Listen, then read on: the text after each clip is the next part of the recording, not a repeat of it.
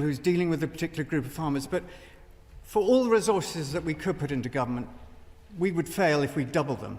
What is important is that we weaponise land managers and people who really know about this on the ground. And that is why clusters of farmers working together, for example, in environmental farming groups, is the way forward to deliver an increase in abundance of species, a protection of nature, which is not just an environmental matter, it's not just a societal one, it is an economic one as well, as the Dasgupta report proved.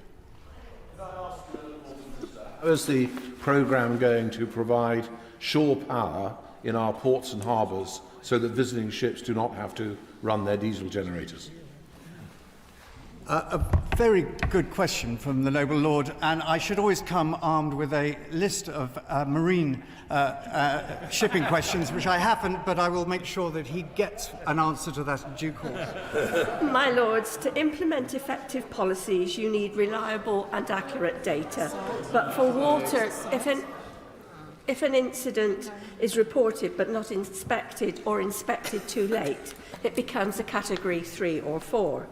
The Environment Agency have reduced their responses to those categories, saying, you get the environment you pay for. With this in mind, does the Noble Lord the Minister have confidence that the official water pollution figures are accurate?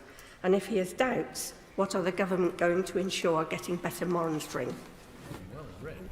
We came into government, we knew about 10% of the sewage outflows from water companies into rivers. We now know 100%. Because we required them to do that. Technology is our friend here. You're able to have telemetry, which can now do the work of hundreds of people in real time, producing a message to a phone which will require an instant response. And so I think we are much better equipped to deal with it. Is it perfect? No. My Lords, I would like to congratulate the government and my noble friend, who I know is passionate on protecting the environment and the need to do so. And I support his claim that this is the most environmentally friendly government we have had. Before 2010, no government took this matter particularly seriously. However, could I ask him also to take on board some of the issues that have been noted about resourcing, and particularly the Environment Agency, which isn't apparently attending all the sewage outflows. So it could well be that some significant amounts are happening without us knowing. And could he take that issue of resourcing back to the department?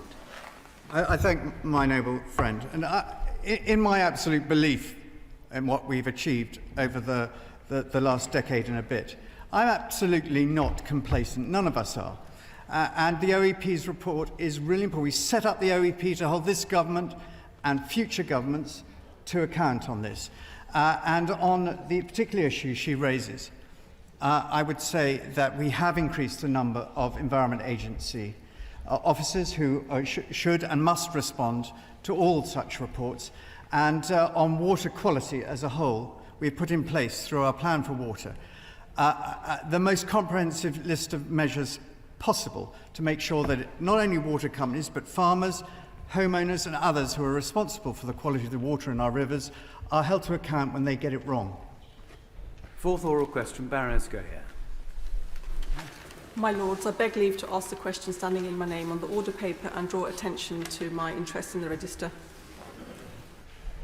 My Lords, domestic homicide is a horrific crime that disproportionately impacts women. The Home Office Homicide Index shows that 22% of the 249 female victims recorded between March 2020 to 22 were from minority ethnic groups. These groups are overrepresented in domestic homicide data when compared to the 2021 consensus. Preventing domestic homicide is a key government priority, and we have set out commitments to reduce it in the Tackling Domestic Abuse Plan. My Lords, the Home Office funded a project in 2020 based in the Vulnerability Knowledge and Practice Programme, which confirmed that there is an overrepresentation of minority ethnic women in domestic homicide rates. The rates may well be higher because the police do not always record ethnicity data accurately. What has the follow-up been on that particular project? And would my noble Lord the Minister also agree to holding a public consultation or an inquiry to fully uncover the contributing factors to safeguard Black, Asian and minority ethnic women and girls? And would he be willing to meet with me to discuss that further? Well, my lords, as regards the specific programme, I'm short on the detail. But in March 2022, we published the Cross-Government Tackling Domestic Abuse Plan, which invests over £230 million of funding into tackling this particular crime between the years 2022 and 2025. This includes over £140 million for supporting victims and £81 million for tackling perpetrators. As regards the domestic homicide review, there is work underway, actually, in order to review and improve and update the statutory guidance on that review. If the consultation on that is about to open, so if any peers are interested and would like to get involved in the consultation, please let me know and I will be happy to supply the details. My Lord, studies have shown that ethnic minority survivors of domestic abuse are much less likely to have previously been known to the police than white victims, often because of a wish to protect their partner from police rather than health interventions because of institutional racism. So what is the government doing to ensure, firstly, that all police are trained properly not to move to police intervention, but also to be able to signpost mental health support for all victims of domestic abuse? My Lords, the Noble Baroness asked a good question because we understand the importance of specialist services in providing tailored support that victims and survivors of domestic abuse need. So the Home Office is funding over £2 million at the moment to the London Community Foundation, Peterborough Women's Aid, Diversity Matters North West and Sahara in Preston for 2023-24 and 2024-25 financial years through the Vaughan Specialist and Support Services Fund. This forms part of a programme called By and For, which is the government's commitment to provide these specialist services that are led, designed and delivered by and for the users and the communities that they aim to serve. My Lords, would my noble friend agree with me that part of the issues are the women from minority communities, probably the potentially the South Asian community, is language, and that before it even gets to the stage where we hope it doesn't get to is homicide, is to actually be able to get those women to be able to report. Because of language barriers, they can't, and so would my noble friend, the Minister, look at ways with working with other departments to ensure that we can get English into communities, whether it's through funding, through community groups, but the insistence should be that English has to be part of the programme. The second thing is, would my noble friend, the Minister, also look at how we do training within the Home Office for us to be able to roll it out, to be able to recognise the start of need of intervention rather than wait for it to become a big problem? Well, I think my noble friend raised some very good points, and it links into the part of the question that Noble Baroness Brinton asked me, which I didn't answer, which is about the police response to tackling domestic abuse. So we have provided funding to support the rollout of the domestic abuse matters training to police forces, which have yet to deliver it or do not have their own specific domestic abuse training, in order to improve and ensure consistency in the police response to domestic abuse. And I would imagine, although I will check, that that includes the language barriers that my noble friend identifies. That programme has been completed by 34 police forces to date. There's considerable work also going on building up the evidence base and indeed starting a library which will help, I think, police forces investigate these crimes. My Lords, the opening words of the Home Office's report referred to by the Noble Baroness in her opening remarks say, the onus is too often placed on survivors from minoritised ethnic groups to navigate a system that has not been designed to take account of their needs, rather than addressing structural barriers that prevent their access to support. And I suspect that not much has changed since that report was written and published in 2022. Because, of course, by the time a woman becomes a victim of domestic homicide, the truth is that she may have been repeatedly failed by the system. And I'd like to ask the Noble Lord the Minister how the Casey report into the Met Police is feeding into the government's programme and what targets the government has to reduce domestic abuse and violence against women and girls, because, of course, the Labour Party does have a target for if and when we are in government. Well, my Lords, I think I've already gone through a number of the programmes that have been put in place, many of which have only started in 2022. I don't think it's fair to characterise the government as not taking this as a priority. As the Noble Baroness will be aware, we made this a strategic policing priority alongside terrorism and others only last year. I think it's also worth at this point, somebody I've referenced many times from the dispatch box, Maggie Blythe, who's the VORG lead at the PCC, has recently been appointed as the new Deputy CEO at the College of Policing, which I think is a very positive step forward from an enforcement perspective. And I would also like to commend Louisa Rolfe, who's the Domestic Abuse Lead at the PCC. I think we're doing a great deal. There is a consultation underway on the domestic homicide statutory guidance. Suggest the Noble Lady participates. My Lords, after contacting the police to report domestic violence crimes, migrant women in the UK have often been reported to immigration enforcement. For this reason, these women often stay silent for longer. Can the Noble Lord the Minister say what the government is doing to ensure that Black, Asian and minority ethnic women who are victims of domestic violence can report abuse without fear of detention or deportation? Well, the Right Reverend Prelate will be aware that if they do, they are not subject to immigration action, a subject that has been talked about a number of times from the dispatch box. The Centre for Women's... I declare an interest as the Chair of the Equality and Human Rights Commission. The Noble Lord will know that the Istanbul Convention, which is the foundation for much of our statutory work in this area, Article 12.5 of that convention refers specifically to honour-based killings and violence. The Noble Lord has indicated that they're about to open a consultation in this area. Could he tell the House whether the Section 12.5 requirement, which calls for the government to have improved statutory definitions of honour-based violence, will be part of that consultation? I'll answer the last part of the Noble Lady's question, but I can say actually that we hosted in the Home Office last week Grevio, which is the organisation looking at our compliance with Istanbul. I think we had a very positive meeting, and it was a privilege to be able to host them in the office and go through much of the work that we have already done. I'll try and come back on the specific question asked by the Noble Lady in writing.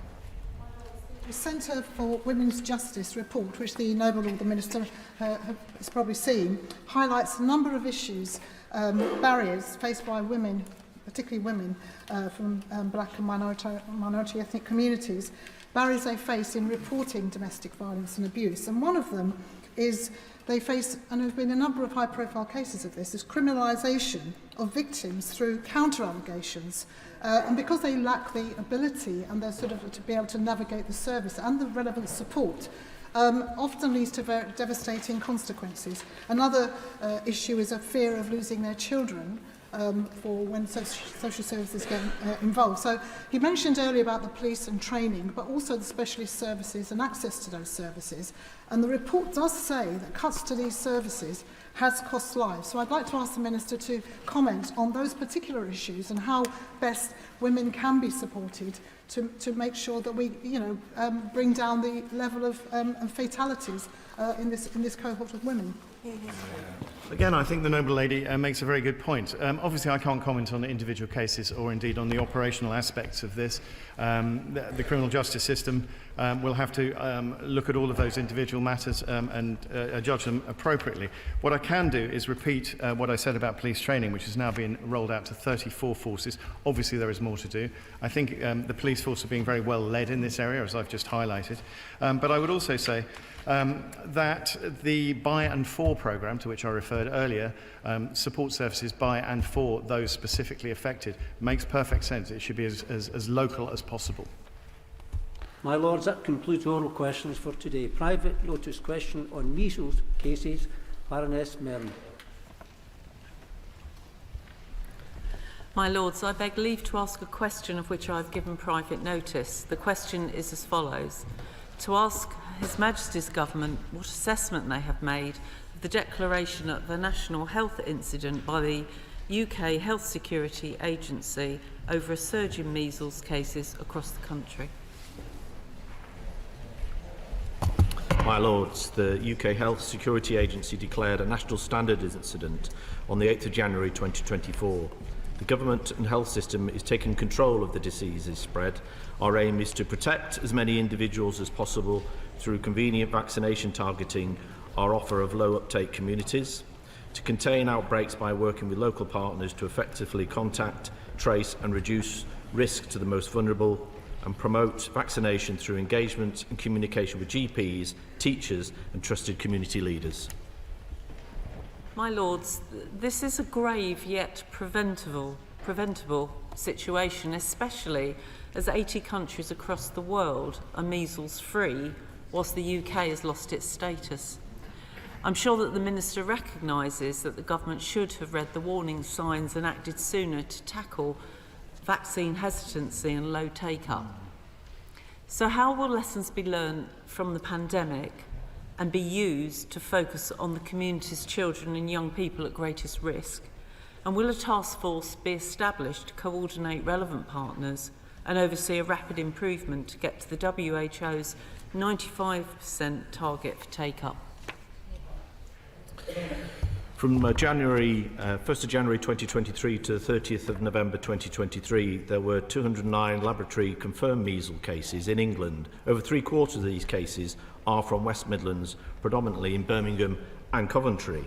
In the West Midlands, an NHS Integrated Care Board System Partnership Group has been establishing a regional response. Extensive local communications and engagement has been undertaken in the West Midlands alongside the immediate response to support uptake of measles, mumps and rubella vaccine. In terms of national support, nationally the UK Health Security Agency has established an incident management team to oversee the public health response to the outbreak. And the noble lady is exactly right. So this country has a proud record on vaccination prior to COVID-19, but there has been a decline in recent years since the pandemic, and we need to do more to get back our status. My Lords, there's a large group of adults in this country who have not been vaccinated against measles for a variety of reasons. Can the Noble Lord the Minister confirm that any adult who believes that they've not had the MMR vaccine can receive it free of charge on demand from their GP? And is he confident that there's enough capacity in the system both for the routine childhood immunisations and to make sure that when adults do the right thing and present themselves for vaccination, that they can receive one quickly? The Noble Lord raises a very good point. About 25 years ago, regarding the MMR vaccination, there were rumours and misinformation on that. So there is a cohort of mid-20s younger generation people, and by all means what they should do is contact their GP today, ask for an appointment, and that can be confirmed. And I do believe that there is capacity for all those that wish to have vaccination at GPs. My Lords, would my noble friend work with community groups that I'm working with to be able to get the message around the importance of the measles vaccination? Because working with groups, what I have realised is, particularly since COVID, there is a fear amongst particular groups of getting vaccinations for their families, and maybe we need to have a look at how we can do a communication plan that is accessible for everyone. Well, I'm very happy to meet with the Noble Lady's community, and it is very concerning that certain segments of our community fear uncertainty and doubt about these very safe vaccines, and the government is working very hard with all sections of the community. But as I say, I'm very happy to meet with my noble friends, community leaders. My Lords, one of the issues with the relatively low take-up in minority communities is either the message isn't getting through, sometimes for language reasons, or indeed there's a lack of trust. There's quite a lot of evidence to show, not least in other parts of the world, that the way to address that is to very clearly target the recognised community leaders so they can act as brokers. So what attempts are being made, particularly to work in our gurdwaras, in our temples, in our mosques, to get those leaders to commend these vaccinations to the people with whom they are in direct contact? Prelate's exactly right to bring up this subject. And pop-up clinics is a very quick and easy way to serve hard-to-reach communities, but he's mentioned mosques there. The government is using a new initiative currently to do exactly that, to encourage parents to take their children for immunisation. He also mentions about distrust of the actual vaccine. For example, there are different variations with different makeups. So for religious beliefs of using pig content, for example, there are alternatives to that. So there is no reason why anybody in this country shouldn't take this vaccine, but as the Right Reverend Prelate says, there are beliefs and we have to do more to encourage all sections of the community to take up this very safe vaccine. For those of us who are involved, comment on the fact that there is such an unequal distribution of health visitors in this country at the moment in relation to different communities that mean that often, particularly young mothers and fathers, do not have the attention and discussion with a health visitor about the importance of vaccination generally, and whether the government could look at this in detail to return to the kind of situation we had 5 years ago. Well, it does vary across the country, and what is clear in certain communities, the more deprived sections of the community in the country, that those sort of communications aren't what they could and should be. But the message is to any young parents is if you have young children, contact the GP today and get your children vaccinated. my lords, for those who were involved in the vaccine reluctance programme 20 years ago or more, the major difficulty was that the simultaneous MMR vaccine had a stabiliser called thimerosal. And it was believed that thimerosal was the issue that led to adverse reactions in a number of young people. Could my noble friend confirm that thimerosal as a stabiliser has been removed? And I'm sure he can't answer it now, but could you write and put a copy of the letter in the library? I'm grateful to my noble friend for that question. He's absolutely right. I cannot answer that question to his specific point on the makeup of the vaccine, and I will write to him and place a copy in the library. But in terms of this particular MMR virus, it is perfectly safe. That's not to say that some individuals, a tiny proportion of individuals, may have an allergic reaction or whatever to it, but this is a very, very safe vaccine and can save lives. 11 months ago, there was a gathering in the Carlton Club of those who believed that vaccines are part of some great global conspiracy. This is an international problem of people undermining trust in medical solutions such as the MMR vaccine or COVID vaccinations or whatever else it is. Is this something that the government has been complacent about, perhaps because it is so many of their right-wing friends who support this particular nonsense? I accept the premise of the Noble Lord's question, but what I can say is that the government is committed to tackling vaccine misinformation.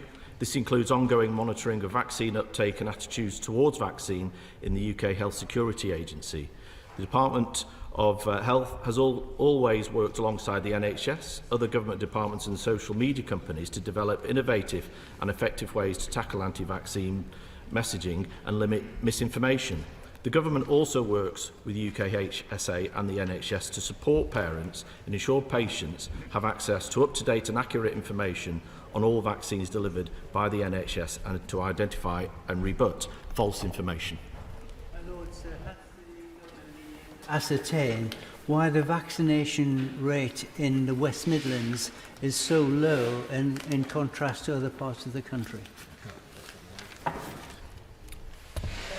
My Lords, well, actually the vaccination rate in the West Midlands is below the national average, but it's not as low as it is in London. In London it's 75%, and in the West Midlands it's 80%, so it's not just the case of the West Midlands. As regards to why, there are many reasons for that. Large concentrations of social deprivation, transient communities and misinformation brings that all to a head to a very low, unacceptable uptake in vaccination. It takes fallen behind for childhood vaccines. It's actually the majority of childhood vaccines recommended by the WHO. Last year, the House of Commons Health and Social Care Committee published a report with a large number of recommendations on how to catch up on these important vaccinations, including the deployment of retired clinicians and nurses to increase the capacity. Those recommendations have been largely ignored. Would my noble friend the Minister please advise me whether the Government is inclined to re-look at that important report and implement some of its helpful suggestions? Well, I'm grateful to my noble friend and his helpful suggestions. I haven't got an answer to his question here and now, but I'll certainly feed that back to the department. Well, it's extremely difficult to influence public opinion when people get this misinformation that's floating around and they latch onto it. One way of combating it is by using different techniques to get to the public. I wonder whether the security agency has engaged with PR companies, whether they have used IT, whether they're using TikTok and various other things which I know nothing about, but which do seem to influence public opinion. The Noble Lord raises a very, very good point, such as modern communication tools, such as TikTok, where young people use that. But, my Lords, collective memory of this dreadful disease that our parents, my grandparents used to talk about, measles in the first half of the 20th century, how debilitating it can be, ruining lives, affecting babies' ability to see and hear. And so it's a success story. We almost eradicated this disease in 2015, but the collective memory means that it's perfectly safe in some people's eyes, misinformation that not to take this vaccination is a safe thing to do. It's not a safe thing to do, and we have to do more, including through social media, to make sure that young people realise to get their children vaccinated. My Lords, NHS England is recommending that GP surgeries, all our staff who deal with patients with suspected and confirmed cases of measles, which given the symptoms means a large number of patients, that they all wear PPE. Is the Noble Lord the Minister confident that there's enough supplies of PPE, and the extra cost of that PPE, do the GPs have to bear that cost, or is there going to be support from the centre to ensure that cost is covered?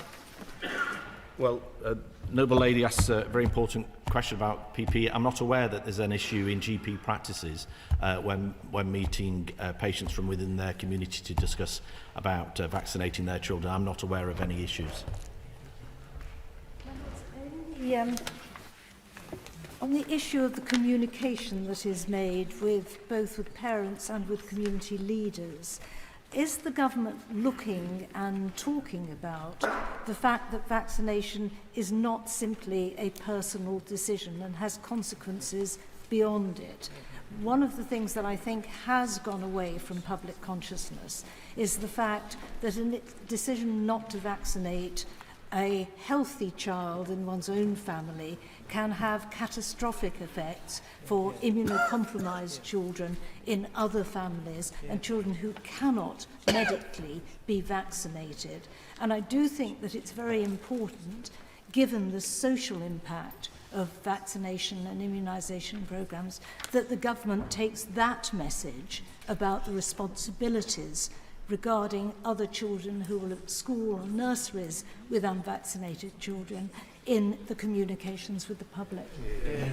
Well, I wholeheartedly agree with the Noble Lady, and she raises a very, very important point. It's a decision for parents to make about their child, but it's also about that child that goes to school and the children within their class, and also to wider society. And as I said just to a previous answer about that collective memory of what a terrible disease it is, for those young people outlined by the Noble Lady, it's really quite simple. I say again, for anybody with young children that's not been vaccinated or thinks they've not been vaccinated, contact your GP and arrange a vaccination visit. My Lords, in Germany, children cannot attend schools if they have not had a measles vaccination. In France, Italy and some other countries, such vaccinations are compulsory. Will the government introduce such legislation here? Well, Noble Lord asks a very good question, and in terms of Germany and France, That's Germany and France and how they deal with their children. This is Britain, but I will take that suggestion that the Noble Lords put forward back to the Department, and I'll write back to him. My Lords, we now come to some instruments previously debated in Grand Committee. Online Safety List of Overseas Regulators Regulations 2024 Viscount cameras. My Lords, I beg to move the motion standing in my name on the order paper. This motion be agreed to. As many as of that opinion will say content. The contrary not content. The contents have it. Wine Amendment, England Regulations 2024. Lord Harold. My Lords, I beg to move the motion standing in my name on the order paper. The question is that this motion be agreed to. As many as of that opinion will say content. The contrary not content. The contents have it. Public offers and admissions to Trading Regulation 2023, Baroness Swinburne. My Lords, I beg to move the motion standing in my name. I beg to move the motion standing in my name on the order paper. The question is that this motion be agreed to. As many as are of that opinion will say content. The contrary not content. The contents have it. Motion for debate, agreement between the UK and Rwanda on an asylum partnership to be debated with one other motion. Lord Goldsmith. My Lords, there are two motions in my name on the order paper. I shall speak to both. The first asks the House to take note of the fourth report of the International Agreements Committee, which I have the honour to chair. The report addresses the UK-Rwanda Asylum Partnership Agreement, known as the Rwanda Treaty. The second motion invites the House to agree with the Committee's unanimous conclusion that the Government should not ratify the treaty until the protections it provides have been fully implemented, since Parliament is being asked to make a judgment based on the treaty about whether Rwanda is safe. Both motions are tabled on behalf of the committee, not on behalf of the Labour Party. The second motion engages Section 20 of the Constitutional Reform and Governance Act 2010. I will explain the significance of this and comment briefly on the statutory framework under which the committee's report was produced, before turning to the substance of the issue. Now, the mandate of the International Agreements Committee is to scrutinise treaties laid before Parliament which the Government proposes to ratify. Section 20 of the Constitutional Reform and Governance Act, or CRAG, gives Parliament 21 sitting days to review a treaty. The main essentials of the process for parliamentary scrutiny of treaties have not changed for 100 years, since 1924, when Sir Arthur Ponsonby, Minister in the Foreign Office, made a commitment that the Government would lay all treaties before Parliament for 21 days before ratification. CRAG codified this practice in legislation, but did not substantially alter it.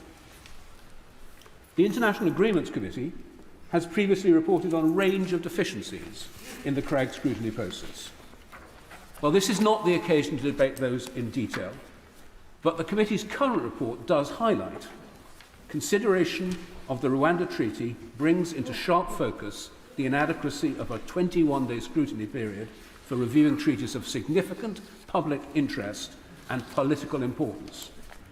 Our task in this case was made more difficult by government delays in publishing key information and providing responses to our inquiries. Our consideration of the Rwanda Treaty also highlights the limits on Parliament's role in the scrutiny of treaties, which is weaker than in many other countries. If either or both houses wish to express concerns about a treaty, Section 20 of CRAG provides that they must pass a resolution before the end of the 21-day period that the treaty should not be ratified. If the House of Commons passes a Section 20 motion, the Government must lay a statement and wait a further 21 days before it can proceed. That process can be repeated, which means that in theory, ratification could be indefinitely delayed so long as the Commons continues its objections. The Government, however, can override a Section 20 motion passed by this House. My Lords, this is actually the first occasion since CRAG came into force in 2010 that either House has considered a motion under Section 20 of CRAG, which perhaps illustrates both the inadequacies of the current framework for treaty scrutiny in general and the specific concerns which the committee has about the way the government has proceeded in relation to the Rwanda Treaty. I will expand on this as I address the substance of the report. The treaty was negotiated between the UK government and the government of Rwanda as a response to the judgment of the Supreme Court on the 15th of November 2023 that the government's policy of sending asylum seekers to Rwanda was unlawful. The Supreme Court found, relying heavily on evidence from the United Nations High Commissioner for Refugees, that there were deficiencies in Rwanda's asylum system and evidence of refugees being sent onto unsafe countries, a practice known as refoulement, in breach of Rwanda's international obligations. Now, the Supreme Court did not doubt the good faith of the government of Rwanda, but found that the practical application of asylum and refugee law was inadequate. On this basis, the Supreme Court concluded that there was a risk of refoulement in relation to any asylum seeker sent by the UK to Rwanda. Now, the Rwanda Treaty sits alongside the Safety of Rwanda Asylum and Immigration Bill, which will have its second reading in this House on the 29th of January.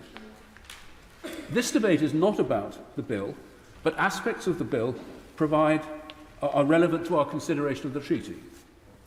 In particular, Clause 2 of the bill provides that, and I quote, every decision maker must conclusively treat the Republic of Rwanda as a safe country, close quotes.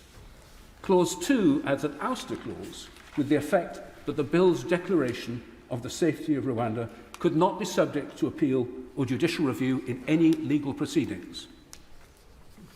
The government's case is that the new arrangements it has negotiated with Rwanda, which are now set out in a legally binding treaty, replacing the previous memorandum of understanding, changed the factual position considered by the Supreme Court and thus allow Parliament to conclude definitively that Rwanda is safe.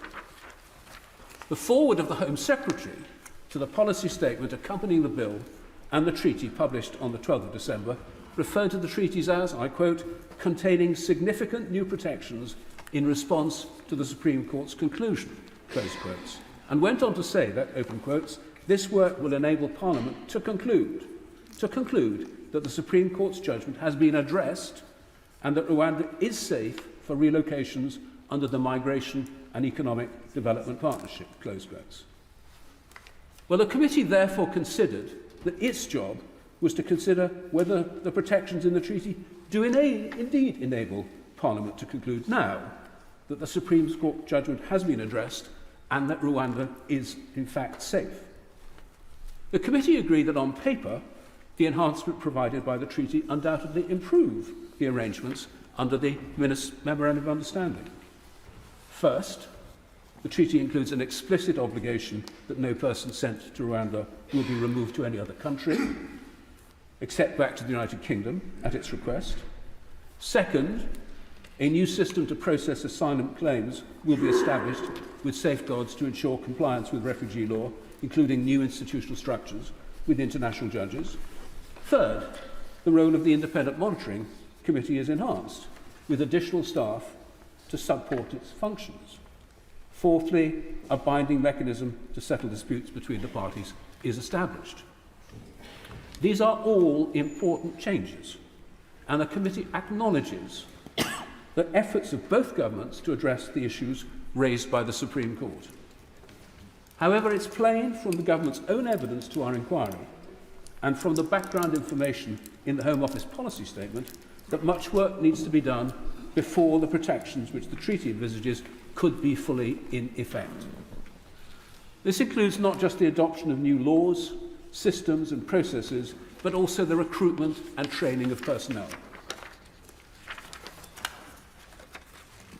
All these legal and practical steps are set out in our report, but I will highlight just a few of the most important ones.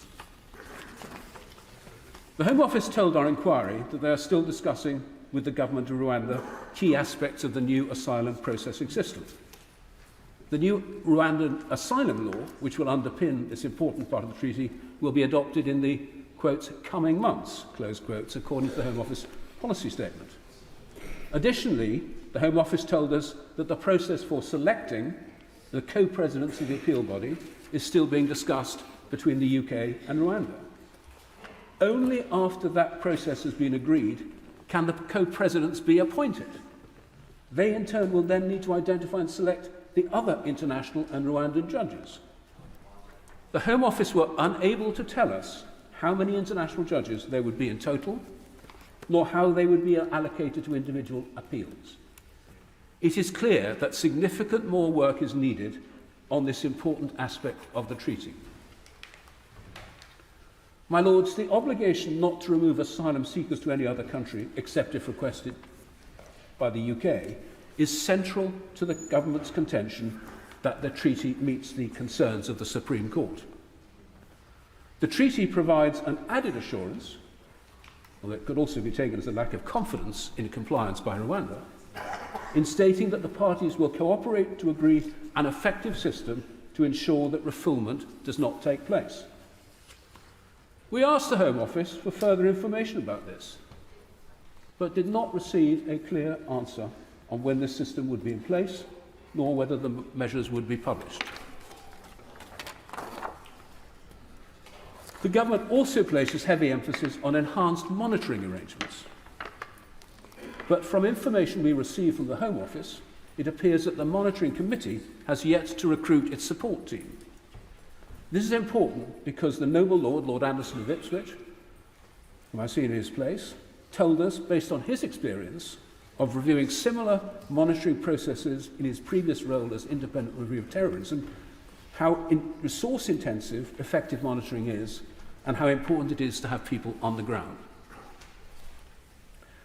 Another important aspect, new aspect of the monitoring arrangements provided for by the treaty is a process to allow asylum seekers or their representatives to submit confidential complaints. But this system has not yet been set up by the Monitoring Committee. It's also unclear whether the arrangements are to be subject to public scrutiny. In total, our report identifies at least 10 sets of issues where, on the basis of the government's evidence, significant additional legal and practical steps are needed in order to implement the protections the treaty is designed to provide. My Lords, the UNHCR, United Nations High Commissioner for Refugees, published its assessment of the treaty last week. It also acknowledged that, quote, detailed legally binding commitments set out in the treaty would, if enacted and fully implemented in practice, address some of the key deficiencies in the Rwandan asylum system identified by the Supreme Court. However, UNHCR, in common with many witnesses to our inquiry, stressed that the changes needed in the treaty, contained in the treaty, require sustained long-term efforts at capacity building, which can only be assessed over time. The committee agreed with that assessment, which is why we concluded that the treaty is unlikely to change the position in Rwanda in the short to medium term. On the 19th of December, when the Home Secretary came and gave evidence to us, he told us that he did not intend to, I quote, operationalise, unquote, the Rwanda relocation scheme until the government is confident that the measures underpinning the treaty have been put in place. Quotes, he said, otherwise the treaty is not credible, close quotes. The difficulty is that the government has already presented a bill to Parliament asking it to make a judgment that Rwanda is safe now. And yet on the Home Secretary's own evidence, it cannot be so because the measures are not in place and have not been shown to be effective. The treaty is held out by the government as the justification for the measures in the bill, and yet the treaty cannot at present provide a basis for Parliament to judge that Rwanda is safe, while so many aspects of the treaty remain unimplemented and untested.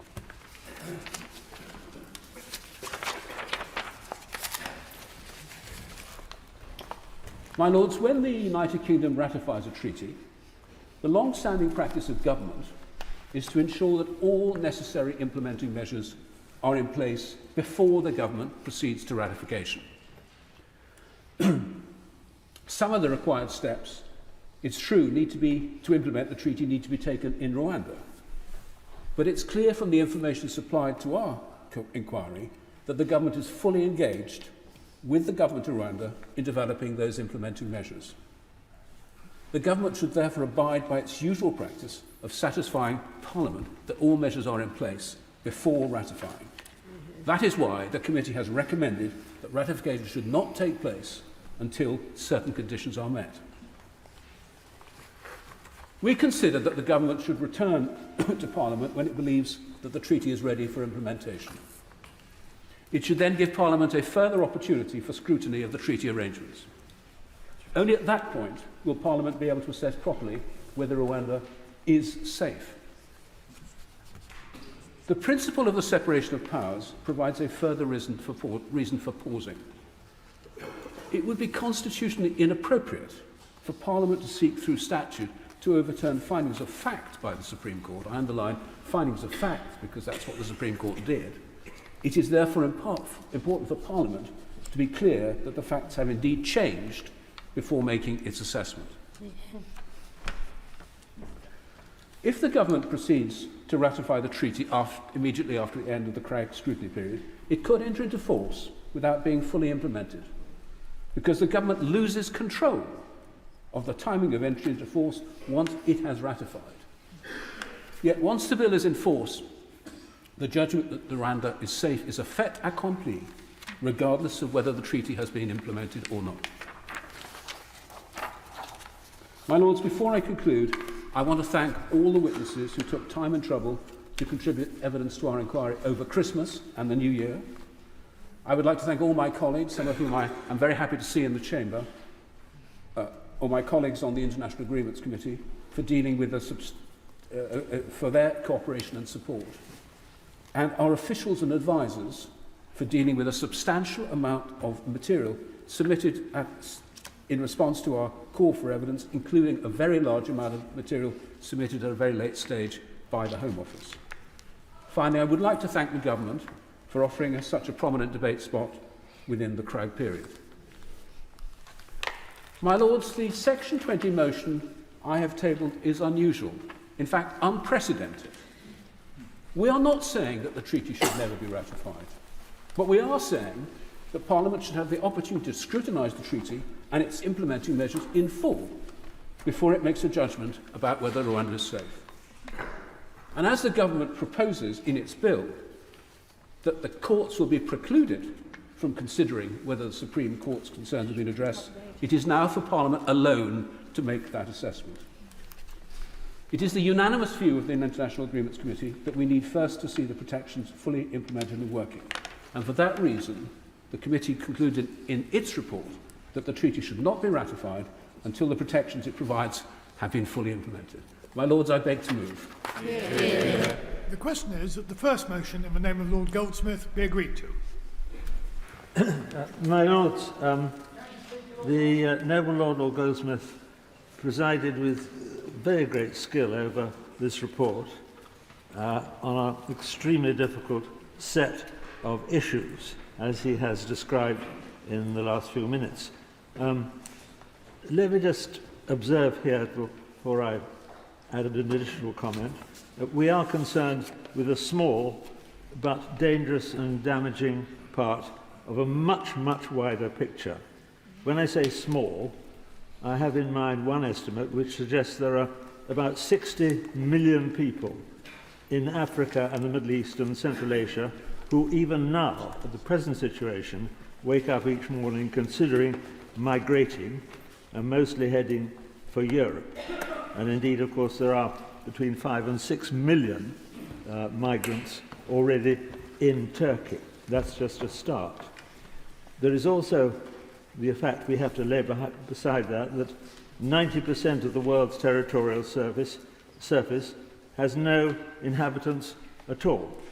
So what I'm really saying is there's something badly out of balance with this entire scene and the adjustment of handling migration and refugee problems in the totally changed conditions of the 21st century.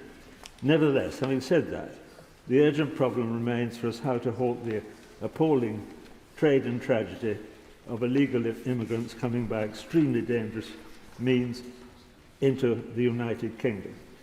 Now, as the Noble Lord has made clear, the report is not, of course, about the safety of Rwanda bill, which I think comes before the House next week, and should, in my view, be agreed and passed when it does, as quickly as possible.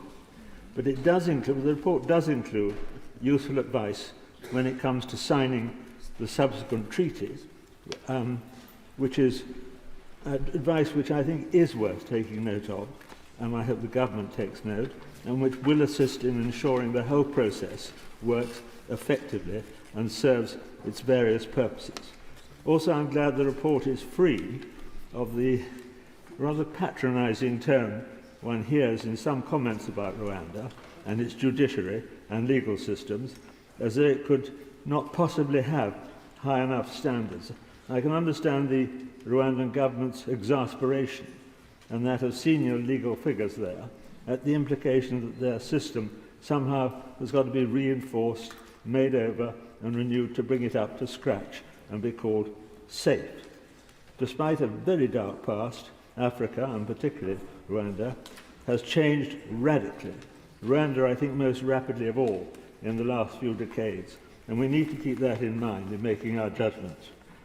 Also, people forget that Rwanda is not only evolving into a modern state, but is a signed-up member of the Commonwealth in its charter, which insists on full respect for the rule of law and human rights. So the first motion is one that I hope the House will find really useful. The second motion also rightly urges that the normal CRAG processes, that's Constitutional Reform and Governance Act, for which the parliamentary scrutiny period appears to expire next week, actually, on the 31st of January, but I may have that wrong, should be properly observed by Parliament, which would surely be wise, and I hope is not in question. And that, of course, raises much broader questions, which the noble Lord touched on, about the severe defects in our entire committee system for holding the executive to account, despite all the excellent, noble work which the clerks undertake. Every other parliament I know, and I have visited very many, as have many of my colleagues, of noble lords, every parliament I know which seeks to run a democracy has a far stronger committee scrutiny power system for treaties and indeed for everything else than we have here. We have to face it, hopelessly behind in the digital age in this area of scrutiny. But I do accept that is a debate for another day. But, my lords, the last phrase in the second motion about Parliament having to make a judgment, to which the noble Lord also referred, about whether Rwanda and its legal system are, quote, safe, unquote, is the bit that worries me most, and which I realise runs through the whole debate.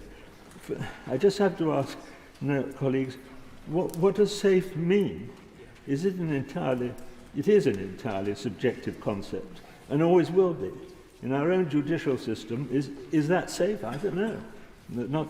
Not sure that all our postmasters would agree about.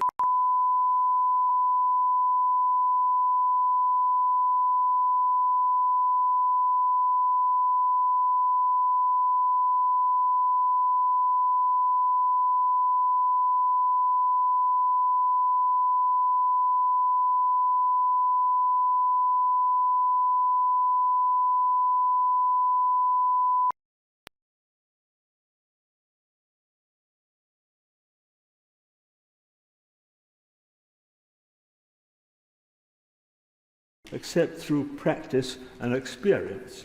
That is the point. If it only comes through practice and experience, we will have to wait, put it into place, and see how it goes.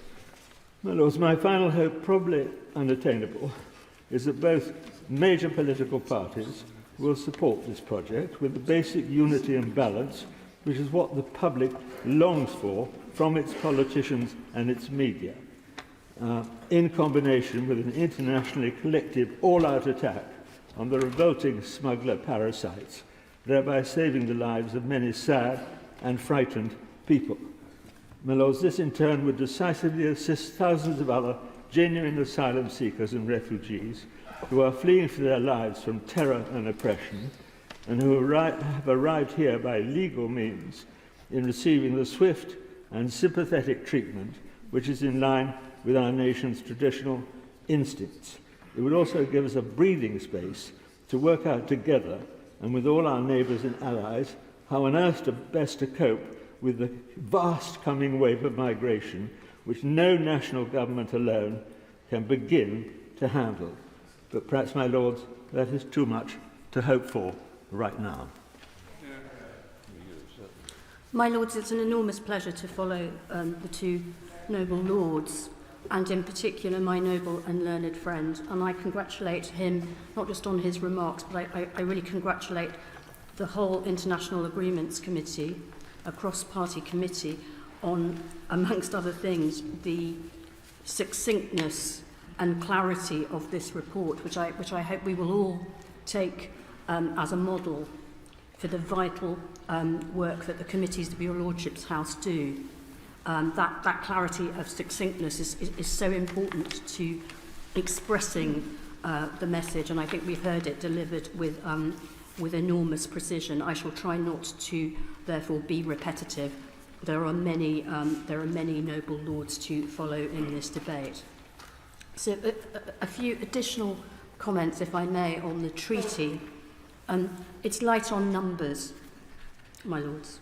So the actual numbers of asylum seekers that would be transported even to Rwanda under this scheme is not there. Now, these numbers may exist in some private communications between the two states, but they're not in the treaty. But what is in the treaty, my lords, is the suggestion that it would be for the Republic of Rwanda to make a case-by-case judgment on accepting each individual asylum seeker, which is very interesting because amongst other things that would mean that the Republic of Rwanda would get to do a case-by-case assessment that is now not possible by any minister or official or court here in the UK.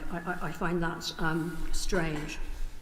I would also comment on this question of whoever comes back under this treaty, whoever comes back to the United Kingdom from Rwanda. Now, there's a lack of clarity here, but I understand that ministers in the other place have commented that those who commit crime, having been sent to Rwanda, those who commit crime there would be sent back to the United Kingdom, which again smacks of not a little irony, because it would mean that criminals could come back to the United Kingdom but not recognised convention refugees under the scheme, which is a slightly odd view of deterrence, in my view, which we repeatedly hear is the government's ambition here. What kind of deterrence, my lords, is that? Some might even suggest there's a potential perverse incentive to commit crime if you actually want to end up in the United Kingdom. I am, of course, conscious of the Prime Minister's recent remarks, the special press conference that he held last week for the benefit of your lordships. We're always available, I think, for anyone who wants to come and have a chat, but if they want to do it by press conference, so much the better. And much was said about the will of the people, which is this phrase that has gained so much currency in the very polarised and difficult recent years in our country. A lot is said about the will of the people, as if this is something that a charismatic or less charismatic leader has a sort of direct telephone line to, or perhaps not even telephones anymore, perhaps it's telepathic. And I would suggest, my lords, that instead of there being this sort of telepathic connection between any individual leader and the will of the people, in a constitutional democracy, as we've heard outlined, it is Parliament that will reflect to the best of its ability the will of the people, and certainly represent people in this country, but also champion the rule of law. And of course, as we've heard from my noble and learned friend, in the Safety of Rwanda Bill itself, it is being suggested that Parliament is now of the view that Rwanda is safe. So everything hinges on Parliament, the courts having been ousted. And so it seems to me that if Parliament is going to step up to that awesome responsibility, even more awesome than usual, the courts being ousted from their usual fact-finding role in relation to the anxious scrutiny of individual refugees' cases and fundamental rights. If that is going to happen, Parliament better be pretty sure that Rwanda is safe. Now, Noble Lord Howe question this concept of safety and what is and isn't a safe country, but I will remind him that even the government has used that formulation because of course, in Clause 1 of the Safety of Rwanda Bill, it is clearly stated that this Act gives effect to the judgment of Parliament that the Republic of Rwanda is a safe country. And that concept, difficult or otherwise, is a recognised concept of international law in relation not just to the Refugee Convention. I remind noble lords that many of us and many jurists internationally now believe that non-refoulement is so vital to the international rules-based order that it has become a principle of customary international law. In other words, binding countries even who do not recognise the convention. That's how important this concept of safety and non-refoulement actually is. So, like it or not, difficult to debate or not, safety is in the bill, and it is for Parliament to be very, very sure before deeming these new facts, which goes back to another part of the Prime Minister's rhetoric. So we had the sabre rattling about, the unelected House of Lords will have to do the right thing. But there was another part of his address that was less strident, if I might put it like that. And that's where he said, we have addressed the Supreme Court's concerns. So that was the softer side, that was the good cop next to the bad cop. We have addressed the Supreme Court's concerns. Now, if Parliament is to address the Supreme Court's concerns, my noble and learned friend and his committee must be listened to, because everything that they and he have said, with all due respect to our Commonwealth partner in the Republic of Rwanda, is triggered not on what we say, what we deem with the flick of a pen, but the legitimate and totally noble aspiration that Rwanda, and perhaps even Britain, perhaps we'll all become safer, but it is that greater safety in the future that the Supreme Court, not a foreign court, let alone an international court, but our own United Kingdom Supreme Court called for. And that is what my noble and learned friend and his committee are suggesting we should test. And if I may say so, his comments on the contradiction between current safety and the Home Office evidence to his committee, that, if I may say so, was perhaps the most devastating part of his argument. Finally, my lords, before all the lectures about unelected second houses, etc., I do think on matters of the rule of law, your lordships have a part to play. And especially in a country with an unwritten constitution, a Human Rights Act, a modern Bill of Rights that is not entrenched, and where even the highest court in the land, our Supreme Court, does not have the strike-down powers that other democracies reserve for their constitutional or highest courts. In such a system, I do believe that noble lords are entitled to be a little more muscular than usual in relation to matters such as this, that were, my lords, not in anyone's manifesto, that risk being contrary to the domestic rule of law, including by ousting the jurisdiction of the courts, or indeed changing reality as it has been found by the Supreme Court on the 15th of November. A little muscular in relation to matters that risk breaching international law, again as found not by a foreign or even international court but by the highest court in our land, that risk breaching human rights that have been baked in to the hard-won and precious Good Friday Agreement, and all this in what may or may not be the last days of a government, where the temptations to blow dog whistles, to be destructive, to consensus, to the rule of law are all too great. So for those reasons, my lords, I hope that your lordships will approve my noble and learned friends' motions. My lords, I'm very happy to follow the noble lady. I'm grateful for the committee's work, especially since the Commons is not debating the treaty. These benches agree with the conclusions of the cross-party unanimous report and will support the motions. I'm grateful also to the Minister for the comprehensive reply to a letter I wrote to the Foreign Secretary in December. I'm grateful for his fulsome response.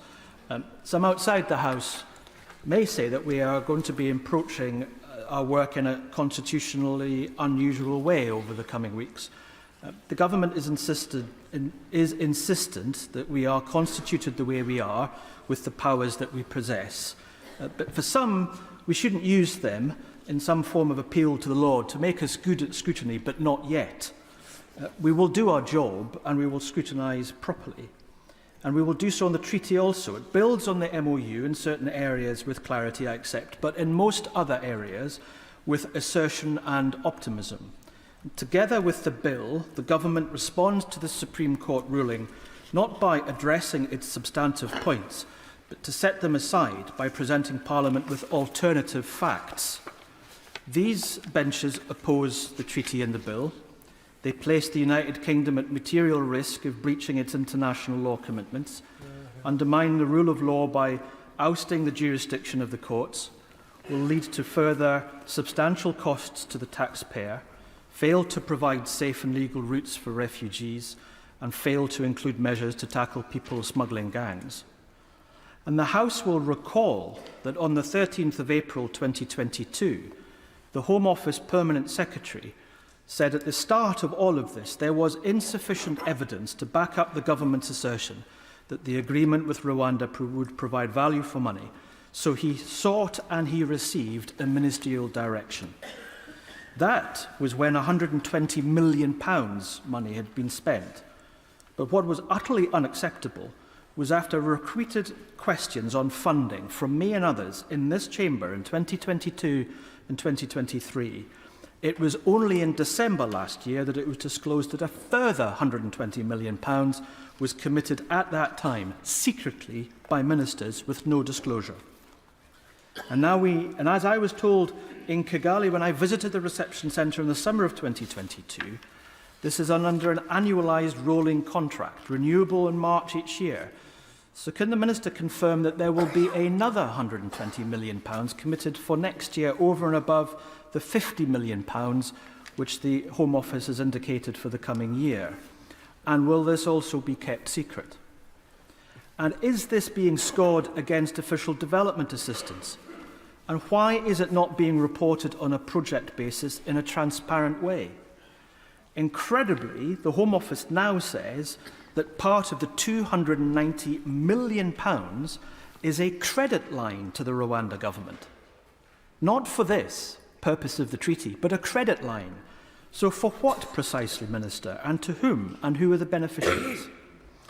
Now, my lords, I can also today inform the House that on top of the £290 million, the government quietly issued a tender last March for a £78 million contract for, I quote, collection, transportation and escorting individuals overseas through an MEDP, close quote. Given the fact that the only one the UK is seeking to agree is Rwanda, this is now £368 million willing to be committed. So can the Minister be clear what the projection costs for 2025 and 2026 are so we have transparency.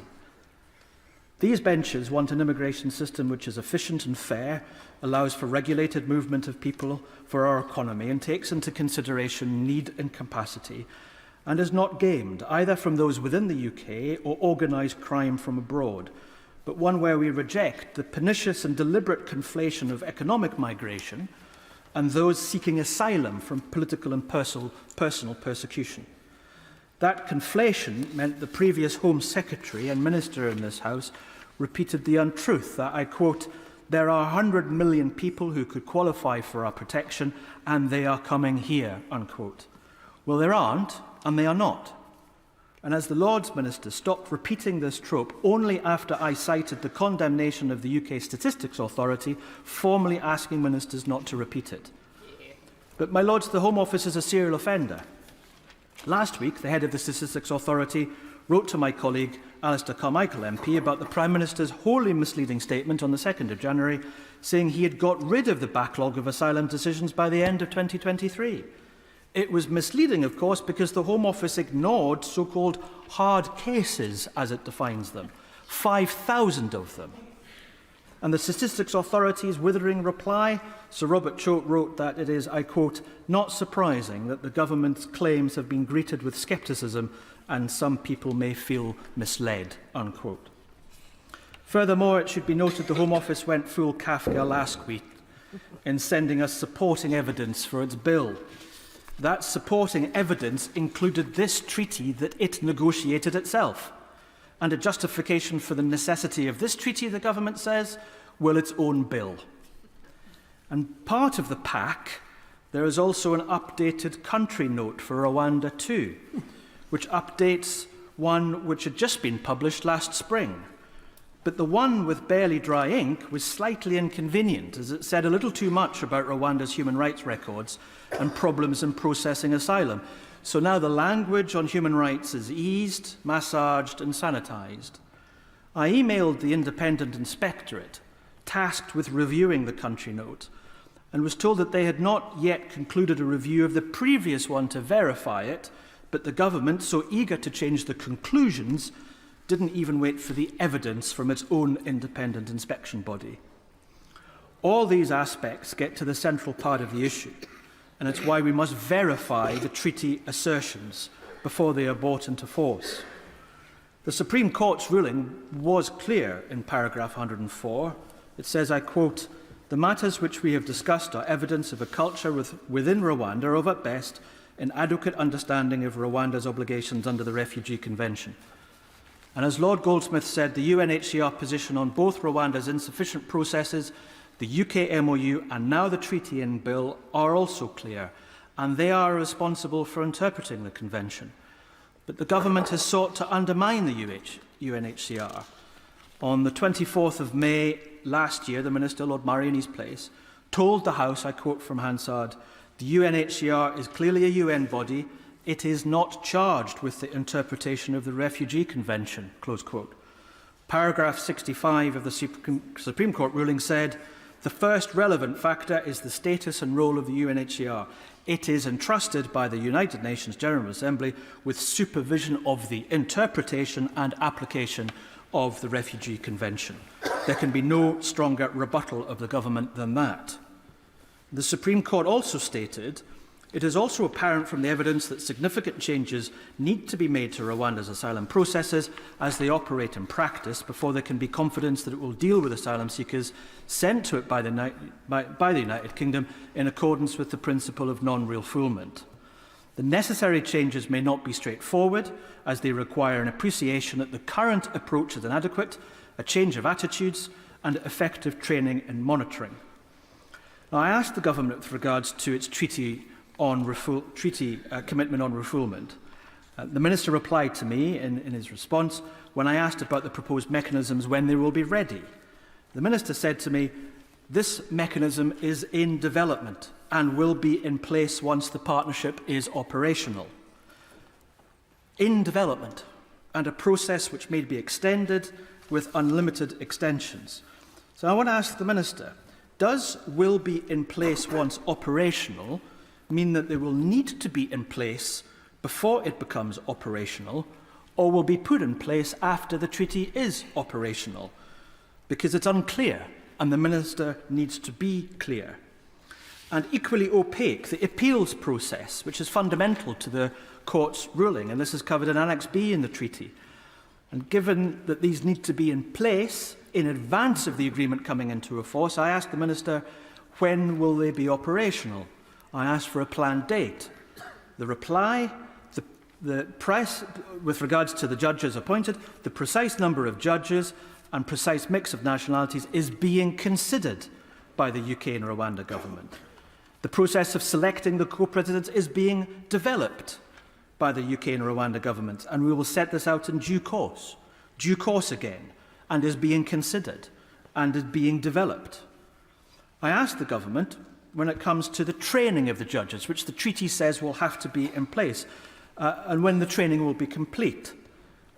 Again, it is being discussed. My Lords, Article 14 also commits to Rwanda Security Service officers, which they can term as liaison officers, to be part of the UK asylum process. And the treaty says, I quote, including the screening of asylum seekers, close quote. This is quite extraordinary, given the UK has provided asylum to 6 Rwandans after the government had stated that Rwanda was a safe country itself. And there is no treaty restriction on the limits of the access to the operational processes of the Rwanda Security Services in screening UK asylum applications.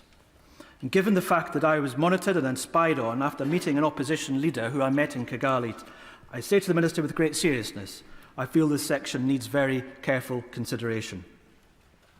And finally, my Lords, Article 19 covers the point with regards to the Noble Lady referenced of the resettling of asylum seekers currently in Rwanda to the UK. The Minister replied to me saying that the UK is now committed to receiving those asylum seekers from Rwanda to the UK who are the most vulnerable.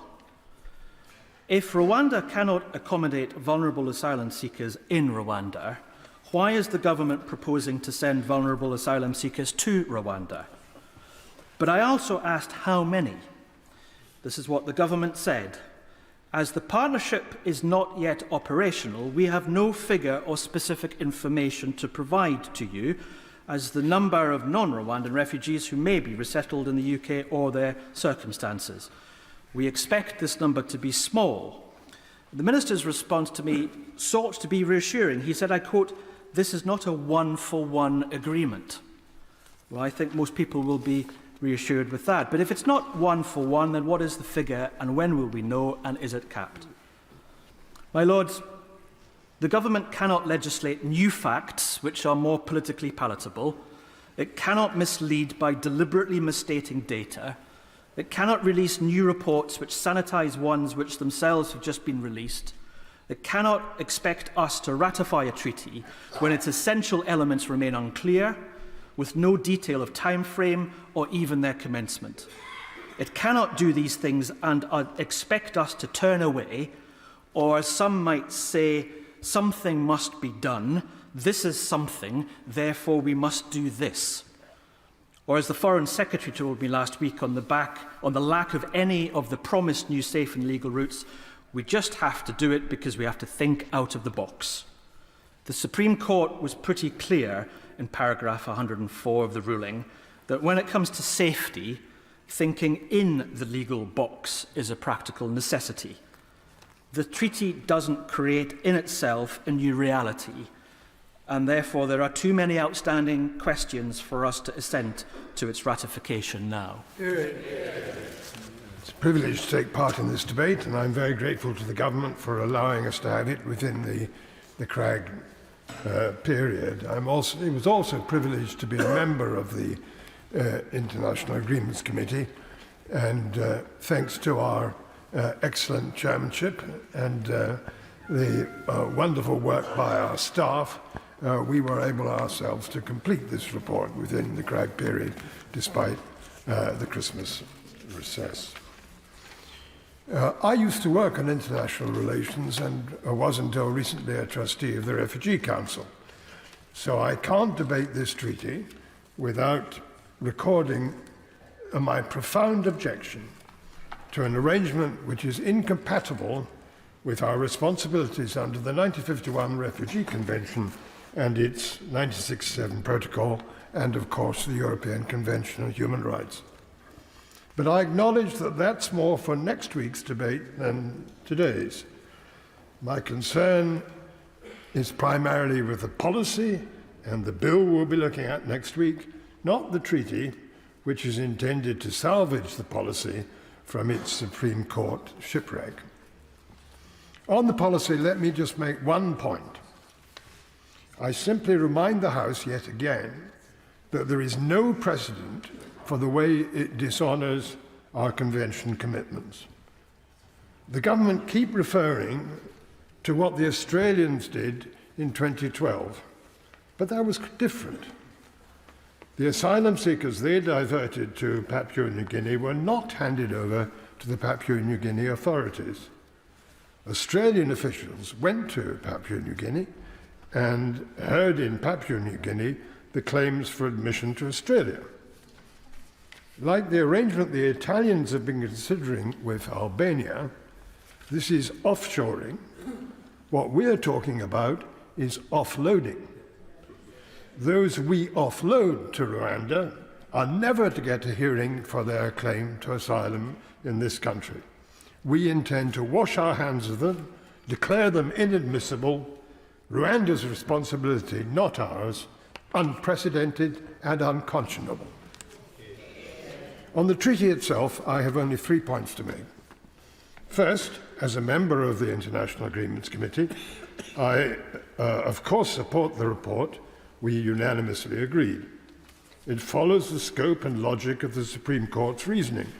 As the noble and learned Lord Goldsmith has explained, in considering whether Rwanda would be safe for those sent there, it focuses on the court's assessment of the risk of refoulement, enforced return to the country they first fled.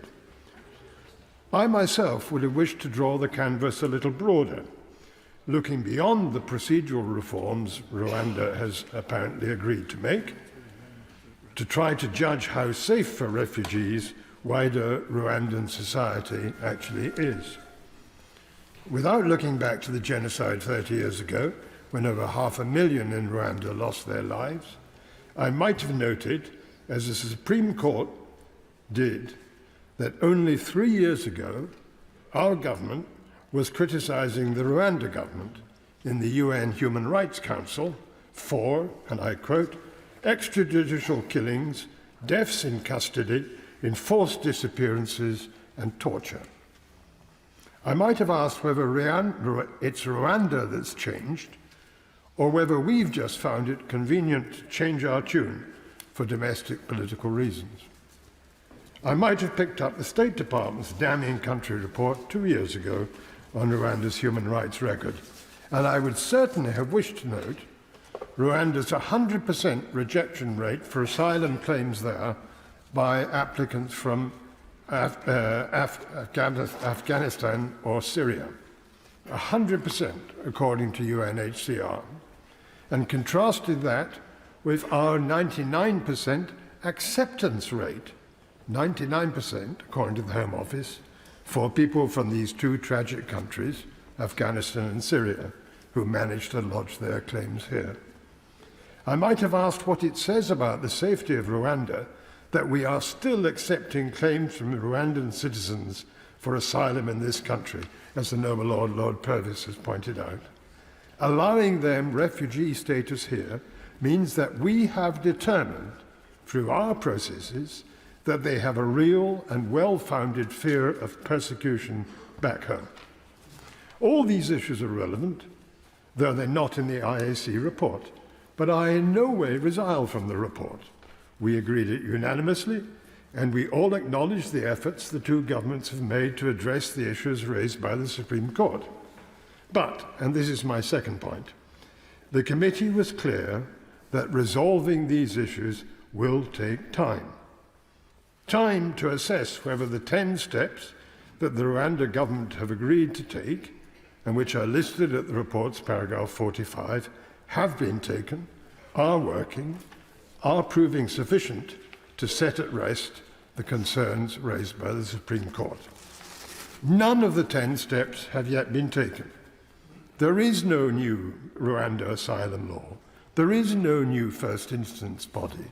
There is no new appeal court. No one has been appointed. No judges. No training has been done. It will all take time.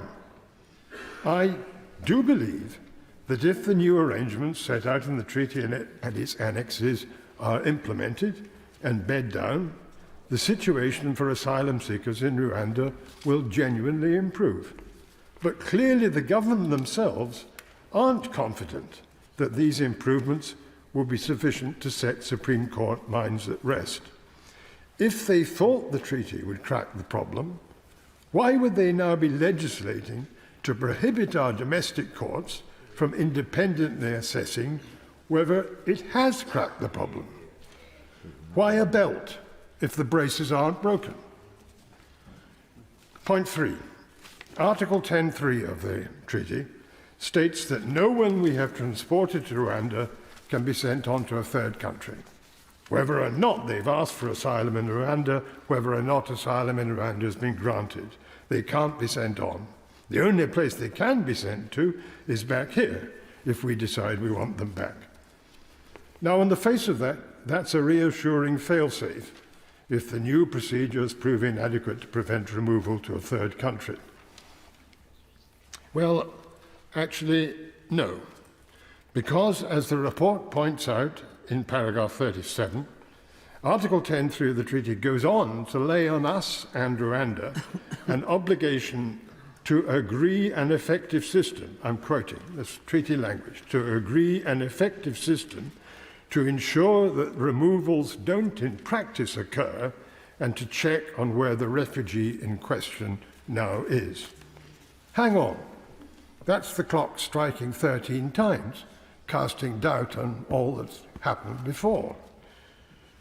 It shows the Rwanda government acknowledging in the treaty that despite all the assurances in the treaty, it's possible that refugees will, in practice, be sent back to the countries from which they originally fled. And well might the Rwandans admit that possibility, because that's exactly what happened with their arrangement with Israel, causing the Israelis to break it off. So, we and they are to agree an effective system to ensure that doesn't happen again. But we haven't done so, and the task won't be easy, given Rwandan geography and society.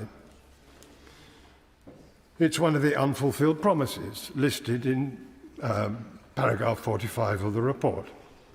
And absent an effective system, up and running and proving effective, Article 10.3 can't even be minimally reassuring to Parliament or, I would imagine, to the Supreme Court.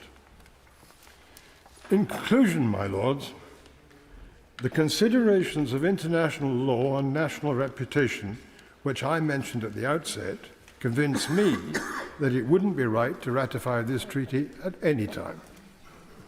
Arguments from history suggest that it would be very reckless to do so anytime soon. But these are my personal views. The IAC read its remit rather narrowly. What we did was to consider whether the treaty can be said now, today, to meet the Supreme Court's concerns. And our unanimous answer, based on the overwhelming weight of the evidence we received, was no. Not today, not yet. So our recommendation, our unanimous recommendation, is to delay ratification until the outstanding tasks have been carried out and the new systems proven in practice. So I support both Lord Goldsmith's motions. My Lords, this treaty with the Republic of Rwanda underlines the Safety of Rwanda Bill. If it's not ratified by Parliament, the Safety of Rwanda Bill would lose its foundation stone. But today, as I hope members understand, this House cannot, by its own resolution, block the ratification process.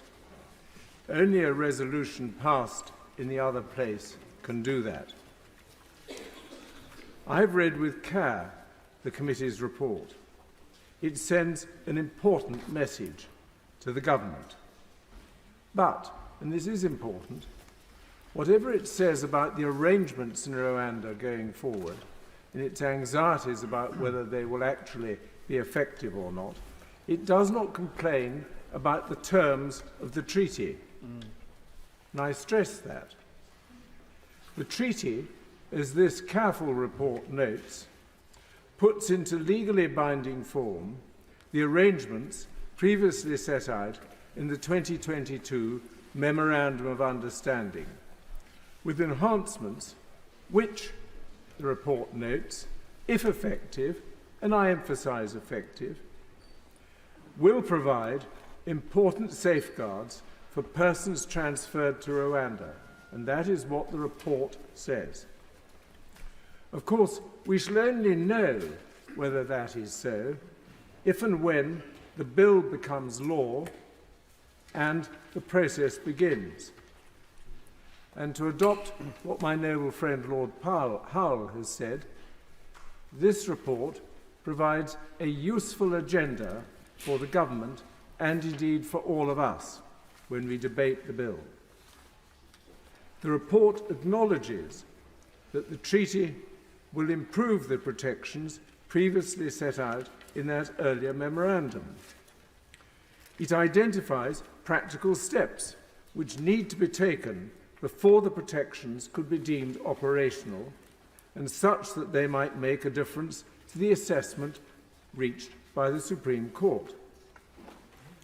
Like my noble friend Lord Howell, I really hope that the government reads this report with care and doesn't just pay lip service to it. So the report argues, evidence is also needed that the arrangements have been effective in practice. But just for a moment, one can see that evidence will only be available if the process is embarked upon and after it has been in practice, if it has taken place. The authors of the report, this distinguished committee, are doubtful that the treaty would change the position in Rwanda in the short to medium term.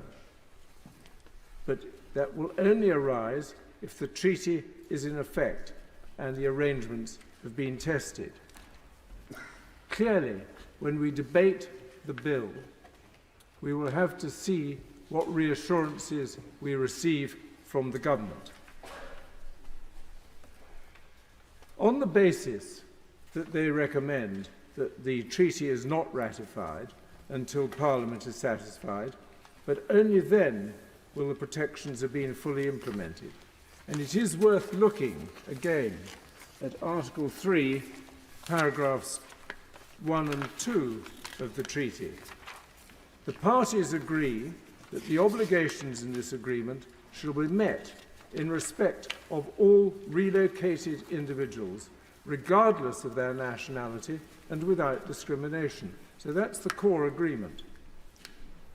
Continues, the parties agree to take all steps that are necessary or appropriate to ensure that their obligations can both in practice be complied with and are in fact complied with. So that's the obligation on the Rwanda government and on our government. Those steps shall include continuing discussions, support, that's a matter the committee was concerned about, and the fullest cooperation between the parties with a view to maintaining and enhancing their practical ability to do so. Both parties recognise the importance to that end of the monitoring arrangements set out in this agreement and the taking of all reasonable steps to ensure that monitoring is as effective as possible.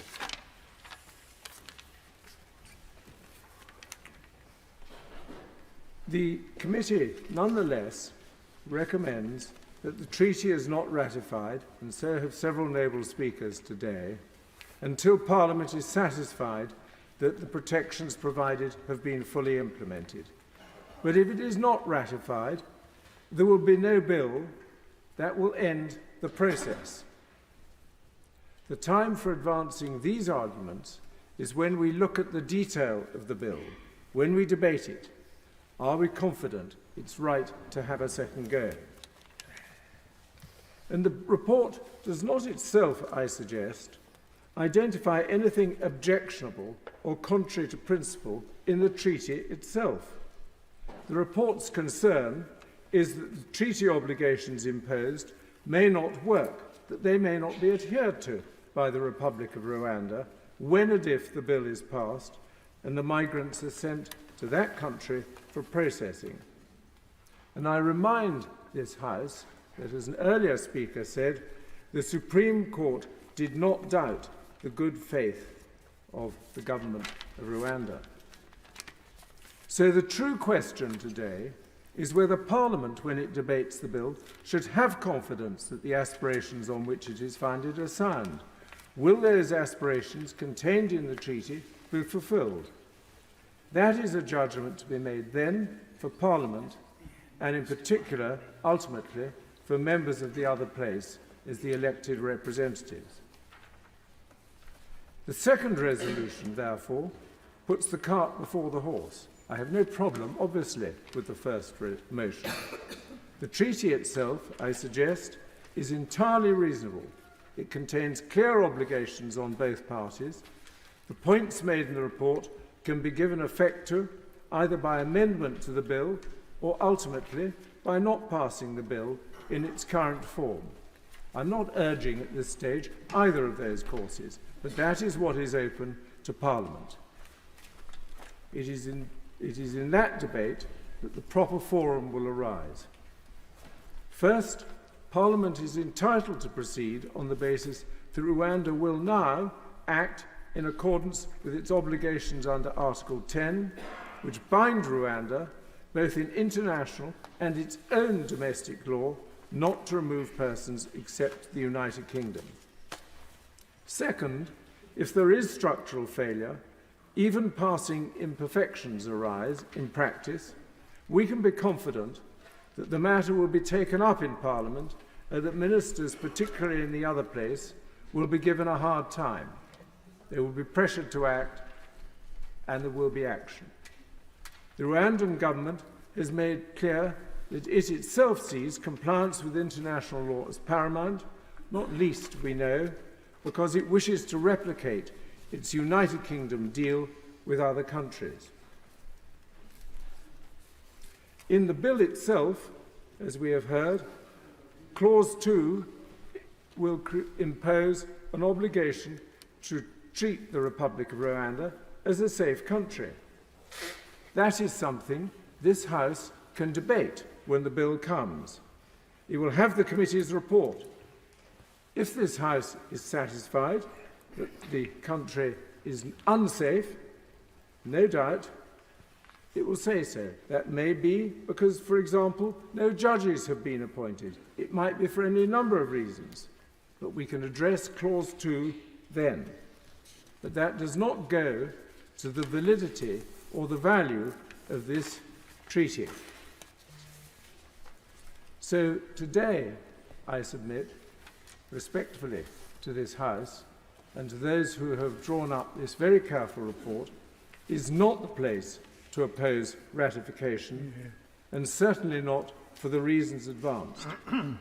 If the House divides, I shall of course support the first motion, to take note that I shall vote against the second motion.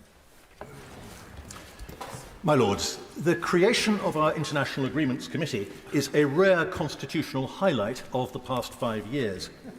I congratulate it for the scrutiny that it provides in the context of a statutory framework that leaves much to be desired, and for the decision that it took in May of last year to focus particularly on treaties which are novel or have significant implications for politics or public policy, human rights or expenditure.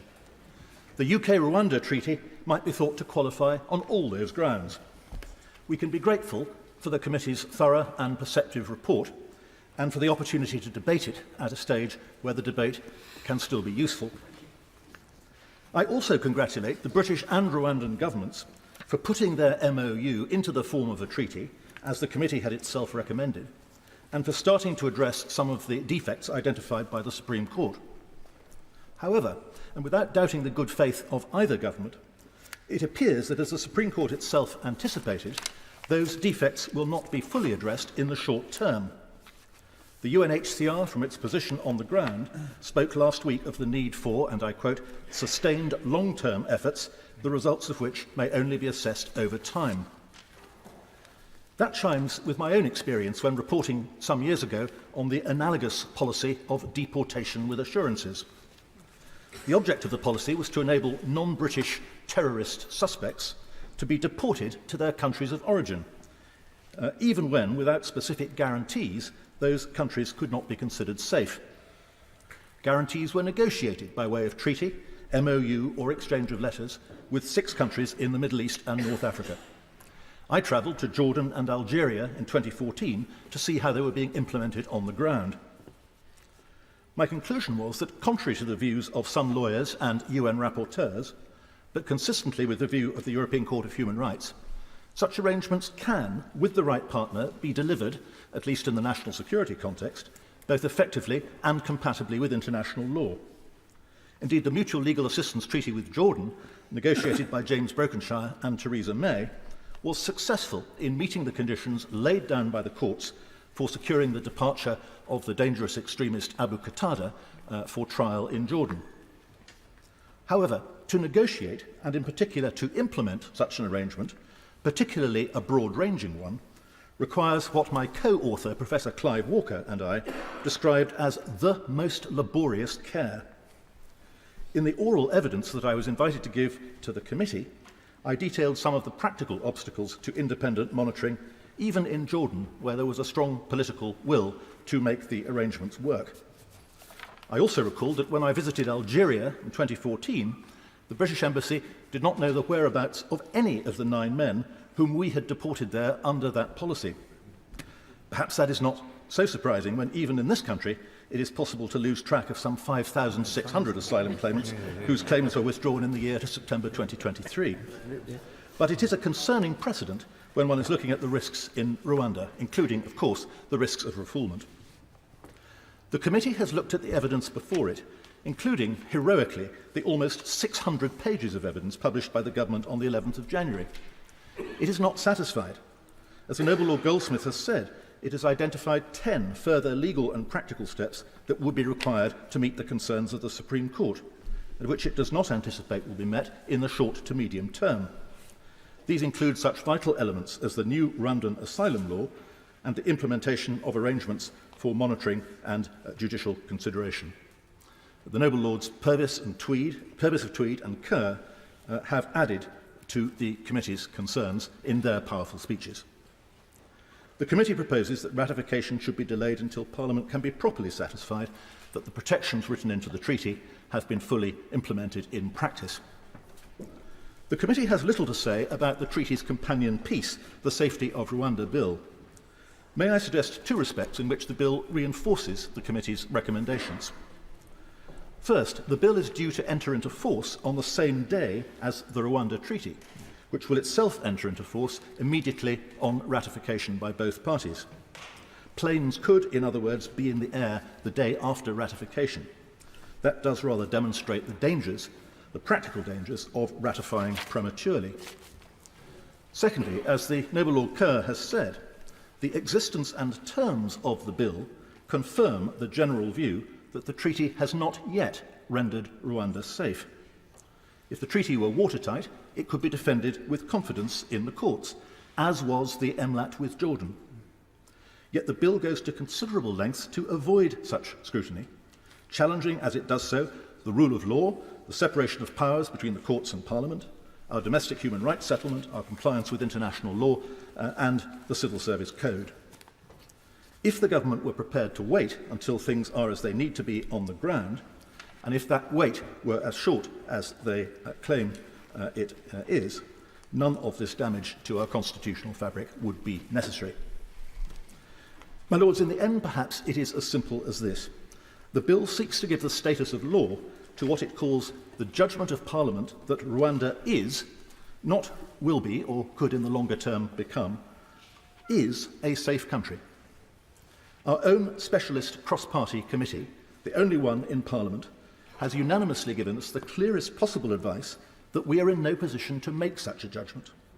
So for my part, I do not see how in good conscience we could make it. For that reason, I support both motions in the name of the noble and learned Lord Goldsmith, and I shall vote for the second one if, as I hope he does, he will choose to test the opinion of the House. My Lords, I welcome the opportunity to speak today and would like to thank the International Agreements Committee for their excellent report. Just to say, as Lord Bishops, we take no position on this bench based on tribal loyalty, and we are not whipped. But instead, because of what our Christian faith teaches us for care for the stranger, we have spoken with one voice on these benches. I am focusing on the issues before us today. Friends on this bench will speak to wider points in the coming weeks as the bill is discussed. As has been said, this treaty is the central plank of the government's case that Rwanda is a safe country for asylum seekers. As others have commented, it is remarkable for the executive to request parliamentarians declare another nation-state safe and safe ad infinitum on the basis that one drafted international agreement answers all the concerns of the Supreme Court. If Parliament does proceed to effectively substitute its judgment for that of the Supreme Court, I would ask where that leaves the constitutional principle of the separation of functions, and what precedent is this setting? The question is not whether both parties are willing and capable of delivering on the treaty, but whether the provisions will actually become operational in reality.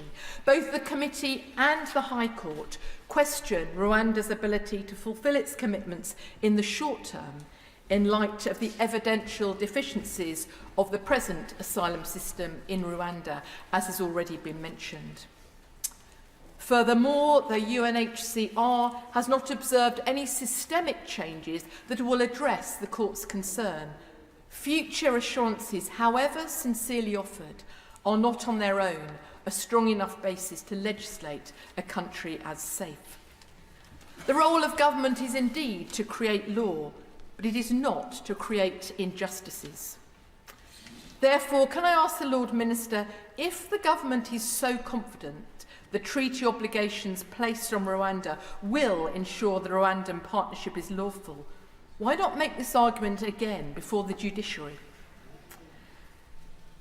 As this is a course of action the government is not pursuing, the International Agreements Committee has recommended that the treaty not be ratified until Parliament is satisfied that the protection it provides have been fully implemented.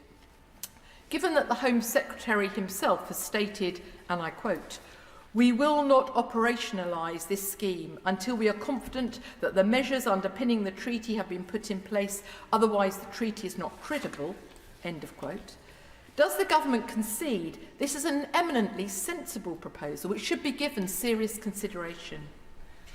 Taking one example from the treaty, can the Lord Minister reassure us that judges from a mix of nationalities will have been appointed to the new appeals body before any flights take off to Rwanda? And in general, how long does the government envisage it will take for Rwanda to put the protections outlined in the treaty in place? No one on these benches is denying the complexity of the challenges irregular migration presents globally and on our shores. The boats must be stopped, the traffickers must be stopped and held to account, and immigration must of course be controlled. However, this debate is focusing us on the issue of whether or not sending people to Rwanda is safe and humane. The Prime Minister has called on peers to get on board and do what is right. But I fear it cannot be right to assure ourselves that asylum seekers will be protected by a few sheets of paper. My Lords, for those members of your Lordship's House with whom I have debated issues of immigration and migration over the years, it will come as no surprise that I support the government's Rwanda policy, and further that while I thank the noble Lord for his very clear explanation, I do have some concerns about the approach adopted by his committee, though as a non-lawyer, I of course recognise his distinguished legal and political career, and last but not least, those distinguished members of your Lordship's House who serve on his International Agreements Committee and on whose behalf he has tabled these two motions. My Lords, amongst all the issues and aspects of this tricky area, this difficult, challenging area that divide us, there is one set that unites us. That is, we need to find, as soon as possible, ways to stop people risking their lives crossing the channel in small boats, and simultaneously find ways to break up the business model of the people smugglers. And as my noble friend Lord Howell pointed out in his speech earlier, this is just the beginnings of a very much bigger problem, but it is nevertheless a problem. And my Lords, it's worth remembering that we now have before us, or will have next Monday, a bill designed to tackle this first issue.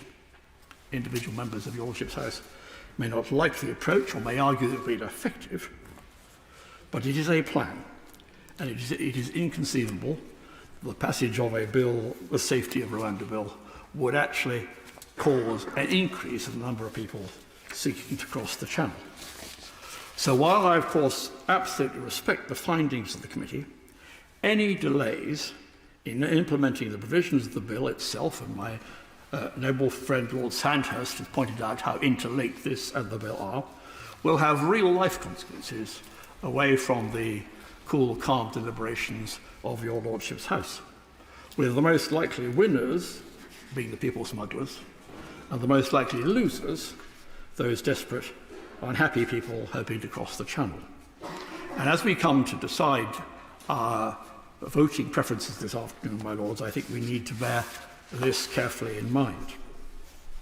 My Lords, the government's policy statement on Rwanda, which is the subject of the noble Lord Goldsmith's report, is 33 pages long and impressive in its detail as to how the rights of people sent to Rwanda will be safeguarded.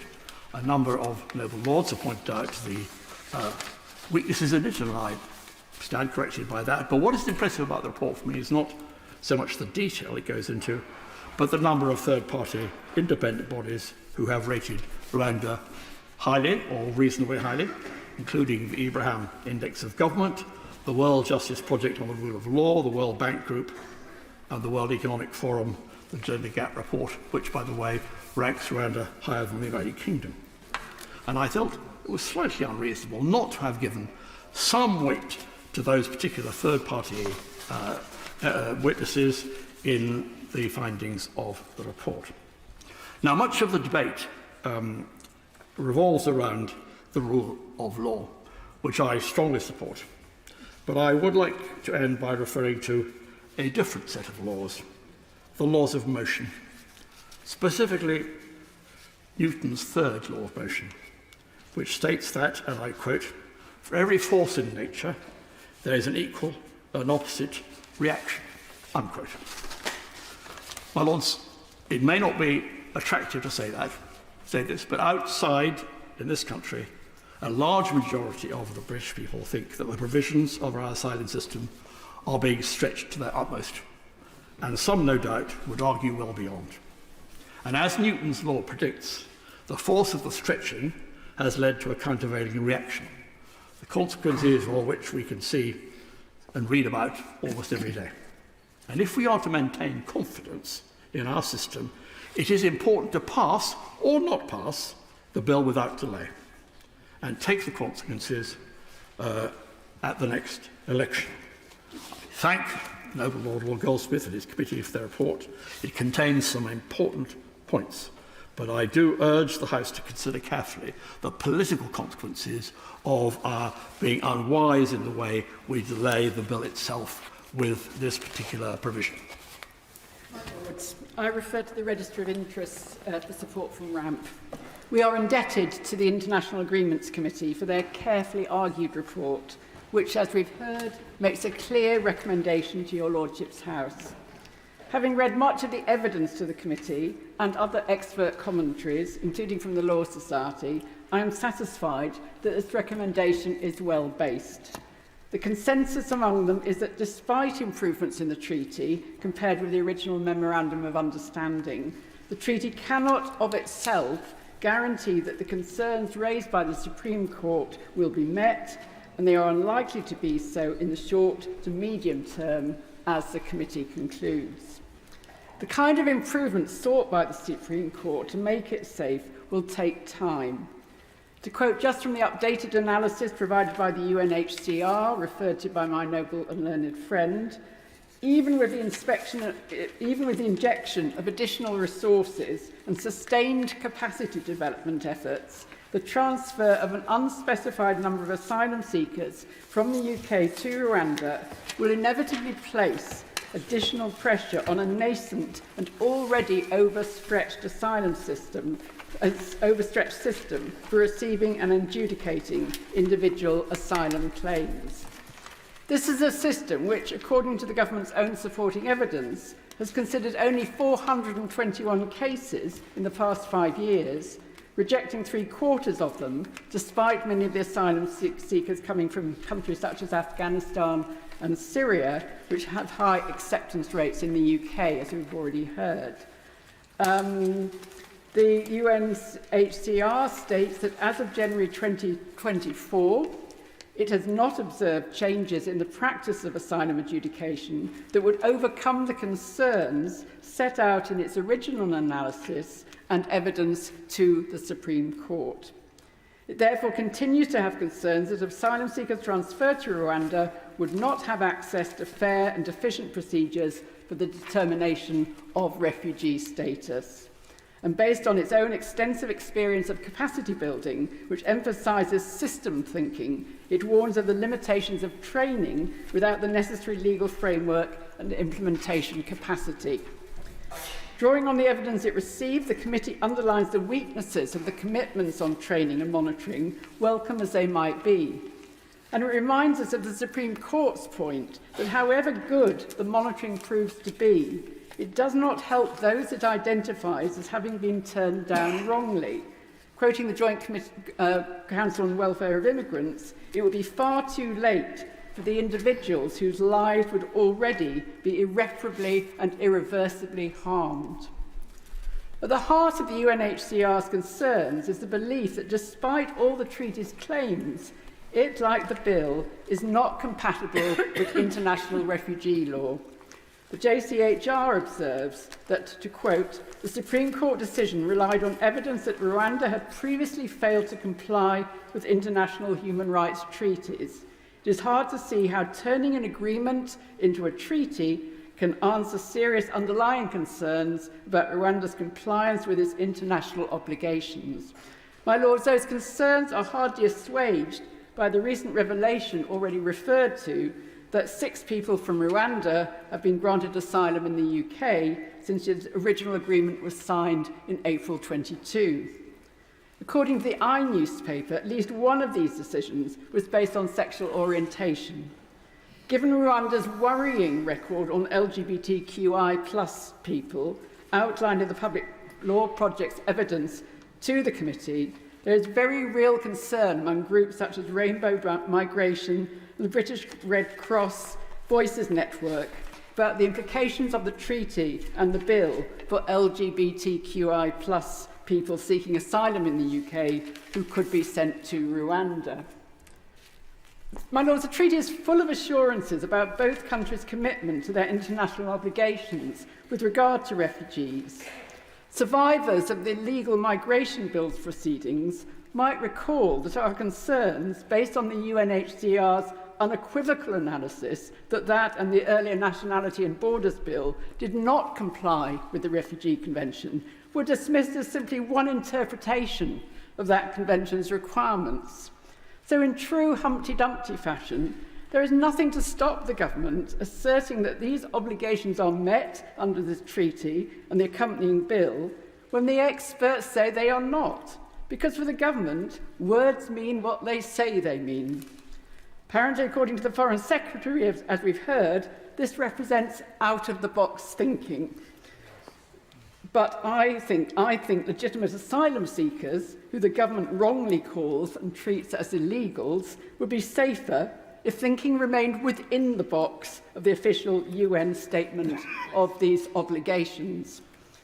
The committee is thus right to charge us with the need to consider carefully whether the treaty fundamentally changes the Supreme Court's assessment regarding Rwanda's international obligations. I believe all the evidence suggests that it does not. Now, one of the issues of substantive concern to the committee was the treatment of children. Needless to say, I've not seen any child rights impact assessment. Can the Noble Lord the Minister tell us whether there'll be one before we consider the bill itself? The committee's report notes that the treaty envisages that unaccompanied children might be removed to Rwanda if their age is in dispute. If subsequently determined to be children, they would be returned to the UK. This might result in children being placed in unsafe situations. The potential unsafe situation raised in the ILPA justice evidence concerns sleeping arrangements. Can the Minister assure us that no age-disputed child would be required to share a sleeping area with adults? The report cites witnesses' arguments that the treatment of age-dispute children would be contrary to our obligations under the UN Convention on the Rights of the Child to prioritise the best interests of children, and the UN Committee on the Rights of the Child's recommendation to the UK to ensure that children and age-disputed children are not removed to a third country. Instead, there is a very real possibility that they will be removed to Rwanda, and if subsequently found to be under 18, sent back to the UK in a cruel human pass-the-parcel, which is likely to be very distressing for children who almost certainly have gone through considerable trauma. My Lords, last year, a written answer to me gave the assurance that under the MEDP established by the original Memorandum of Understanding, no one undergoing an age assessment or legally challenging the outcome of an assessment will be relocated until that process is fully concluded. Could the Minister please explain why then the treaty indicates otherwise? Given the Chief Inspector's description of the age assessment process for those arriving by small boats as perfunctory and plenty of other evidence, there's a very real danger of a significant number of unaccompanied children being earmarked for removal to Rwanda despite the treaty's assurances. As your Lordships know, there are very real concerns about the introduction of so-called scientific methods in the age assessment of children. So I realise that even if age assessment is completed in the UK, unless there is a legal challenge, the assurance I was given last year would not ensure that no child was erroneously relocated, but it would at least provide some protection. Nor would it cover children and families for whom, according to Bernardo's, forced removal has devastating impacts on mental and physical health and will blight the development and futures of these children. My Lords, finally a word about deterrence, which is presented as the treaty's overarching objective in Article 2. In response to a recent written question asking what evidence there is of a deterrence effect, the Minister replied, "We set out the evidence covering this in the published impact assessment for the Illegal Migration Act." Well, my Lords, veterans of the passage of that Act may remember that the impact assessment said that, and I quote, "The academic consensus is that there is little or no evidence suggesting changes in a destination country's policies have an impact on deterring people from travelling without valid permission, whether in search of refuge or for other reasons." Refugee Council research supports that conclusion. Moreover, it suggests that rather than being deterred from travelling, asylum seekers will take even more dangerous journeys to reach the UK, and once here will be more likely to go underground, as have apparently already nearly 6,000 asylum seekers. The expert organisations the Refugee Council contacted believe that this will increase rather than remove the power of traffickers and others out to exploit desperate asylum seekers. Journalists from The Times and The Eye who spoke to asylum seekers in Calais were told that they would not be deterred by the threat of removal to Rwanda. The Refugee Council research also found a consensus among organisations that the scheme and the state of perpetual limbo it would create for so many would have a very detrimental impact on the mental health of those seeking asylum. This is also emphasised in briefings from the BMA, Médecins Sans Frontières and Doctors of the World. They cite existing evidence of the detrimental effect on mental health of the prospect of removal to Rwanda, where they fear the healthcare will be inadequate because of a critical shortage of skilled health workers. We are talking here about extremely vulnerable people who have already often suffered trauma and even torture. The latest report of the Independent Monitoring Board expressed concern about the deep anxiety, distress, and the increase in self-harm observed during the period when men were being detained for removal to Rwanda. And on this point, can the Minister explain why, according to the I newspaper, the first 47 asylum seekers selected for relocation to Rwanda more than 18 months ago are still being kept in limbo, given that the rules state applications deemed inadmissible should be considered if relocation is unlikely within a reasonable period of time. My Lords, in his oral evidence to the committee, the Home Secretary conceded that none of us has an interest in rushing the fence and getting it wrong, and that if elements of the treaty are not in place, obviously we will not be able to rely on the treaty for the purposes of the asylum process. While he expressed confidence that the elements of the treaty will be in place, his confidence is not shared by a wide range of experts nor by the International Agreements Committee. I therefore believe it would be irresponsible of us to call for the ratification of the treaty now, and I hope that your lordships will support the second cross-party motion in the name of my noble and learned friend, Lord Goldsmith. My Lords, the uk-Rwanda agreement on an asylum partnership, which the House is debating today, will not, I suspect, rank high in the ratings of Britain's diplomatic history. Why not? Because it is costly, with so far no evident benefit, because it transgresses a whole range of our international commitments and obligations, those in the Refugee Convention, those in the Rights of the Child Convention, those in the Convention Against Torture, and potentially too in the European Convention on Human Rights. You cannot hope to be a credible champion of the rules-based international order, as the government, rightly in my view, aspires to be, and at the same time pick and choose which of those rules you yourself will continue to honour and which you will not.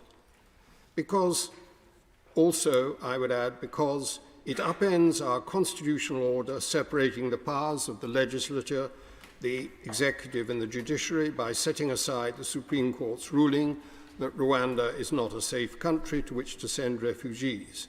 And that, as other speakers have said, when it is reported that we have been admitting some Rwandan asylum seekers, presumably on the grounds that it is not a safe country for them. Fortunately, we have at our disposal the excellent, concise and relevant report on the Rwanda Agreement by this House's International Agreements Committee, in spite of the absurdly short time limits laid down by the government for the committee to do its work, which has inhibited the committee's ability to gather evidence and to consider the government's own tardy replies to their inquiries. Perhaps the noble Lord the Minister could tell us whether there is any other properly democratic country which provides as little time and as little scope for its apparently sovereign legislature to consider international treaties and agreements before they are ratified. That is a point that the noble Lord Howell made, and I strongly endorse it.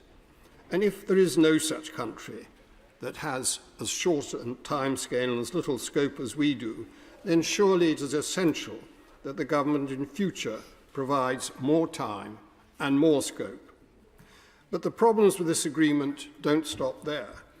Today's debate, and here I would differ from the suggestion by a previous noble lord that those who are moving the second resolution are putting the cart before the horse.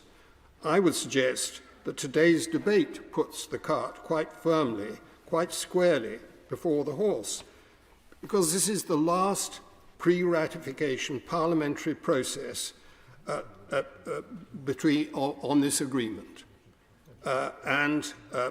Once that is over, there is nothing to stop the government ratifying the next day, if that's what it decides to do. And yet, the obligations on both sides, which are set out in the agreement, these obligations require primary legislation, which is not yet complete. In the case of Rwanda, I gather it has not yet even been begun.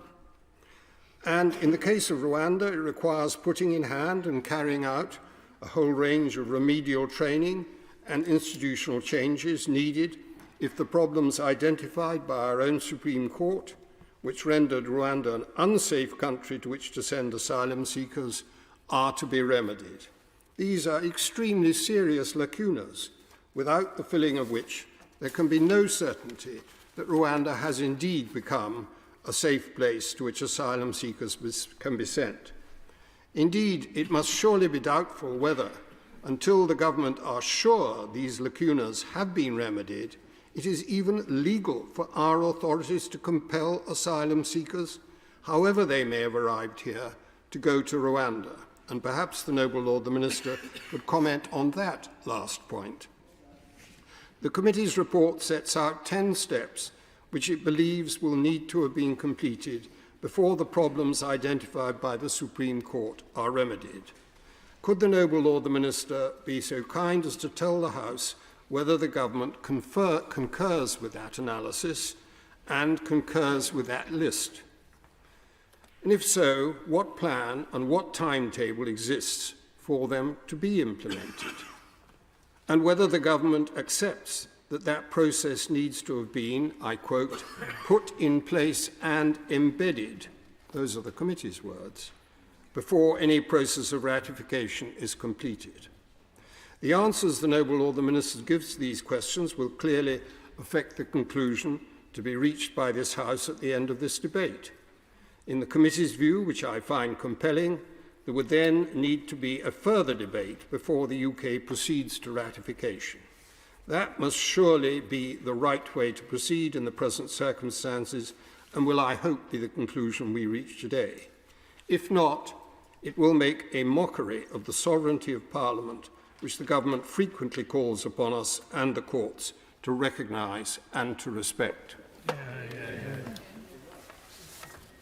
My Lords, as a member of the relevant committee, about which many compliments have been paid, particularly to the Chair and the staff, I rise to support the two motions in the name of our Chair, the noble Lord Goldsmith.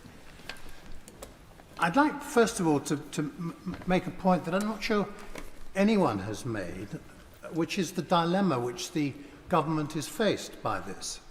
Because, of course, if we go back to the beginning, the whole reason for the proposals to send people to Rwanda was because it was going to be such a hellhole that nobody would want to get on a boat if they thought they were going to go to Rwanda. But of course, the dilemma that the government now faces is because of the Supreme Court, they have to demonstrate what a wonderful, safe place Rwanda is. And I do wonder whether that might just be a moment for them to reflect on the purpose of their policy. I mean, recent events go either way. I mean, first of all, as noble lords have indicated, 6 people from Rwanda have had to be granted asylum here. I don't know why. I don't know whether anybody does know why. But that may, if that's the case, somewhat help the deterrent argument, the hellhole argument. Conversely, Rwanda Air, for the first time last week, commenced non-stop flights between Kigali and Heathrow. Again, which way that goes, whether that's in preparation for taking people, who knows? And which way that goes on the argument of deterrence or safety, again, I'm not sure. But it does seem to me and to many of us, this is a classic case of 2 and 2 adding up to make 5. It seems to me there are a couple of peculiarities of the Rwanda Treaty which noble lords have touched on. The first of the noble Lord Kerr indicated, the rhetoric of the government in defence of their policy and of the treaty has been that a number of other countries have done and are doing the same. Italy is quoted vis-à-vis their current negotiations, and of course in the Tory party the highlight would be Mr Abbott winning the election in Australia all those years ago on the basis of processing migrants in Papua New Guinea and I think also Nauru. But of course, as the noble Lord Kerr indicated, there was a fundamental difference in that they were being processed by Australians as to whether they were given Australian asylum in the Australian country. That is not the case with this treaty. Anybody who is sent to Rwanda and is granted asylum there can only, as we know, can only be kept in Rwanda, but certainly can't come back to the UK except in exceptional circumstances. The second point, which I won't want to labour, but a number of people going back to Baroness Chakrabarty have touched on, is there seems to be a strange interplay in this treaty between the asylum rules and the refugee rules. And I'm not quite sure exactly how that plays out, but it is a complication. Now, the government policy says, and the evidence they gave to us, that the new treaty contains significant new protections to meet the Supreme Court objections. A number of noble lords have mentioned them, but the government have listed the new protections. Firstly, a new system for processing asylum claims with new institutional structures and a provision for free legal advice. Secondly, the establishment of a first instance body to hear claims, as well as a new appeals body with judges from a mix of nationalities. Thirdly, an independent monitoring committee needs to be set up, bolstered by a support team. And most particularly, new domestic legislation will be required in Rwanda to implement the new system. So, as noble lords have indicated, and as our report indicates, a large number of actions are now required. A new asylum law, a process for making complaints to a monitoring committee, the recruitment of the monitoring committee support team, independent of the establishment and hiring of independent advisory experts, the establishment and appointment of co-presidents of the appeals body and other international judges, training for the new appointees, and the availability and recruitment of legal advisors and interpreters. All of this, as noble lords have said, and as our report indicates, take time, and in the committee's view, should be established before ratification. Now, noble lords who are hesitant about voting for the second one of the noble Lord Goldsmith's motion should accept that this is not about the treaty, this is not about the legislation which has caused such rows within the Tory party. This is the treaty, and I would remind noble lords that none of the 4 Tory members, including the noble Lord Howell, who is in his place, dissented from this recommendation. This is a unanimous recommendation, including the 4 Tories. Now, and we're all aware through the publicity how the Tory party in another place has been tearing themselves apart over this issue, but it's the bill they've been tearing themselves apart over, not the treaty. And I think noble lords really need to take that on board. My lords, I do believe that in any rational world, this would not happen. Lord Goldsmith's recommendation would be followed in a rational world. And I do wonder if it can only be the absolute determination of the government to have flights started to Rwanda before an election, and that is what is stopping this. I should add that I don't think our recommendation in any way implies a criticism of Rwanda, who I think we all accept have been acting in good faith. They're a perfectly respectable member of the Commonwealth, and I think they do seriously wish to implement the desired protections. The noble Lord, my noble friend Lord Purvis, has referred to the best part of £400 million we have committed to this project. I did note that in Davos, President Kagame did indicate that if no boats were sent there, no migrants were sent there from the boats, we could have the money back. I suspect we'll be asking him for it. My Lords, it's a pleasure to follow the wonderfully clear and blunt speech of the noble Lord, Lord Razzle. And I rise acutely aware of the quality and depth of knowledge already contributed in this debate and of the desire of the House to get to the vote on the important issue before us. So I'll aim to not detain the House for too long. But I do think there are some points from the debate thus far that are worth stressing. As many speakers have noted, we are not here debating the infamous Rwanda bill. That pleasure is to come. And it's no secret that the Green Party is absolutely opposed to the Rwanda bill and that we will be doing everything we possibly can to stop it. As Baroness Chakrabarti noted, the will of the people is diverse, not singular, and many people are joining with us by signing the Green Party petition against the bill to express the concordance of their feelings with ours. But that is not what we are talking about today. We are examining, scrutinising, the viability, the practicality, the deliverability of the safe and legal offloading, to borrow the term of the noble Lord Kerr of Kinlochard that sums up the position so well, the offloading of Britain's responsibility for providing care and refuge for some of the most vulnerable people on the planet to Rwanda. Now, one interesting measure worth considering here is the economic.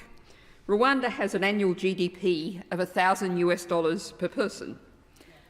The UK has a figure approaching 50 times that.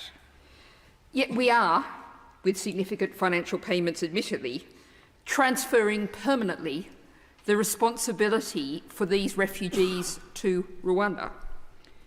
Is it really well enough resourced, well enough organised and structured, a country that only 20 years ago was racked by genocidal conflict, to cope? Can it live up to its promises, the promises given by the President? That is one of the questions that Your Lordship's International Agreements Committee says, the cross-party committee that it is, can only be answered after a period of time. And it is worth stressing again that the noble Lord Goldsmith, who so clearly introduced our debate today, was not speaking as a Labour Lord, but as the representative of a highly respected committee of Your Lordship's House. Now, Lord Goldsmith acknowledged that this was an unprecedented Section 20 motion. But, my Lords, can you think of a better single word to describe the terms in which we live now than unprecedented? As Baroness Chakrabarti said, the Supreme Court has made a judgment of fact that the government is now seeking to overturn with the power of the executive. Now, the UK has an unwritten, or if you prefer, uncodified constitution, in comparison to many other countries which have human rights and rule of laws written into their constitution. We are reliant to maintain those on the actions of the historical moment. Now, those who seek to speak in favour of our current constitutional arrangements, well, here today is a chance to prove, by voting for both of these motions, to prove that the current arrangements can defend basic rights and legal principles, and can defend government based on fact. Back in 2004, in the United States, politics being reality-based was mocked by an official of the Bush administration, and something that's been repeated by that side of politics very often since. But many from my side of politics have chosen to take that as a badge of honour. Yes, I proudly claim I am reality-based. Now, as paragraph 8 of the International Agreement Committee report notes, The Supreme Court, quote, considered that on the facts Rwanda was not a safe country, close quote. As Professor Tim Hickman, KC, told the committee, recorded in paragraph 16, the Rwandan government does not have the practical ability to fulfil its assurances. My Lords, your Lordships today will be making a judgment not on party politics, but a judgment on whether the actions of the British state should be based on facts. Is this a reality-based House? The Green Party will be supporting both of these motions, and I'd urge every member of your Lordship's House to do the same.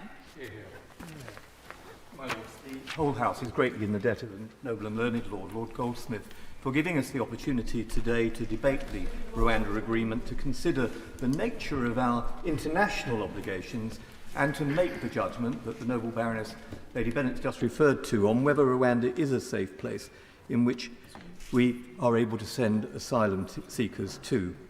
I serve along with the noble Lord Delakia and the noble Baroness Lady Lawrence, who are in their places, as one of 6 members of your Lordship's House on the 12-member strong Joint Committee on Human Rights under the admirable chairmanship of the Edinburgh Member of Parliament, Joanna Cherry, MP. And I note another of our members, Baroness Kennedy of the Shores, is also in your Lordship's chamber. We were in session again last Wednesday, taking evidence from the Refugee Council, from Justice, the Immigration Law Practitioners Association, Chatham House, Migration Watch, and Professors Sarah Singer and Tom Hickman KC.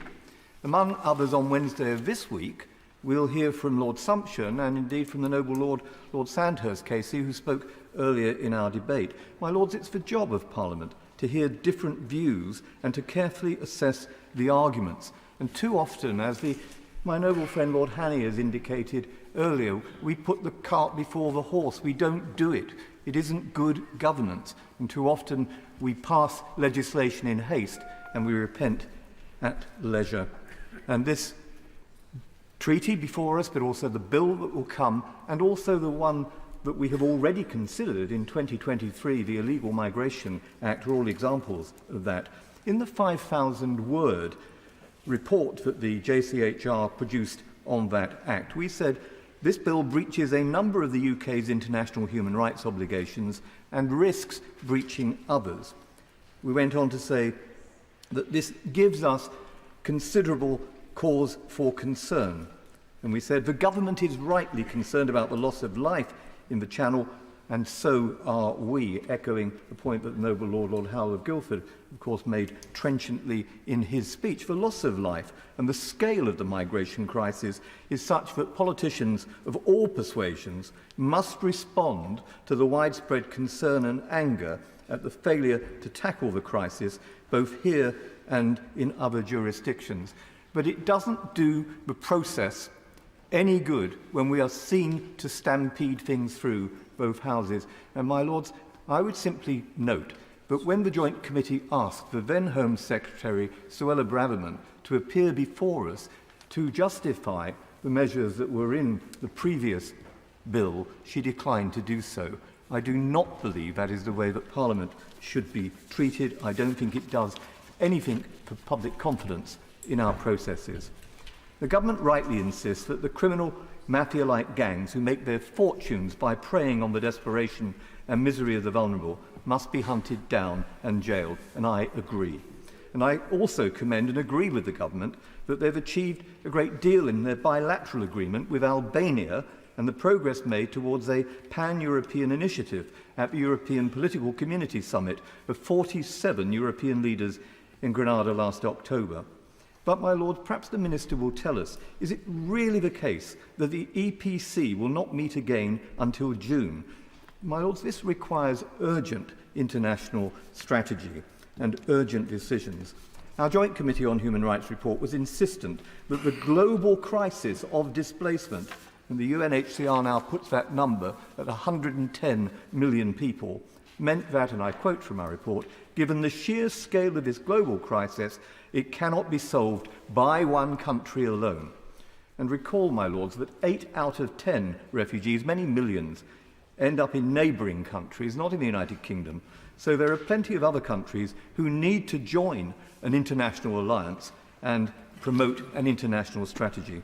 2 years ago, on January the 6th, 2022, on behalf of my noble friends on the crossbenches, I moved a motion which noted, I quote, that 82.4 million people are displaced worldwide, 42% of whom are children, and 32% of whom are refugees, and two, the case for an urgent international response to address the root causes of mass displacement. That was 2 years ago, 82 million, and the number is now 110 million, and that number, my lords, will go on rising.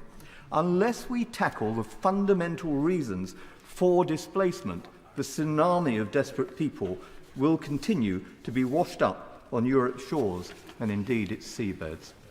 9 months since I chaired an inquiry into the situation in Sudan, we've seen 7 million people in Sudan alone who have been displaced. In Darfur, 500,000 people now in Chad, just over the recent weeks. Add to that the numbers from Tigray, or from Eritrea, a tiny country, and yet 500,000 people are now displaced from that country, escaping the cruel conditions that prevail there. The JCHR was told last week, and I quote, that unless there is a collective global effort to create stability through conflict resolution and the promotion of rights in those countries, the number of refugees from those specific countries is unlikely to decrease. It was Winston Churchill who promoted so much that we now take for granted, including the European Convention on Human Rights. He rightly believed that such international architecture, based on the rule of law, democracy, human rights, security, and economic recovery, represented our best hope for the future. Which brings us directly to the noble and learned Lord's motion and what Parliament is being asked to agree. As we have been reminded, it was the unanimous decision of the Supreme Court in November, based on the identification of a number of concerns about Rwanda, including poor compliance with its international obligations, poor understanding of the Refugee Convention, and a poor human rights record, which led to the International Agreements Committee producing the report that we've been considering. And of course that report actually says this: the Rwandan government does not possess the practical ability to fulfil its assurances to the UK government, at least in the short term. That is not something that can be fixed by entering a binding treatment alone. And to confirm that, last week the JCHR heard evidence of the inadequate in-country access to legal remedies in Rwanda, a lack of independence of the judiciary and legal representatives, and a bad track record in complying with other international agreements. And then let me turn finally to the issue and central issue of safety. Once again, we have the Home Secretary unable to give a Section 19(1)(b) statement on the face of the bill to affirm that the compliance of the bill that's coming before us next week is present, which can only presumably mean that they don't regard Rwanda to be a safe destination. Witnesses to the JCHR last week put it to us that if the government was confident about the safety of Reformor, they wouldn't be afraid of independent judicial oversight. The question today is simply whether we can honestly say that Rwanda is a safe country, and it was put to the JCHR that this also engages the separation of powers between judiciary and parliament, a point which was made by the noble and learned Lord Goldsmith earlier. Professor Singer said this: to contradict the Supreme Court in this way is perhaps not showing the respect to the court that should be owed as a constitutional principle. Furthermore, the legislation prohibits the UK courts from reopening and considering the question of whether Rwanda is safe.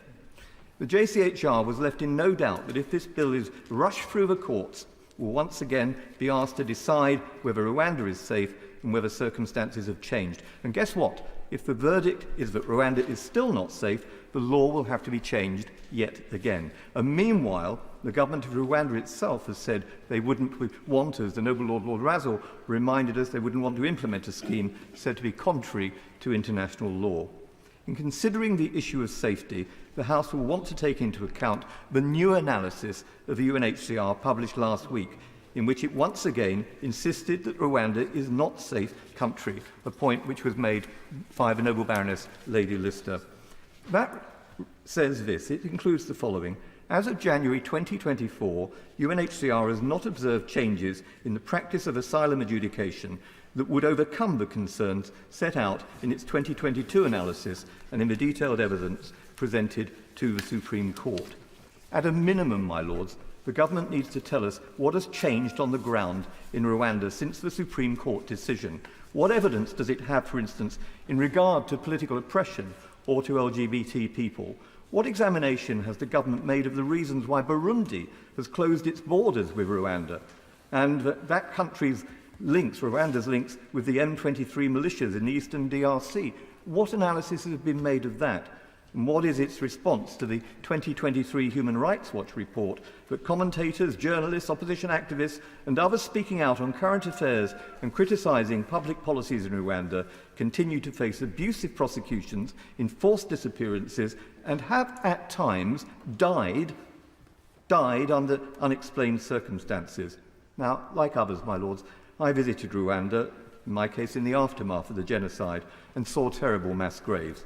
Huge strides have been made to recover from the deaths of between 500,000 and 800,000 people, as my noble friend Lord Carr reminded us earlier on. But it's deceptive to describe Rwanda as a safe country for refoulement, and it's passing strange that we have 5 alleged genocidaires living in the UK that we've not sent back to Rwanda for fear that they would be at real risk of not receiving a fair trial if they were returned there.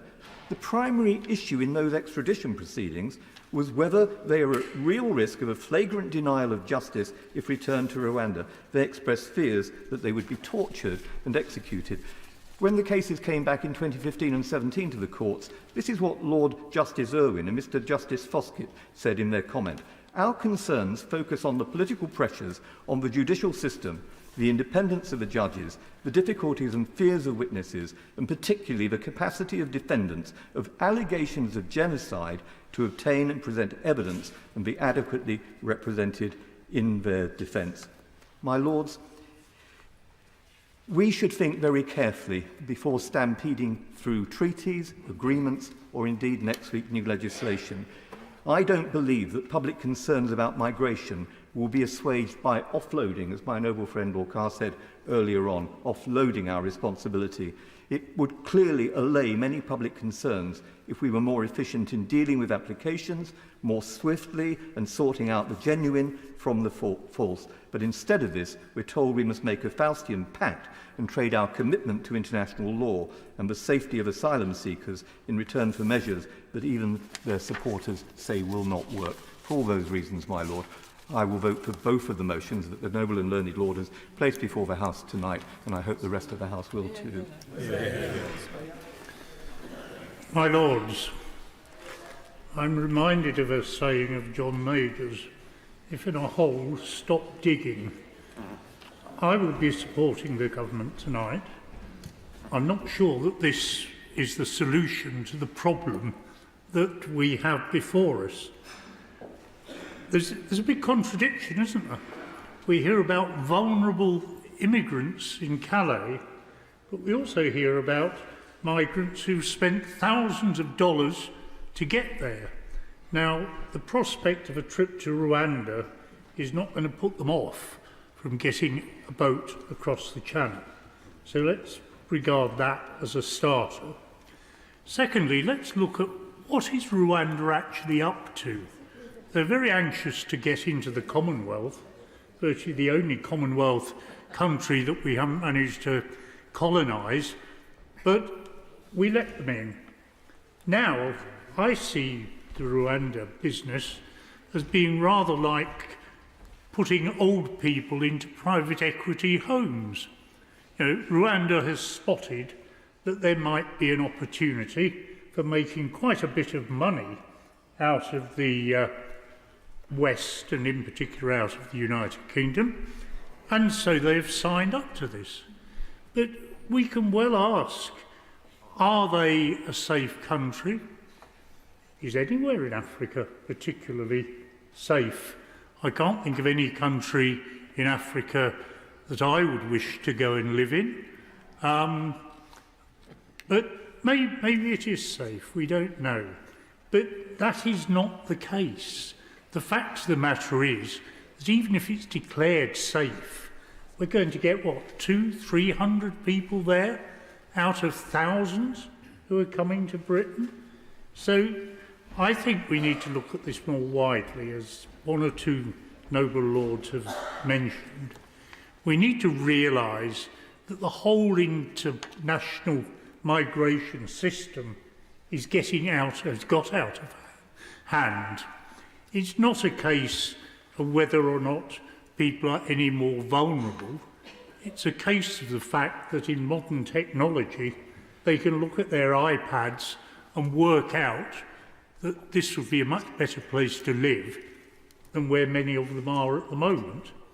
And that's why there are smuggling gangs, because they are catering to the market. It's as simple as that. They set up in business, what shall I do? Shall I run a bike repair shop? Shall I sell chapatis on the corner of the street? Oh no, I think I could make a lot more if I got a smuggling operation together, and that is what is happening. And if we're going to cure it, we've got to do it as a European entity. I noticed today that Prime Minister Meloni in Italy has gone to see President Erdogan in Turkey to talk about migration. But it's no good just talking about migration between one Prime Minister and a President. This has got to be a European step forward. And we've got to start off by rebuilding the countries of the Middle East that we smashed to pieces. We caused Libya to be a failed state.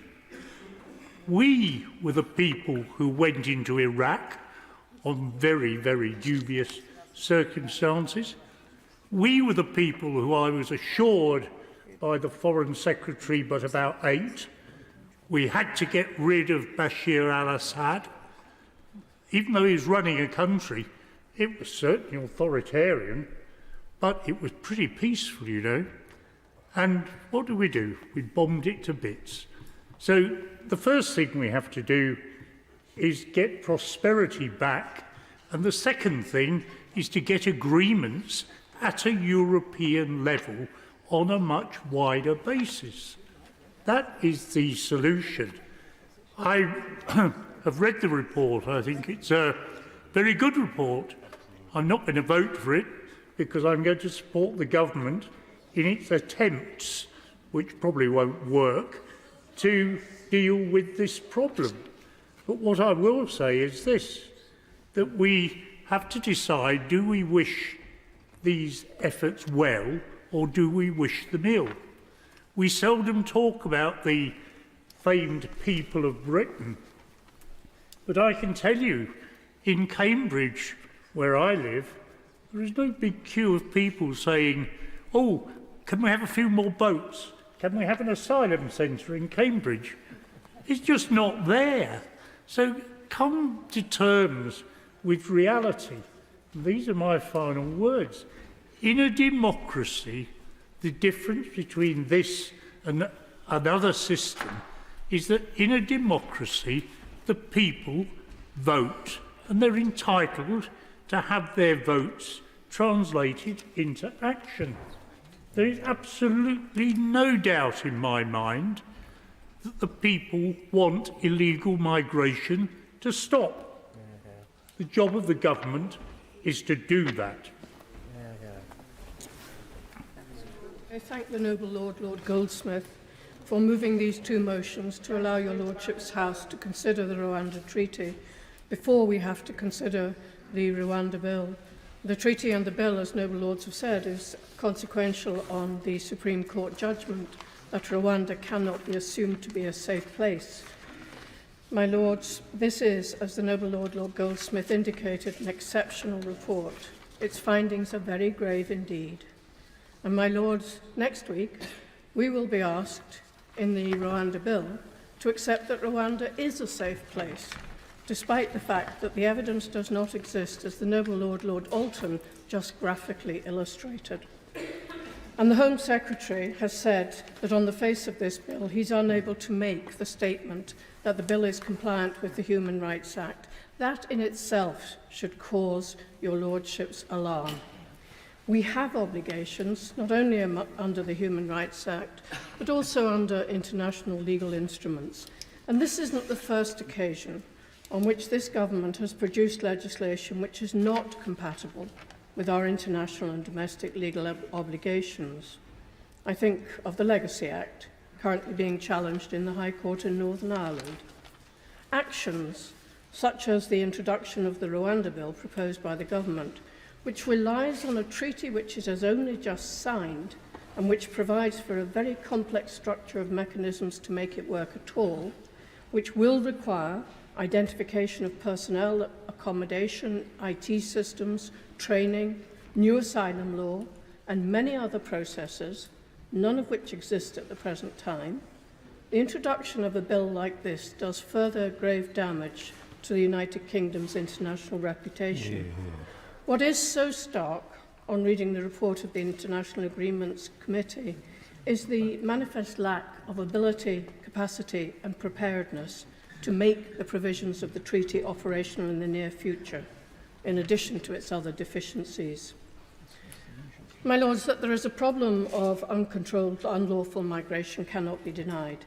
However, the response of the government over the past years has been generally to reduce the number of staff employed to deal with asylum matters and the general resources provided for these matters, and above all, the failure, as the noble Lord Alton said, to devise a workable human rights compliant strategy to resettle displaced people, and more importantly, to work internationally to create levels of peace and prosperity in the countries from which so many of these migrants come.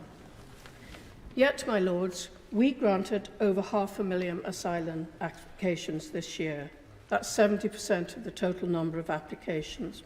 In contrast, some 25,000 illegal immigrants arrived in small boats last year. In future, we're planning to send such people out to Rwanda before their asylum status has been determined, if they enter through what they are called dangerous, illegal and unnecessary methods. And my Lords, already this year, 614 people are reported to have arrived in 15 boats. That's about 40 people in a boat. Their status is then to be determined in Rwanda, and there's an agreement that they won't be deported by Rwanda unless the UK asks for them to be sent back to the UK. However, there is evidence that Rwanda has deported people who arrived there under comparable arrangements to Uganda. Moreover, if they're not granted refugee status in Rwanda, their future will be very bleak indeed. It will not really be possible under the proposed processes to track and monitor what happens to them. The proposals for tracking and monitoring are very limited, they're time limited, and they're currently an aspiration rather than a reality. I think in a very unstructured and knee-jerk kind of way, we're attempting to limit the number of people coming to our shores. And in so doing, we have spent hundreds of millions of pounds. We have paid many millions of pounds to France. I think £500 million over the 3 years ending in 26. Yet those seeking to come unlawfully to the UK are still able to set off from France with an average of 40 people in the standard inflatable, and many of those inflatables have come under significant pressure and people have died as a consequence. My Lords, getting 40 people into an inflatable and setting it on course for England will not be achieved speedily. It must be possible for the French to do more in return for the money which we have given them, through the use of drones or helicopters, allowing for intervention on French soil. A positive and proactive French response in this context would undoubtedly have a deterrent effect. Moreover, we are spending millions in policing the channel because we no longer have the coastal vessels necessary for these channel operations because their replacement was delayed by the government. So now we're hiring private vessels.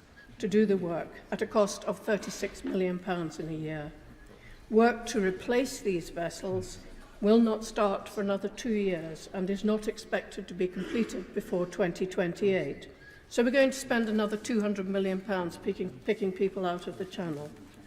And that is in addition to the money we're spending each day in accommodating people and providing necessary resources for their processing appeals, etc. My Lords, the solutions proposed in this treaty, even if they were acceptable in human rights terms, and there's no evidence that they are so acceptable, have yet to be realised in any degree. The committee has identified very significant matters which require to be addressed before the UK can have any confidence that the structures will actually work and that Rwanda will be a safe place for migrants to be processed, and that the UK can be satisfied that migrants wouldn't simply be deported to third countries in breach of the requirements of the treaty. Can the noble Lord the Minister explain how, if the UK has such difficulty in providing accommodation, education, healthcare and all the other services which are necessary, how can the UK expect that Rwanda will be able to do so? And most particularly, to echo the comments of the noble Baroness Lister and the noble Lord Alton, how can he assure the House that children and vulnerable adults will be kept safe under these arrangements?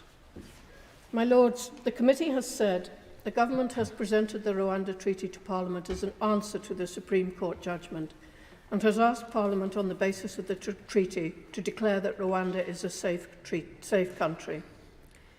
While the treaty might in time provide the basis for such an assessment if it's rigorously implemented, as things stand, the arrangements for it provides are incomplete. A significant number of further legal and practical steps are required under the treaty, and they give as examples the new asylum law which is required, a system for ensuring that a refoulement doesn't take place, a process for submitting individual complaints to the monitoring committee which has yet to get its support people, the appointment of independent experts to advise the asylum first instance and appeals bodies, the appointment of co-presidents of the appeals bodies, the appointment of international judges, training for the international judges in Rwandan law and practice, training for Rwandan officials in dealing with asylum applicants, and steps to ensure a sufficient number of trained legal advisors and interpreters are available. Can the noble Lord the Minister tell the House what the timetable for the creation and establishment of all these structures is and when they will be delivered in a way which will enable the House to have confidence that people who are sent to Rwanda will be safe? And, my Lords, even after all that work has been done, there will have to be further work to ensure that what has been established actually works. My Lords, your Lordships have heard repeatedly that there's no evidence that Rwanda is currently a safe place. The structures provided in this treaty are quite simply not operational at present and not capable of being operational. For that reason, I will vote to support the motion that the government should not ratify the treaty until the protections it provides have been fully implemented. My Lords, I am grateful to the noble Lord Goldsmith and members of the International Agreements Committee for their report on the UK-Rwanda agreement. It's a as other noble lords have pointed out, it's a model of clarity, precision and informative analysis, as was the noble Lord's elegant summary today. Lord Goldsmith, Lord Kerr both brought us through the steps proposed in the treaty and those still needed to make Rwanda a safe country. They concluded that so far those steps, and noble lords, I won't go through all the steps to which they referred, but the steps have not been put in place yet, as noble lords have pointed out across the House, and we do not know whether they will be put in place and how effectively they will. I think, my lords, the question is a fair one that has been put. It's whether the guarantees proposed by the government to be agreed in international law under the treaty, which involve legal and practical steps and reassurances on compliance, are sufficient to allow Parliament to judge whether Rwanda is safe. Is saying something is the case, or committing to measures which may make it so, proof that it is so? And I would ask, will it reassure the courts? The committee does not think it should reassure Parliament, and nor, in my view, is it likely the courts will judge it so. My Lords, the committee's report, arising as it does from the decision of the Supreme Court and dealing with the government's response to that decision, is on the face of it unanswerable. I sympathise with the courts who interpret the law. I sympathise with the committee, which, following the Supreme Court judgments, asks whether the treaty will do the job the government says it does, that is, to reassure Parliament Rwanda is safe. Whether the treaty succeeds ultimately and works will be for the courts to decide. But if a successful challenge is brought against removal to Rwanda, that answer will be no. For as long as the UK is bound by the current provisions of international laws relating to asylum and refugees, it will not be able to satisfy the obligations. No country can. Such international treaties protecting human rights, asylum and refugee claims of people from jurisdictions other than our own seem to command priority over the concerns of people in this country. Moreover, ever more complex arrangements seem to be put in place to promote and safeguard such claims, often at the expense of those voters in this country. We are told, including by some noble lords in this House, and I refer to Lord Haney's excellent speech, that this, were we to deviate in any way from, I think the suggestion was, were we to deviate in any way from international law, this would cast doubt on Britain's standing amongst other countries party to the law. Well, I don't think we will be out of step with our neighbours. In France and Italy, in Germany, they face the same problem. Each of those neighbours is a G7 country. Each has seen an explosion of those arriving within their borders to seek asylum. They are generous countries, as is Britain, and its people, to asylum seekers. But from Germany, which has taken quite a number of asylum seekers, in the words of the left coalition, they are, and I won't say it in German, full up. We are living in a make-believe world in which Parliament and the courts seem to be at loggerheads, in practice, if not in principle. We claim the centrality of the separation of constitutional powers. Indeed, many noble lords have referred to it, and the committee's reports refers to it in its own paragraph 13. But no longer can I see that the courts, in doing the work that they do, which given the law they must do, can protect this country from what seems to many people to be arbitrary power.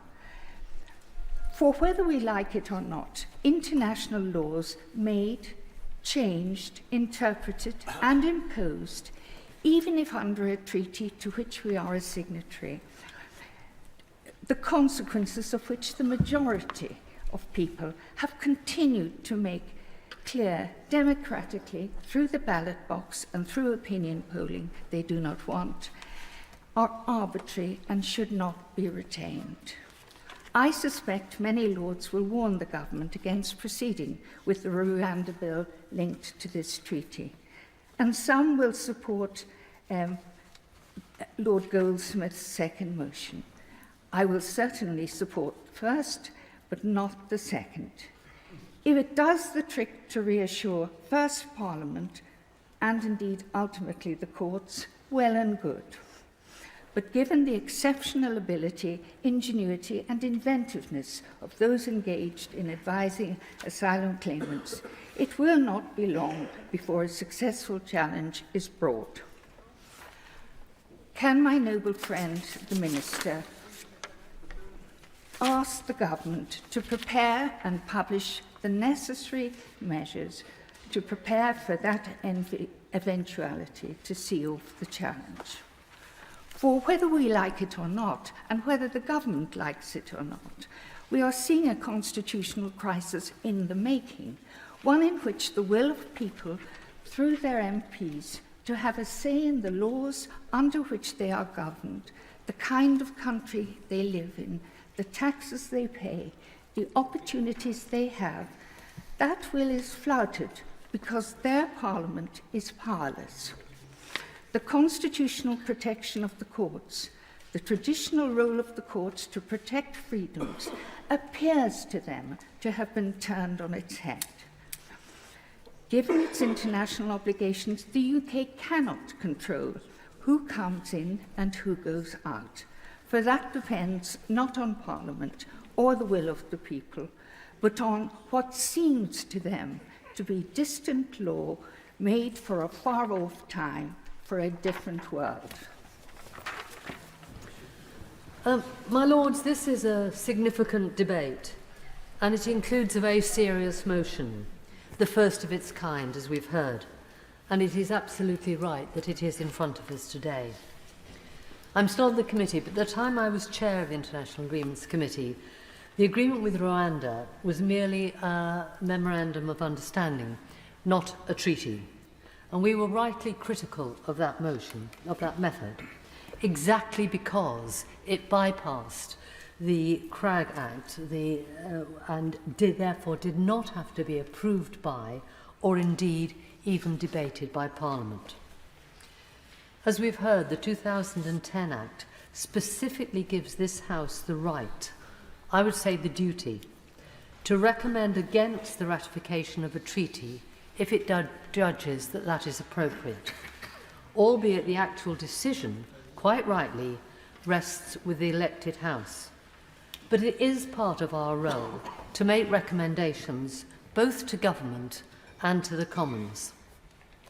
And for the first time, the International Agreements Committee has concluded that the treaty should not be ratified until its various provisions and new bodies are demonstratively in place. The relevant lawyers and judges appointed, the committees are ready to act, and other requirements have met.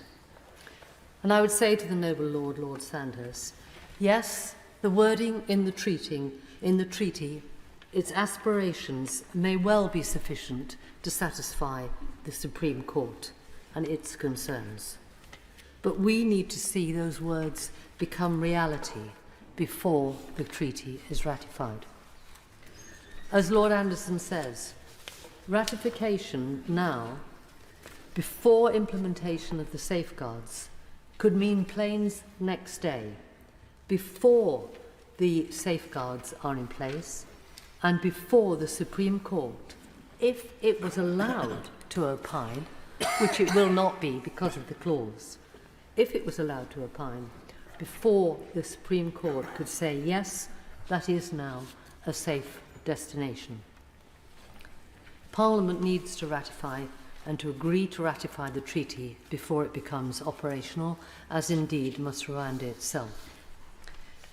The treaty, as opposed to the bill, deals with what Rwanda will do in order to answer the Supreme Court's concerns, so that it can take responsibility for assessing asylum seekers and caring for them, both before and after any decision is made.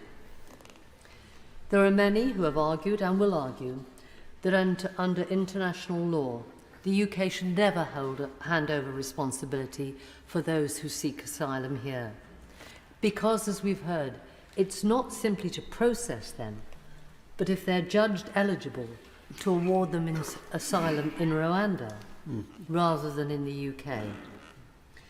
As the noble Lord, Lord Razzle and the noble Lord, Lord Kerr have said, we're not offshoring consideration, we are offloading responsibility. Now, I'm not going to enter the debate about whether the whole process of Rwanda is right or wrong. As with the International Agreement report, and along with the many of the Noble Lords who have spoken, I want to focus on whether the treaty answers the concerns raised by our own domestic court, our highest court in the land, the Supreme Court, not some foreign court, as others seem to think. It was the Supreme Court that judged that Rwanda was not a safe place to send asylum seekers, and therefore rendering of refugees there would be unlawful. It questioned whether Rwanda's domestic procedures, its own rules, asylum processes and personnel were up to handling migrants in accordance with our domestic as well as international law. As the Right Reverend Prelate, the Bishop of Gloucester, says, that in fact the government is doing by this treaty and by the bill, it's substituting its own opinion on a matter of fact for that of the highest court of our land. Indeed, I think, if I read her correctly, she's challenging the government to go back there and ask for the court's opinion. Now, there's no doubt, as many others have said, that Rwanda wants to meet the expected standards.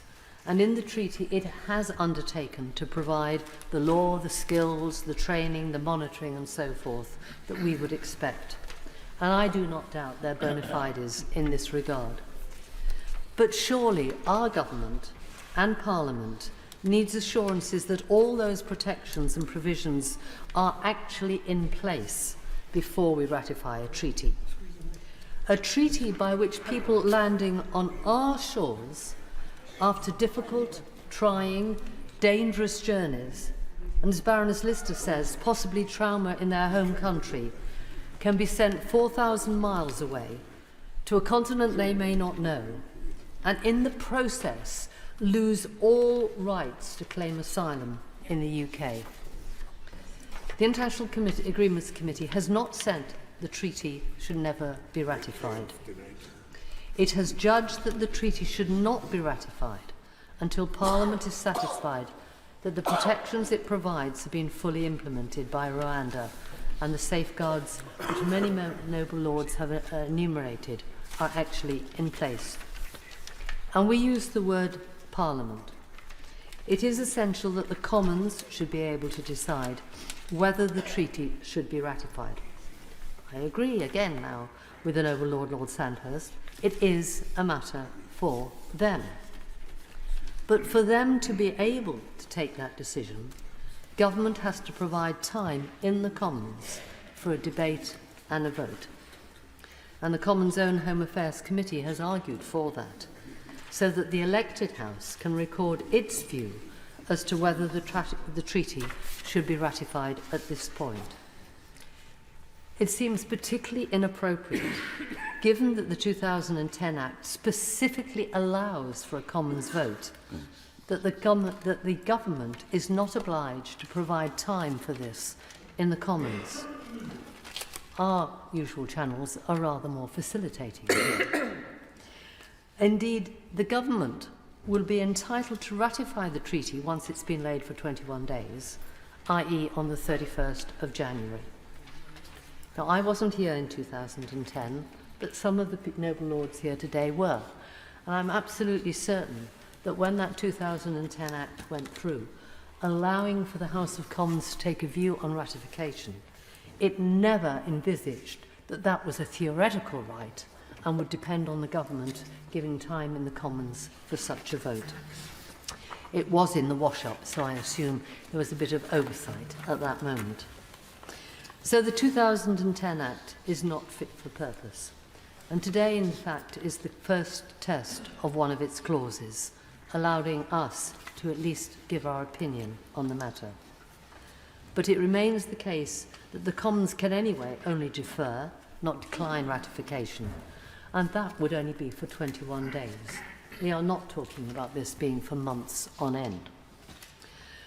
But as we've seen, both with Australia and possibly now also with this one, Given that there's no requirement on the government to make a Commons time available for a debate and vote, it is effectively shutting off the one power given to the Commons in the Act. Today, however, our decision is a simple one. We have been given the right to have this debate today, and we have, through the noble and learned Lord, Lord Goldsmith, got the opportunity to give our view about whether it should be ratified at this stage before we know whether all the procedures are in place. I think that is a judgment for us. I think the judgment is that not now, not today, that the ratification should not take place until we have assurances from the government that what is written on the treaty is actually up there, ready to work and ready to receive whatever number of migrants are sent there. I hope the House will support both of the motions. My Lords, it's a pleasure to follow the noble Baroness Lady Hayter. She spoke with calm authority, derived not least from being former chair of the committee whose report we're considering, and her words should be hearkened to strongly. I wanted to start what I say here, and there's been a long debate, and I'm not going to repeat, I promise, what everyone else has said, by commending the government and the government of Rwanda for going through the process of discussing and reaching a treaty. The problem about that achievement is that it's only the beginning of a process, not the process itself. And indeed, the noble and learned Lord Goldsmith, in his excellent opening of this debate, explained that. He explained the role of the committee and the point of the committee. And if I can use a metaphor, if the treaty does not have safe foundations, then the skyscraper that is built upon it will become catastrophic. And we should not allow that catastrophe to occur if the foundations are not solid. The committee has found that the foundations are not solid. In reality, my lords, are there not 3 steps that have to be fulfilled? First, there has to be a treaty. The treaty is considered by Lord Goldsmith's committee, and if it passes the test of the committee, then it is legitimate for it to become it is legitimate for there to be the parliamentary bill, which goes through its normal steps in both houses.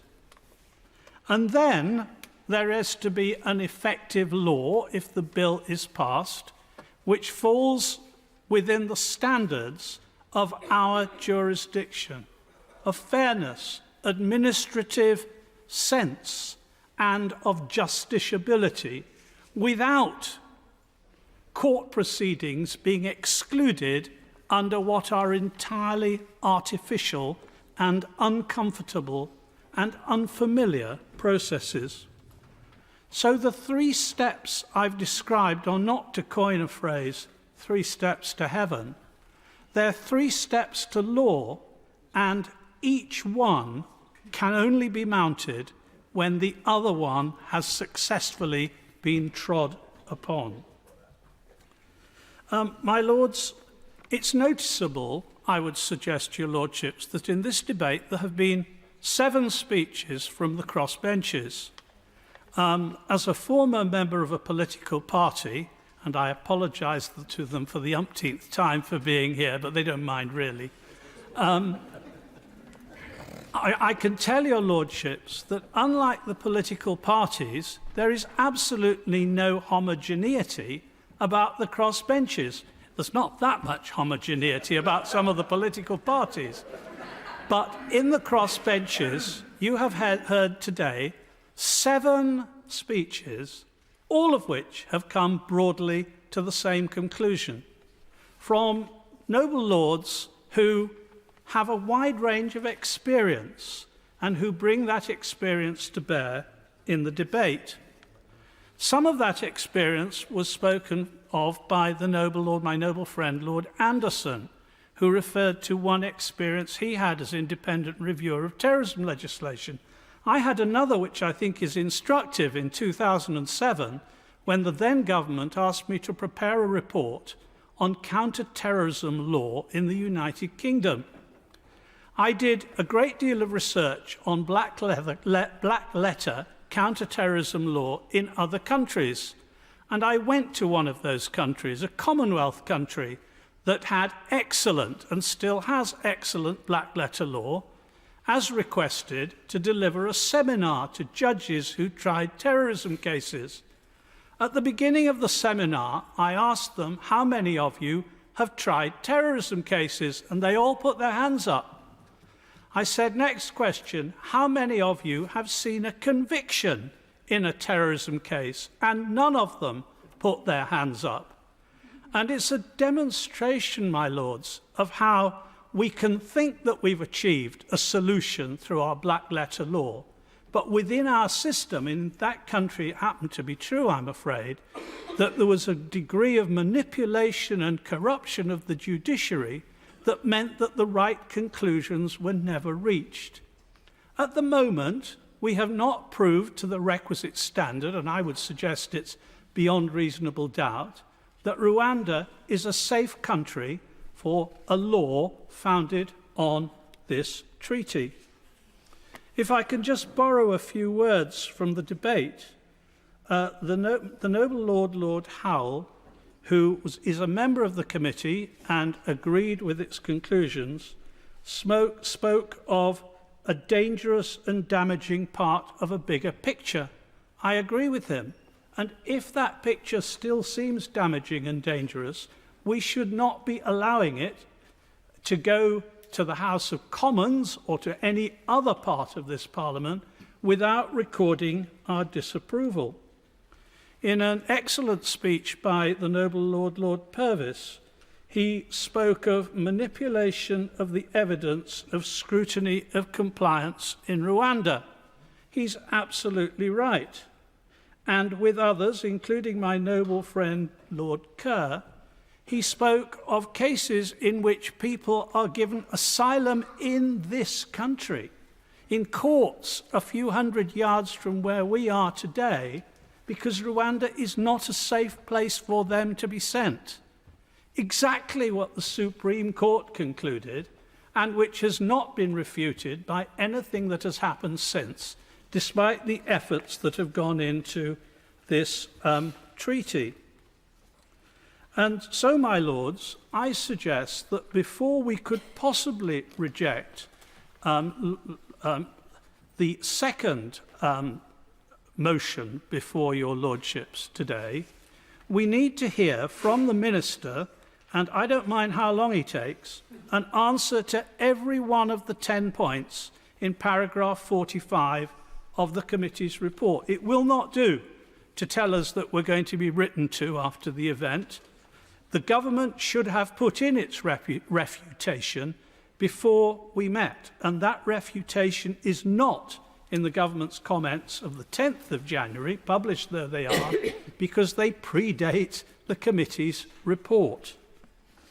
And so, my lords, what I say finally is that I have been offended by criticism, some of it aimed at me and others who spoke out on the Rwanda subject, that we are unelected nobodies who are simply put here to obey the rule of the democratically elected House.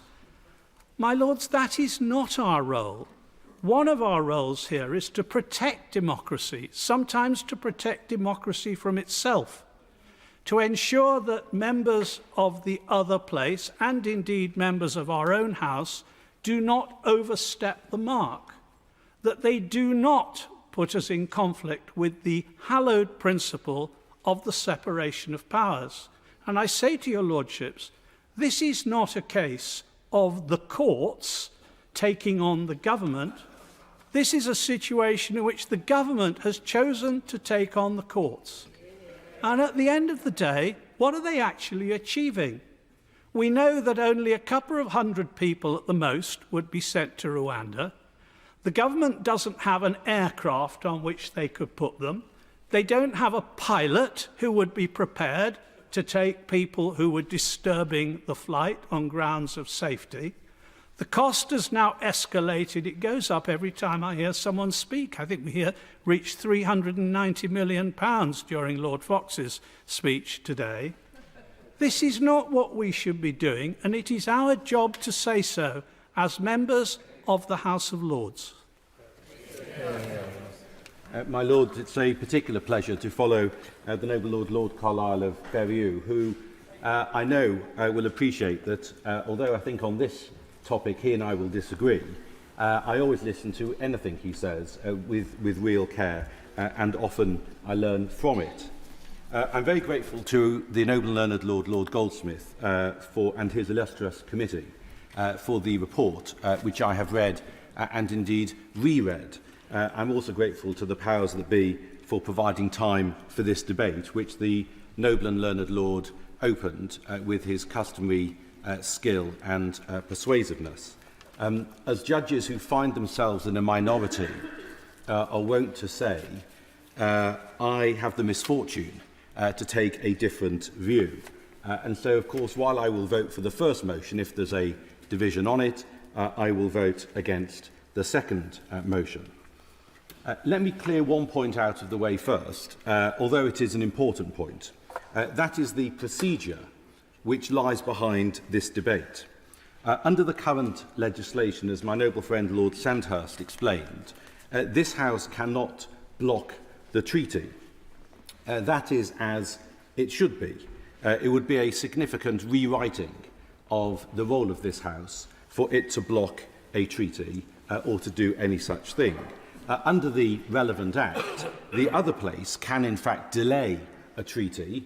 It can delay it again and again and again, but this House has no such power. I do accept that there is a real debate to be had as to the role which Parliament, and especially the other place, should have with regard to the review and ratification of treaties. All of this used to be done under the prerogative, but times have moved on.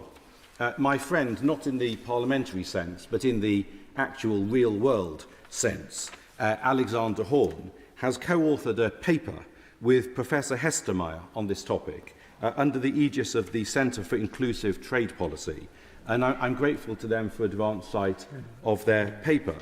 I don't agree with all of the paper's conclusions. Alex will, I hope, forgive me for saying that, but it's a valuable contribution to a very important debate. As my noble friend Lord Howell of Guildford said, our procedures in this context are not replicated in many other countries and may well require review and perhaps updating. But that is not the issue today. The issue today is not our procedures for ratifying and discussing treaties, it is the treaty itself. And as my noble friend Lord Sandhurst noted in his speech, the issue is the treaty and not the bill which we will be debating in second reading next week. Many noble lords don't like the bill. I know that. I look forward to some vigorous and perhaps lengthy debates on the bill. But next week's bill is not today's topic. We are looking at the treaty and not the bill. Although it is interesting that I've not so far, and I think I'm the last speaker from the backbenches, so to speak, I've not so far heard a speech today which says, I like the government's policy in this area, I support that policy, I will vote for the bill next week, but I just don't like this treaty or the way the government has gone about it. For some reason, those opposing the treaty also oppose the policy underlying it and will also no doubt oppose the bill next week. Now, there is nothing, I would suggest, objectionable about the treaty. There is nothing objectionable about what it does or what it says. It improves the protections as compared to the previous memorandum, not least by providing that persons can be removed from Rwanda to the UK and only to the UK, thus directly addressing the risk of refoulement, which lay at the heart of the Supreme Court's judgment. The thrust of the argument of those in support of the second motion is we can't be sure that the Rwandan government will actually do what it says it will do. That's not the view I take, but it's a position which, of course, I understand. In which case, I would respectfully say, put some measures into the bill to make sure that the Rwandan government lives up to its obligations, or, if you can't be satisfied by way of such amendments, vote against the bill. To pick up Lord Carlisle's metaphor, if you don't like the foundations, don't build the skyscraper. But let's have the argument about the skyscraper and not about the foundations. Now, before I sit down, let me respond to an important point which was made by the noble Lord Purvis of Tweed, which deserves a proper response.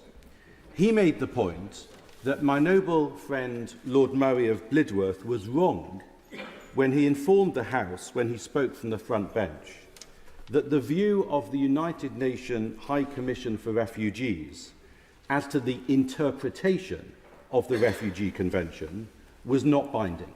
That was the point the noble Lord made this afternoon. He's made it before as well. His contention was that it is binding, and he said also the Supreme Court has said that it's binding. And he quoted from the decision of the Supreme Court. Now let me reply to it. The statement he referred to in the decision of the Supreme Court was that the UNHCR is entrusted with, and I quote, the supervision of the interpretation and application of the Refugee Convention. The Supreme Court did say that, but that shows, I would suggest, that the UNHCR is not mandated itself with the binding interpretation, with giving a binding interpretation of the Convention. It doesn't have that right. Its role is to supervise the interpretation of the Convention by the signatory states. And indeed, the Supreme Court goes on to make that point in the rest of the paragraph from which he quoted. It's paragraph 64 of the judgment. Can I just make this point, then I'll give way. The Supreme Court goes on to say, citing its own decision in the case of Al-Siri in 2013, that the UNHCR's guidance, and note that word, guidance, as to the interpretation of the Convention, quotes, should be accorded considerable weight. And so it should. But when judges say that something should be accorded considerable weight, they are necessarily saying that it's not binding. The UNHCR does not hold the pen on the interpretation of the Convention. That was the point which Lord Murray of Blidworth made, and indeed it's a point which I've made on previous occasions. I'm very happy to give way to the noble Lord. I'm grateful, because I know this has been unusual in this debate for interventions, but I'm grateful since the noble Lord has mentioned it. I quoted Lord Murray word for word for Hansard when he said that the UNHCR was a UN body, semicolon, it is not the body to interpret the Convention. The Supreme Court disagreed, and disagreed very clearly. I didn't insert the word binding. Hansard will show that. I quoted like for like, and I think that the Supreme Court's position was perfectly clear that Lord Murray was wrong. Well, the Supreme Court went out of its way to say, I'm afraid, and I know this is a legalistic point, but that's the thing about the Supreme Court. They tend to make them. The legalistic point is this. The Supreme Court was saying that the UNHCR is not interpreting the Convention. It is supervising the interpretation of the Convention by the signatory states. Now, that may seem a subtle distinction. It's a critical distinction because it remains the right of the states themselves to interpret the Convention. At least we managed to have one intervention in the course of this debate this afternoon. I think what that exchange has showed is that we can all look forward to some interesting and vigorous debates next week and thereafter. But that is not today's business. I would invite the House not to take a sideswipe at the policy or in advance at the bill by way of the second motion on the order paper. Of course we should support the first motion, but I would urge the House to vote against the second motion. My Lords, I am grateful for the indulgence of the House for allowing me a few minutes in the gap to speak before the leaders of the parties speak themselves. I was very lucky and grateful to be a member of the International Agreements Committee, and I was very pleased to be so under the chairmanship of the noble and learned Lord Goldsmith. I just wanted to make a couple of very quick points. I mean, I think it's important to understand that Rwanda is a country with a tragic past, but it is trying its best to overcome that. It has made significant progress in that respect. It is a member of the Commonwealth, it is committed to free and fair elections, and it is committed to the rule of law. However, it is a very poor country, and it lacks the capacity to fulfill those expectations which are made upon it, those demands which are made upon it by this treaty. It simply cannot do so in the immediate, or indeed probably in the midterm time. It just does not have the capacity or the money. It has the will, it has the willingness to do it, and with the support of this country and perhaps others, it may perhaps sooner or later get it done. But right now, it just simply does not have that capacity. And we have to think about that, because we too do not have the capacity to properly deal with our immigration either. There are significant shortages of judges, and the courts are feeling that all the time. And the waiting lists for dealing with these cases is growing by the day. The appeals process is well over 2,000 people waiting to have their appeals heard. We lack the capacity. And for us to be thinking that we can impose this kind of behaviour on a developing country like Rwanda is asking a great deal. I won't detain you any longer. I'm only allowed 2 minutes, and so I will sit down and give way to another member of my committee. My Lords, it's a great pleasure to speak in this debate where we've heard so many excellent, informed and expert views on this issue. As a member of the committee, as Baroness Kingsmill pointed out, I'll try to focus back on to this report and the two motions facing your Lordships. But, my Lords, as the noble and learned Lord Goldsmith and his predecessor as chair, the noble Baroness Hayter, set out, if we needed a demonstration of the shortcomings of the CRAG process, then this indeed, albeit the first time it's ever reached your Lordship's house, demonstrates those shortcomings. And as a member of the committee, I realised how little time CRAG gave us to scrutinise something as important as this treaty. But nevertheless, my Lords, thanks to our colleagues, to the committee and the tireless work of the clerks, advisers and the administrative team, we did produce this report, a report that, along with all the other members of the committee, I wholeheartedly support. My Lords, there is one element that came up, and I think it was the noble Lord Sandhurst, and I may have inferred something that he didn't mean, but there seemed to be an inference that because we did not comment on something, we agreed with it. A sense of silence is assent. So I would like to undertake that as a committee, we adopted a very specific focus. We did not seek to determine the morality of the Rwanda deportation concept. We did not analyse the applicability and cost-effectiveness of the scheme. We did not examine whether the central deterrence theory has any validity. And we did not probe how, in conjunction with the bill, and I look at the noble Lord Wolfson when I say that, in conjunction with the bill, it affects the Constitution and our international reputation. My Lords, as you will have gleaned from the excellent speeches from my noble friends, we on these benches believe that the Rwandan scheme is a politically partisan, immoral proposal that is neither cost-effective nor achievable. We think the deterrence theory is unproven and, in any case, too high a price for breaking the Constitution and dragging our international reputation through the mud. But no, this report did not look in those directions. The committee took a simple approach in examining the journey from the Memorandum of Understanding to the treaty via the Supreme Court judgment. It tested the claims made by the government for the treaty. And as the only parliamentary committee doing this scrutiny, I'm delighted that the noble and learned Lord Goldsmith has laid this Section 20 motion. This is our only power under CRAG, and I'm pleased that we're seeking to apply it. So, my lords, in mid-November, the Supreme Court found the Rwanda policy, as expressed through the MOU, was unlawful.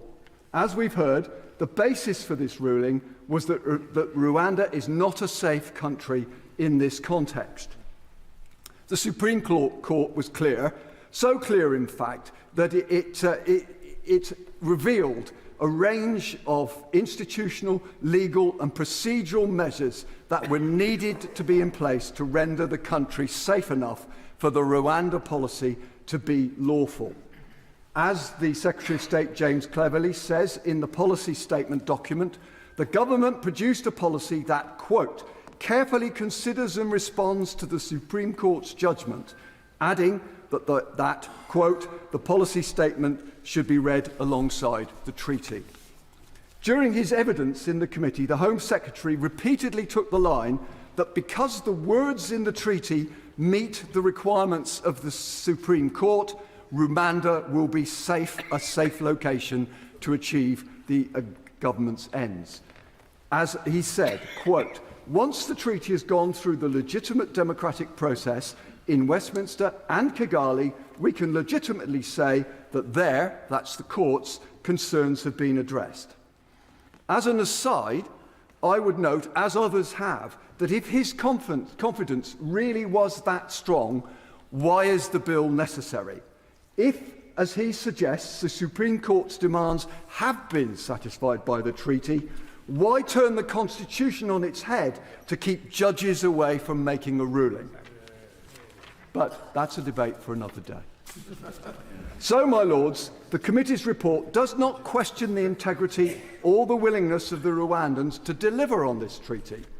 What it does do, however, is review in detail what actually needs to be done in Rwanda, on the ground, not just on paper, but actually existing and operating. My lords, we can see from the evidence presented to the committee that there is much that needs to be achieved to meet the terms of the treaty. Much to be achieved, therefore, to meet the Supreme Court's criteria for legally safe process. Whilst giving evidence to the committee, Secretary of State Cleverly was unable to put a time frame on the achievement of these activities. He did not furnish a copy of the law that must be passed in Kigali. He was, my lords, generally very light on detail. But he asserted that it could all happen quite quickly. In section 45 of this report, the committee has set out 10 paramount legal practical steps that have to be implemented in order to properly meet the terms of this treaty. As your lordships will have seen, this involves passing laws, setting up new processes, and appointing and recruiting a wide range of people, as well as training them. None of this, my lords, is trivial or indeed routine. Given the importance to the legality of the scheme of these 10 measures, James Cleverly was asked to confirm that the government will not ratify this treaty until it is satisfied that the agreement has been fully implemented. Having heard what he had said moments before, his answer was, my lords, quite curious and a little bit surprising. And my lords, I make no apology for repeating the Secretary of State's quote, because I do think it perhaps demonstrates a little lucidity for a moment. James Cleverly said, quote, we have a process that we are running through. They, that's the Rwandans, have a process that they are running through. The point is that we will not operationalise this scheme until we are confident that the measures underpinning the treaty have been put in place. Otherwise, the treaty is not credible. I repeat for emphasis, we will not operationalise this scheme until we are confident that the measures underpinning the treaty have been put in place. Quite clearly, he has some doubts. But never mind, I would suggest there is very little difference in waiting for the conditions to be operationalised and meeting the conditions of this motion. Both require evidence that the treaty's requirements are in place and operational on the ground. The difference, my lords, is that this motion expects Parliament to be involved in that process. And we, as Lords, should always protect Parliament's role in making decisions such as this. In the Secretaries of State's confidence is demonstrated, then in fact it won't take very long. He said it might not take very long. Well, if that's the case, we don't have to wait long for this process to be operationalised. I have to say, my lords, that as many of your lordships have set out, there is a strong belief that the Home Secretary may possibly have understated the scale of the challenge and rather underestimated the time it might take for all these things to happen. None of the evidence we received suggested that the 10 criteria set out in the report can be realised with any degree of speed. Leaving aside, my lords, the moral, financial and constitutional issues surrounding this treaty and its accompanying bill, and focusing on the necessarily narrow grounds adopted by our committee, there is more than enough reason to delay the ratification of the treaty until the conditions for its lawful operation are actually in place. We support the noble and learned Law's motions, and we will take that support through the lobby if he chooses, as I hope he does, to move this motion. My lords, here we go again on Rwanda, a treaty today and the bill next week, both inextricably intertwined with each other, as the treaty is how Rwanda is designated safe. And can I start by thanking my noble friend Lord Goldsmith and his committee for a truly outstanding report which has enabled us to have the discussion and debate that we've had today. And should my noble friend press both of his motions to the vote, we will be supporting him in the lobbies. And my lords, can I say as well, just picking up Lord Carlisle's point, which I think is an important point, I think my noble friend Baroness Chakrabarti made it as well. What we've seen today is not a House of Lords seeking to block, to act in an anti-democratic way, to actually do anything other than to do its job, which is to say to the government where we believe that you should think again, where we believe that you may actually reflect on what you are doing. And that, as a revising chamber, as an advisory chamber, is absolutely what we should be doing. And nobody, at least the Prime Minister, should hold press conferences lecturing us about what our role is when all we seek to do is to improve it and to act in our proper constitutional role. And the Prime Minister should remember that and be reminded of it.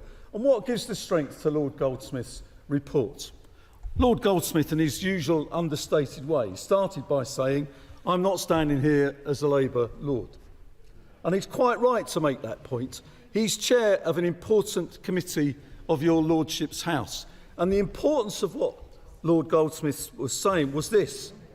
He was saying that he was standing there as the chair of the committee, and that committee had all party support for the report that it had brought before them. Not a Conservative report, a Labour report, a crossbench report, a Liberal Democrat report, but a report of your Lordship's House which believed that it set out what it was important for the government to do. And I think that's where what gives it its strength, what gives it its power.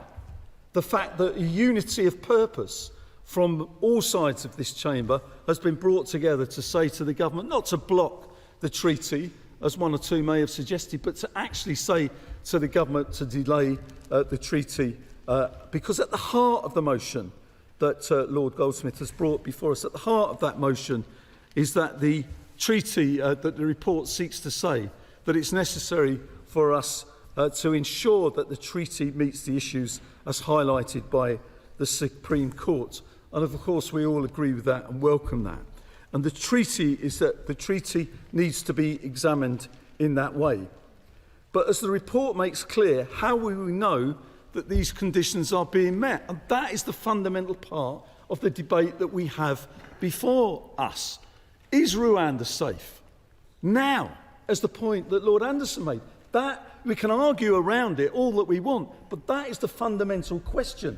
Do we have a country which is safe, with which we are establishing this treaty. And the report says we can't be sure. We don't know. And why don't we know? Because the government hasn't provided the committee, or indeed this House, with the evidence to ensure that we can come to a judgment as to whether that is right or not. Lord Fox, in his excellent remarks, put before us question point 45, or section 45 of the report, which lists the 10 steps. Lord Carlyle again mentioned it, others mentioned it, Lord Kerr mentioned it, and others, where they said, and your Lordship should answer this. We're being asked to say Rwanda is safe, and this is what the treaty says we need to know. A new asylum law is needed in Rwanda. Has anybody seen it? Anybody any idea what this new asylum law is? And yet the treaty is dependent upon it. A system for ensuring that non-refoulement takes place. Can the Minister explain what that is? A process for submitting individual complaints to the monitoring committee. No idea. The committee has no idea. It's asking for it. The recruitment of a monitoring committee support team. Not done yet.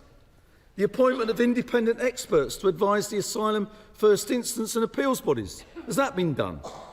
The appointment of international judges. Don't know how many for a start, let alone we haven't recruited them. We don't know how many we want or is needed. Training for international judges in Rwandan law and practice.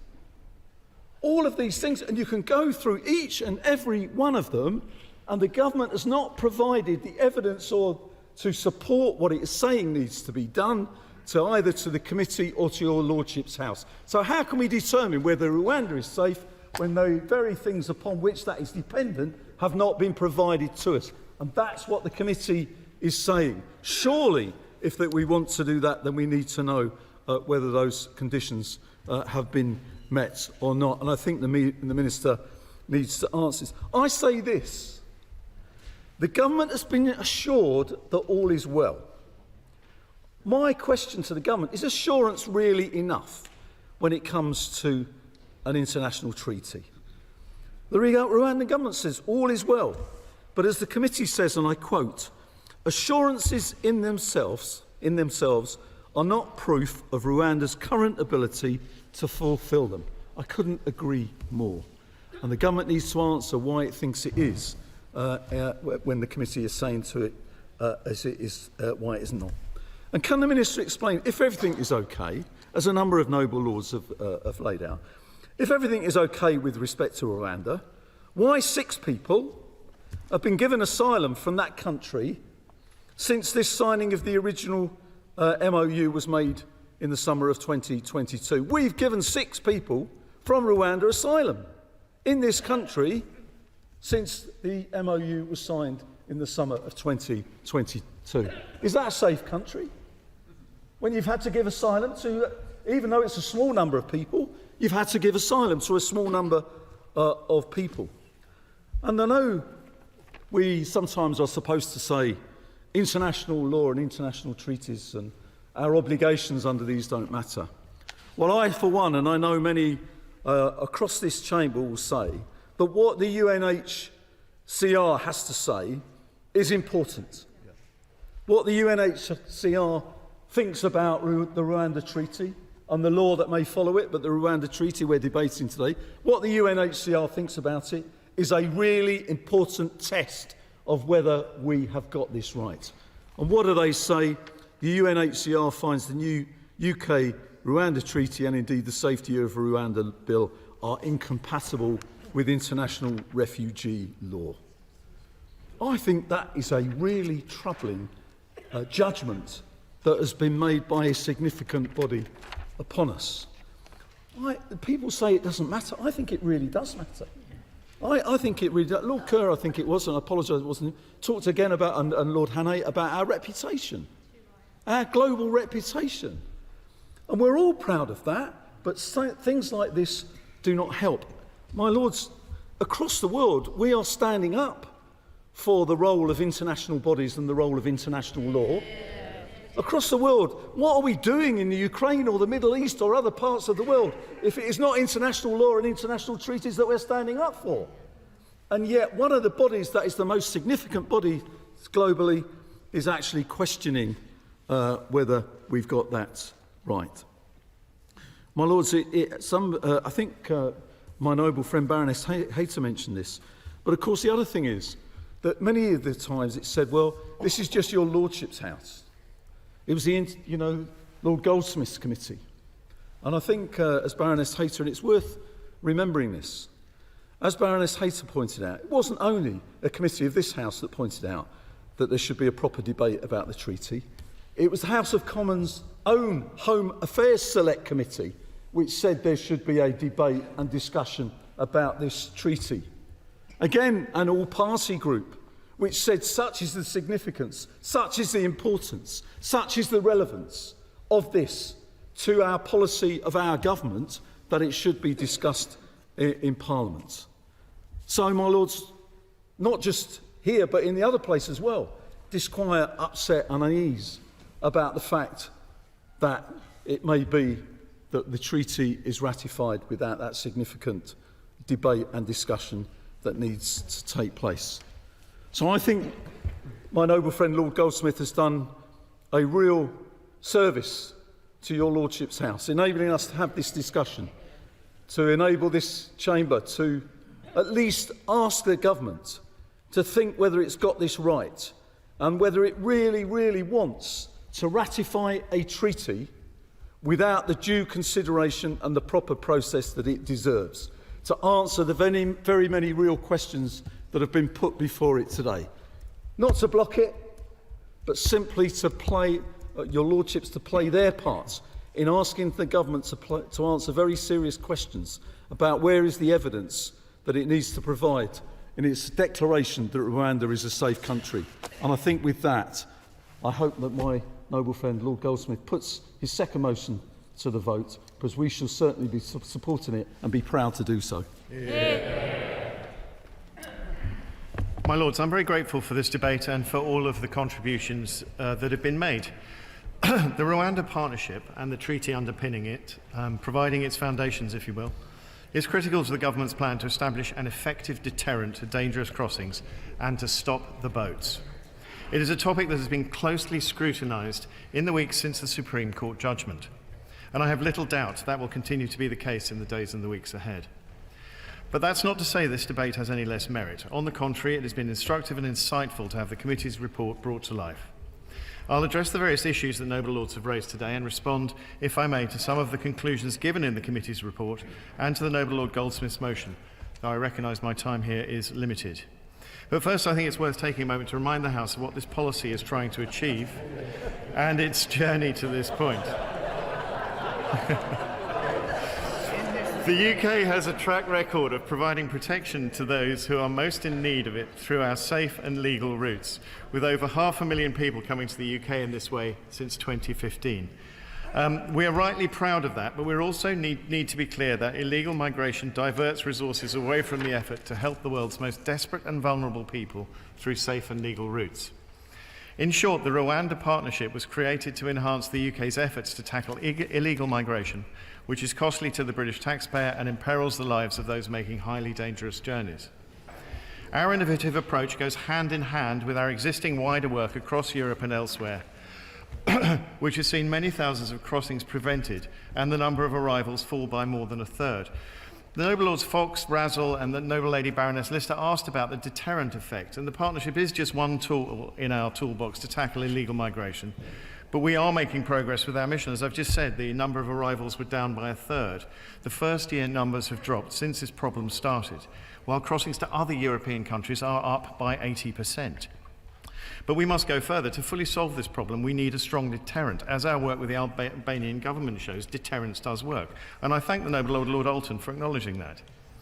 Only by removing the prospect that illegal migrants can settle in the UK can we control our borders and save lives at sea. By sending the clear message that if you try to come here illegally and have no right to stay here, you will be returned home or removed to a third safe country. This will break the business model of the trafficking and smuggling gangs by removing the ability to sell entry into the UK. And of course, the deterrent effect of the MEDP will be fully realised once it becomes operational. My Lords, We're also taking action to crack down on the criminal gangs, the mafia-like criminal gangs, as Lord Alton described them, which prey on those seeking to cross the Channel, and that work continues particularly in collaboration with the French. But it is also a comprehensive strategy. We have to build on the progress we've made, which is where the Rwanda Partnership comes in. Noble Lords are well aware of the journey this policy has taken through the courts. We know the underlying principle of the policy, which is to relocate eligible individuals from the UK to a safe third country to have their asylum claims determined there, to be lawful and compliant with the Refugee Convention. The Supreme Court did not disturb the lower court's findings on that point. The IAC's inquiry focused on how the agreement we now have protects those relocated to Rwanda and whether it deals with the concerns raised by the Supreme Court. It's not right to say that we've made these changes notwithstanding the Supreme Court. We respect the court and the rule of law. It is because of the Supreme Court's judgment that we have made these changes. Having only considered evidence submitted up to the summer of 2022, the Supreme Court recognised changes that could be made to address its findings to improve the Rwandan asylum system and strengthen assurances. Significant and successful work has taken place with Rwanda since the time of that evidence to do just that. The treaty does not override the court's judgment. Rather, it responds to it. And these are not alternative facts, as alleged by the Noble Lord, Lord Purvis. It is perfectly constitutionally appropriate for Parliament to consider the protections we have secured and conclude that Rwanda will be safe for the purposes of asylum. My Lords, through the treaty and associated work highlighted in the policy statement, we have addressed every point of the Supreme Court judgment. To highlight just some of the provisions of the treaty, there is a full package of support available for all of those relocated, regardless of their eventual status. Everyone relocated will be accommodated and supported for 5 years, as long as they remain, so that they can study, undertake training and work. They will also have access to free healthcare for this time. Steps are being taken to further strengthen Rwanda's asylum system, and a new appeals body is being introduced. New legislation is being developed in Rwanda to reflect the necessary changes and to strengthen the asylum system to fulfill their obligations and ensure all those relocated are protected. The appeal body will be co-chaired by one Rwandan and one other Commonwealth judge, who will select a panel of judges from a mix of nationalities to hear these appeals against refusals of asylum or humanitarian protection claims. For at least the first 12 months, the appeal body shall receive and take into account advice from an independent asylum and humanitarian protection law experts before determining the appeal, and this expert opinion will be published. The establishing of the new appeals process ensures the final determination of an asylum claim will be objective and independent, and this level of transparency makes clear our and Rwanda's commitment to getting this right. Crucially, there is absolutely no risk of refoulement for anyone relocated, regardless of status or circumstance. Because the treaty is clear that under no circumstances will refoulement take place.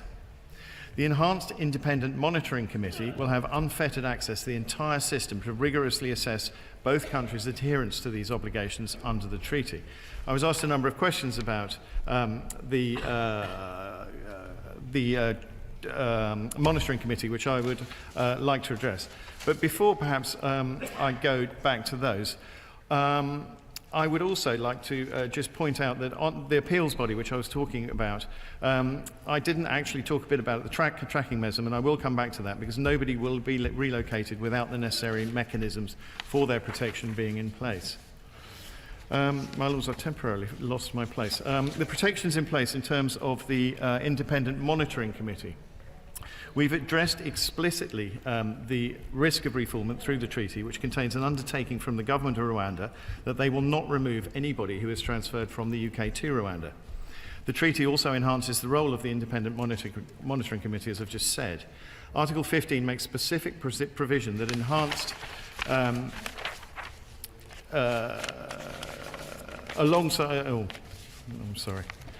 Enhanced monitoring will take place for a minimum of 3 months from the date the individual is notified they are being relocated. The monitoring committee will ensure obligations under the treaty are adhered to in practice and will be able to take steps to prevent errors at an early stage through real-time monitoring. The monitoring committee will provide real-time comprehensive monitoring with an initial period of enhanced monitoring of the end-to-end relocation and claims process to ensure compliance with treaty obligations. The Monitoring Committee will have the power to set its own priority areas for monitoring. It will have unfettered access for the purposes of completing assessment reports. It can monitor the entire relocation process from the beginning, including initial screening to relocation and settlement in Rwanda. It will be responsible for developing a system to enable relocated individuals and legal representatives to lodge confidential complaints directly to the committee. And it will undertake real-time monitoring of the partnership for at least the first 3 months, but this can be extended. And then the Monitoring Committee will report on its findings to the Joint Committee, and following notification to the Joint Committee, it may publish reports as it sees fit. My Lords, these are very significant protections, and they've been agreed in an internationally legally binding treaty which the UK and Rwanda will abide by. To question its effect...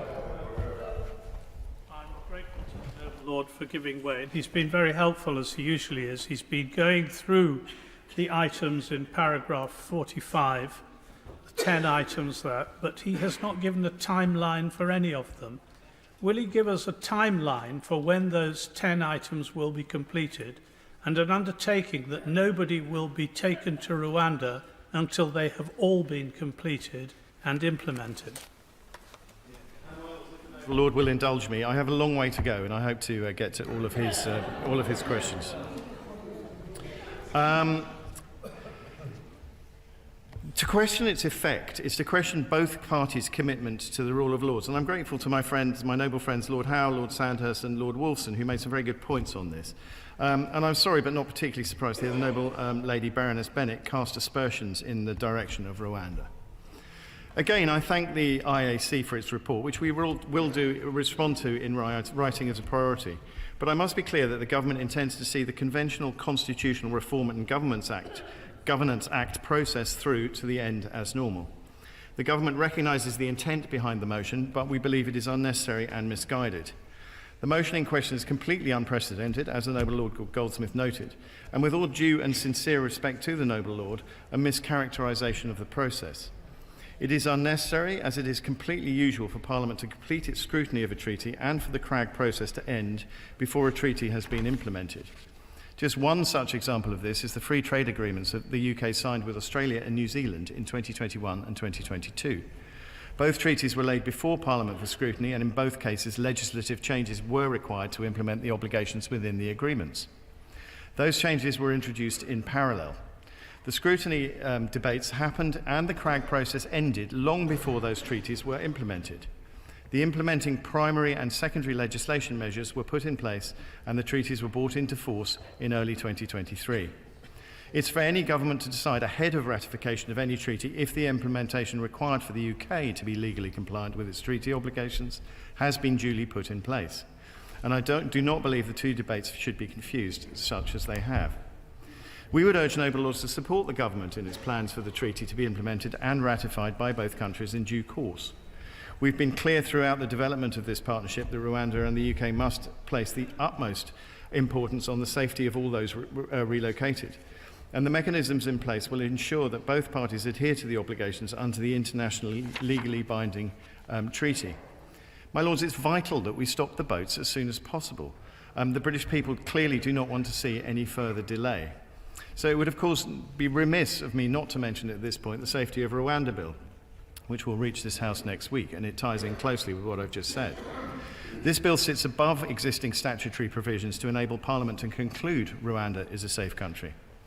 The supporting evidence pack, which was released on the 11th of January, and supporting policy statement, first given on the 12th of December, goes into great detail concerning the information that gives us the confidence to say Rwanda is safe. I look forward to noble lord's support for the bill in second reading next week. It is true that Parliament is being invited to conclude that Rwanda is safe based on this treaty and other matters, but that is not what is being debated today. We are debating whether there is anything in this treaty that means it should not be ratified, as my noble friend Lord Wolfson noted. The IAC has made some points about the treaty, but fundamentally it has not identified anything objectionable in the treaty itself. The debate on whether Parliament considers Rwanda is safe is a debate that should and will happen in depth in the coming weeks as part of scrutiny of the bill.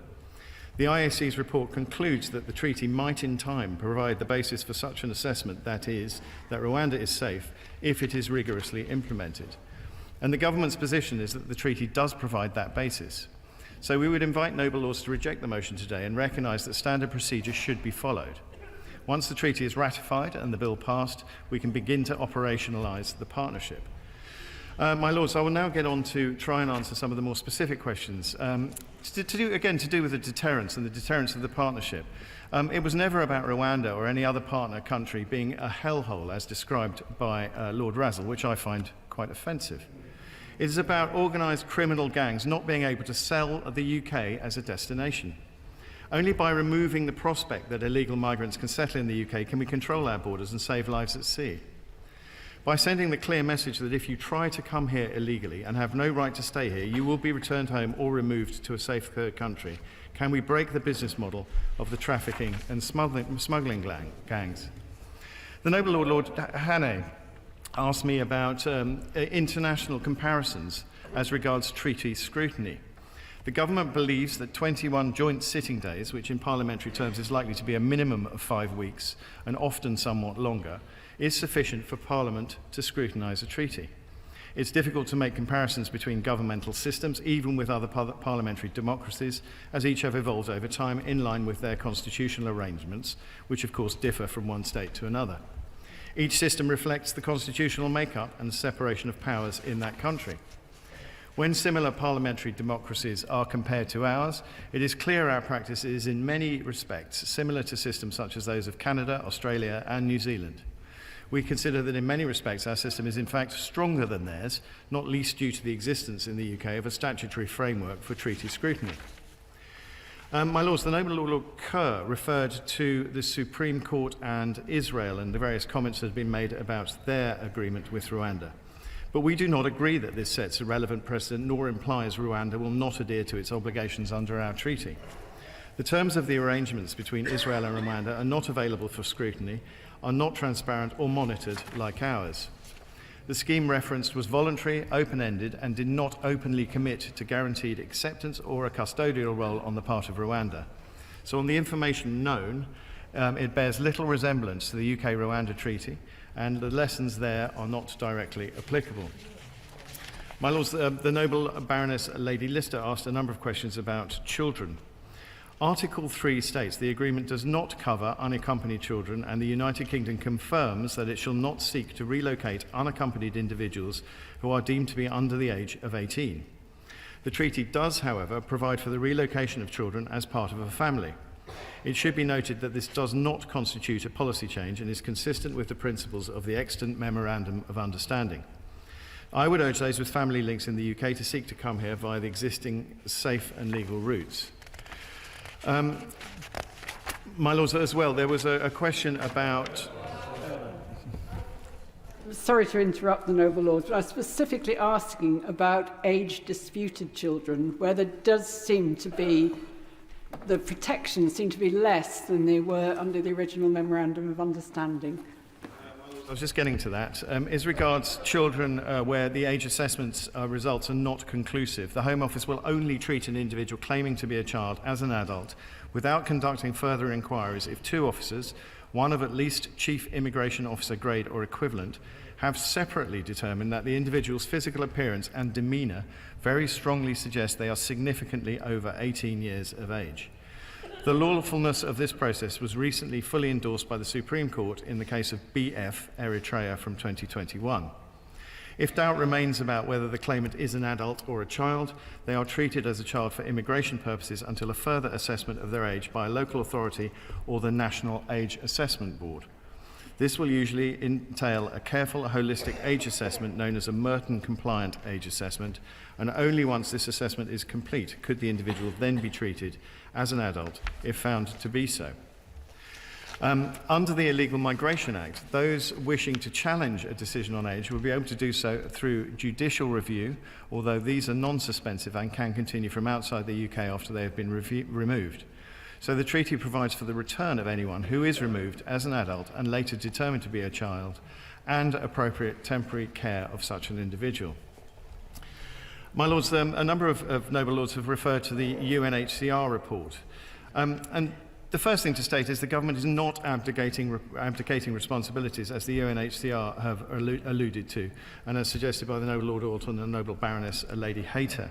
This is a partnership with Rwanda, helping to make the immigration system fairer and ensuring that people are safe and enjoy new opportunities to flourish. As this government has been clear, tackling the issue of illegal migration requires bold and innovative solutions, and our partnership with Rwanda does offer that. Rwanda is a safe country that cares deeply about refugees, and it currently hosts over 130,000 asylum seekers. Indeed, the UNHCR has signed an agreement with the government of Rwanda and the African Union to continue the operations of the Emergency Transit Mechanism Centre in Rwanda. By temporarily accommodating some of the most vulnerable refugee populations who have faced trauma, detentions and violence, Rwanda has showcased its willingness and ability to work collaboratively to provide solutions to refugee situations and crisis. And this agreement has also attracted EU funding, which will support the continued operation of the ETM until 2026. My Lords, the Home Office has granted refugee status to nationals from Rwanda, as noted by the Noble Lord Coker, Lord Kerr, Lord Hannay, Baroness Lister. How then can we say Rwanda is safe? But people from many different nationalities apply for asylum in the UK, and that includes nationals, or they include nationals, from some of our closest European neighbours and other safe countries around the world. Each case is considered on its individual merits by caseworkers who receive extensive training. All available evidence is carefully and sensitively considered in light of published country information.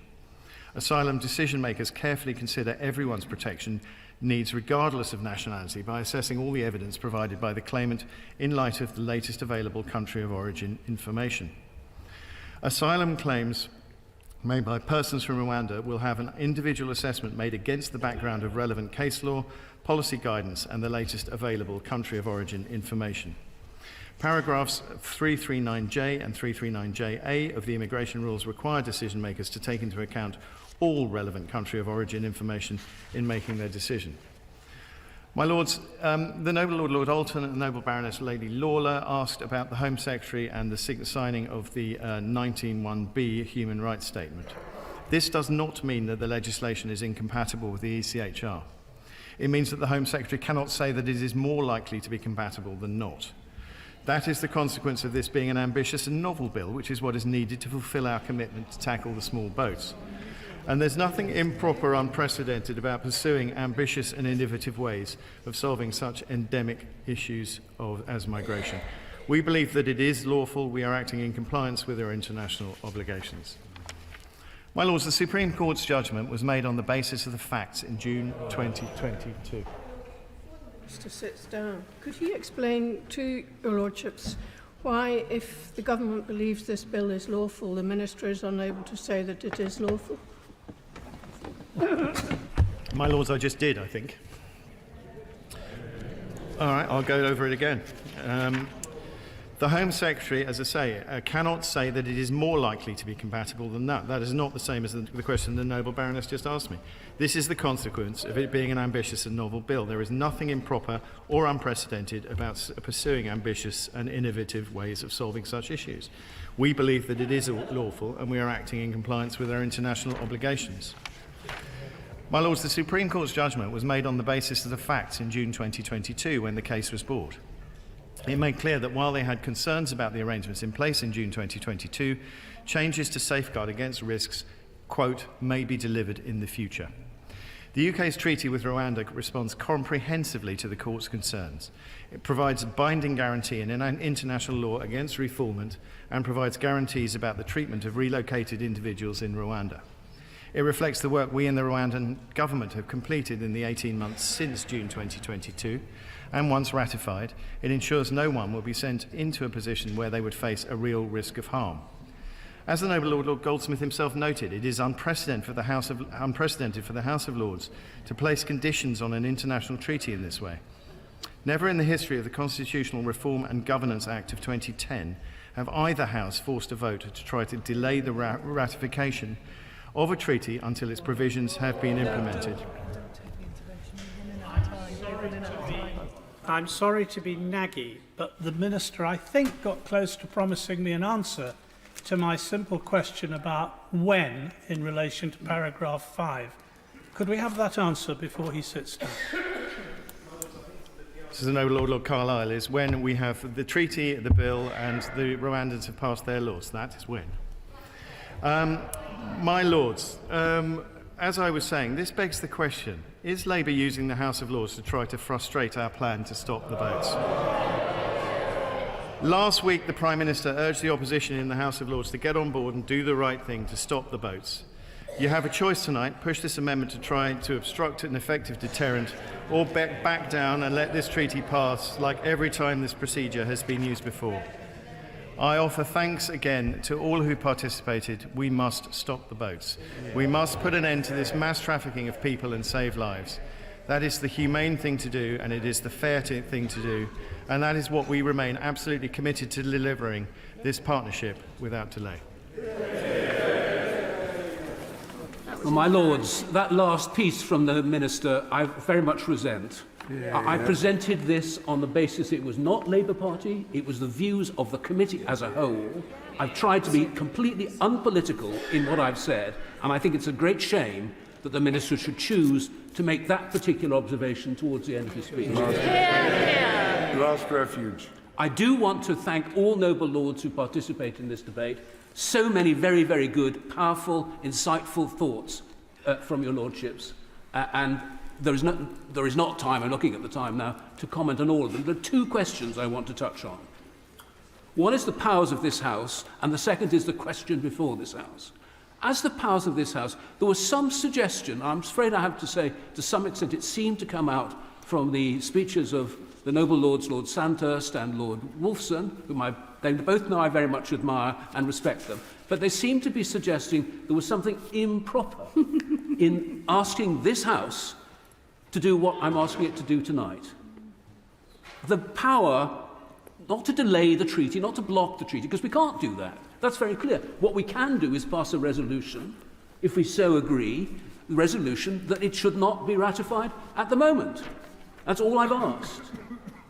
And I will ask for a vote on that later. That's not the moment for that.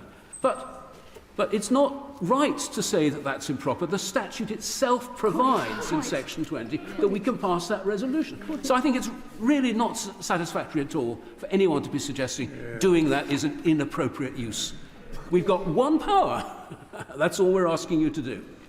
My Lords, on the question, I do want to come back to this because it's important, and I dealt with it in my opening remarks. One finds out the question that we were dealing with by looking at the forward of the Home Secretary to the policy paper he put forward. And I just repeat, this work will enable Parliament, that the work is the treaty and the associated things, to conclude that the Supreme Court judgment has been addressed and that Rwanda is safe for relocations under the Migration and Economic Development Partnership. I say to my noble friend, the noble Lord, Lord Howell of Guildford, whom, again, I know he knows I very much respect and I very much appreciate the work he's done on the committee. That's what safety means. It's safety for relocations under that partnership, and that's what it means, and that's what we were looking at, and that's where we were unable to reach a conclusion. But the noble Lord, Lord Fox, my noble friend, Lord Coker, were right. The question is whether or not whether there's a willingness to do this, not whether the policy is right, but whether or not the procedures, the instruments are in place at the moment to achieve that result. And I just want to make one slight amendment to that, and that is that the procedures to make this possible, these are the paragraph 45, the 10 points, these are not things we thought up. This is what the government says is going to happen. All we're saying is those things ought to be in place before the final statement is made by Parliament that this is safe. Because once it's done, and once the government ratifies, that's the end. And that is why it's important in my submission to follow what the committee decided unanimously, that the treaty should not be ratified until those things are in place. Just let me give one example. Emphasis was rightly placed on the principle of non-refoulement, and the noble Lord the Minister referred to that. But he will recall, and the House will recall, that one of the ways that is supposed to be protected, and it's set out in the treaty, is an agreement is to be reached between Rwanda and this country as to what the procedures are to effect that. It's not in place. As I said in my opening speech, we don't know when it will be in place, though we asked about it.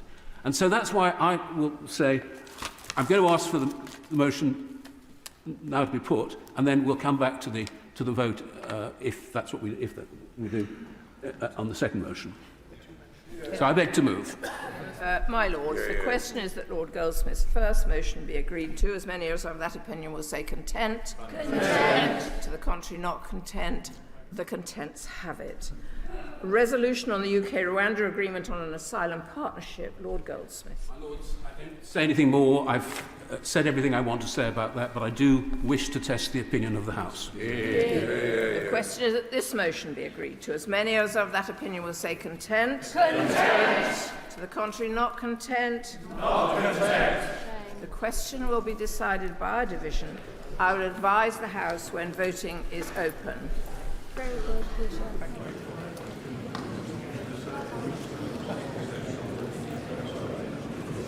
Voting is now open. Clear the bar.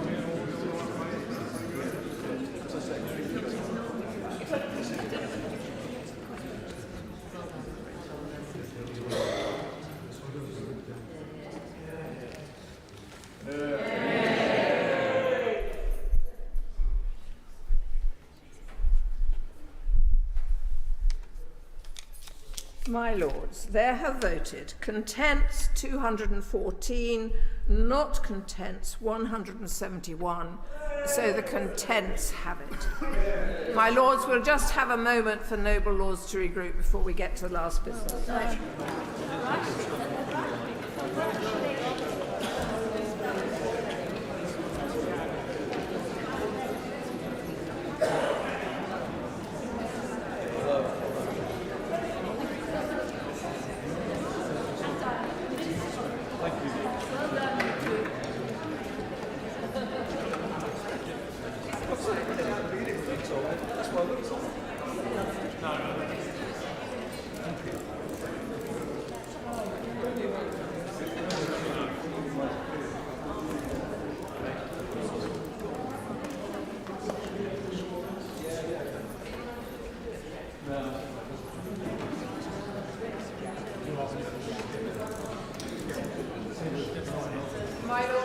I think we are going to move to last business now, which is repeat of the answer to an urgent question asked in the House of Commons today on funded childcare for 2-year-olds in working families. Baroness Barron.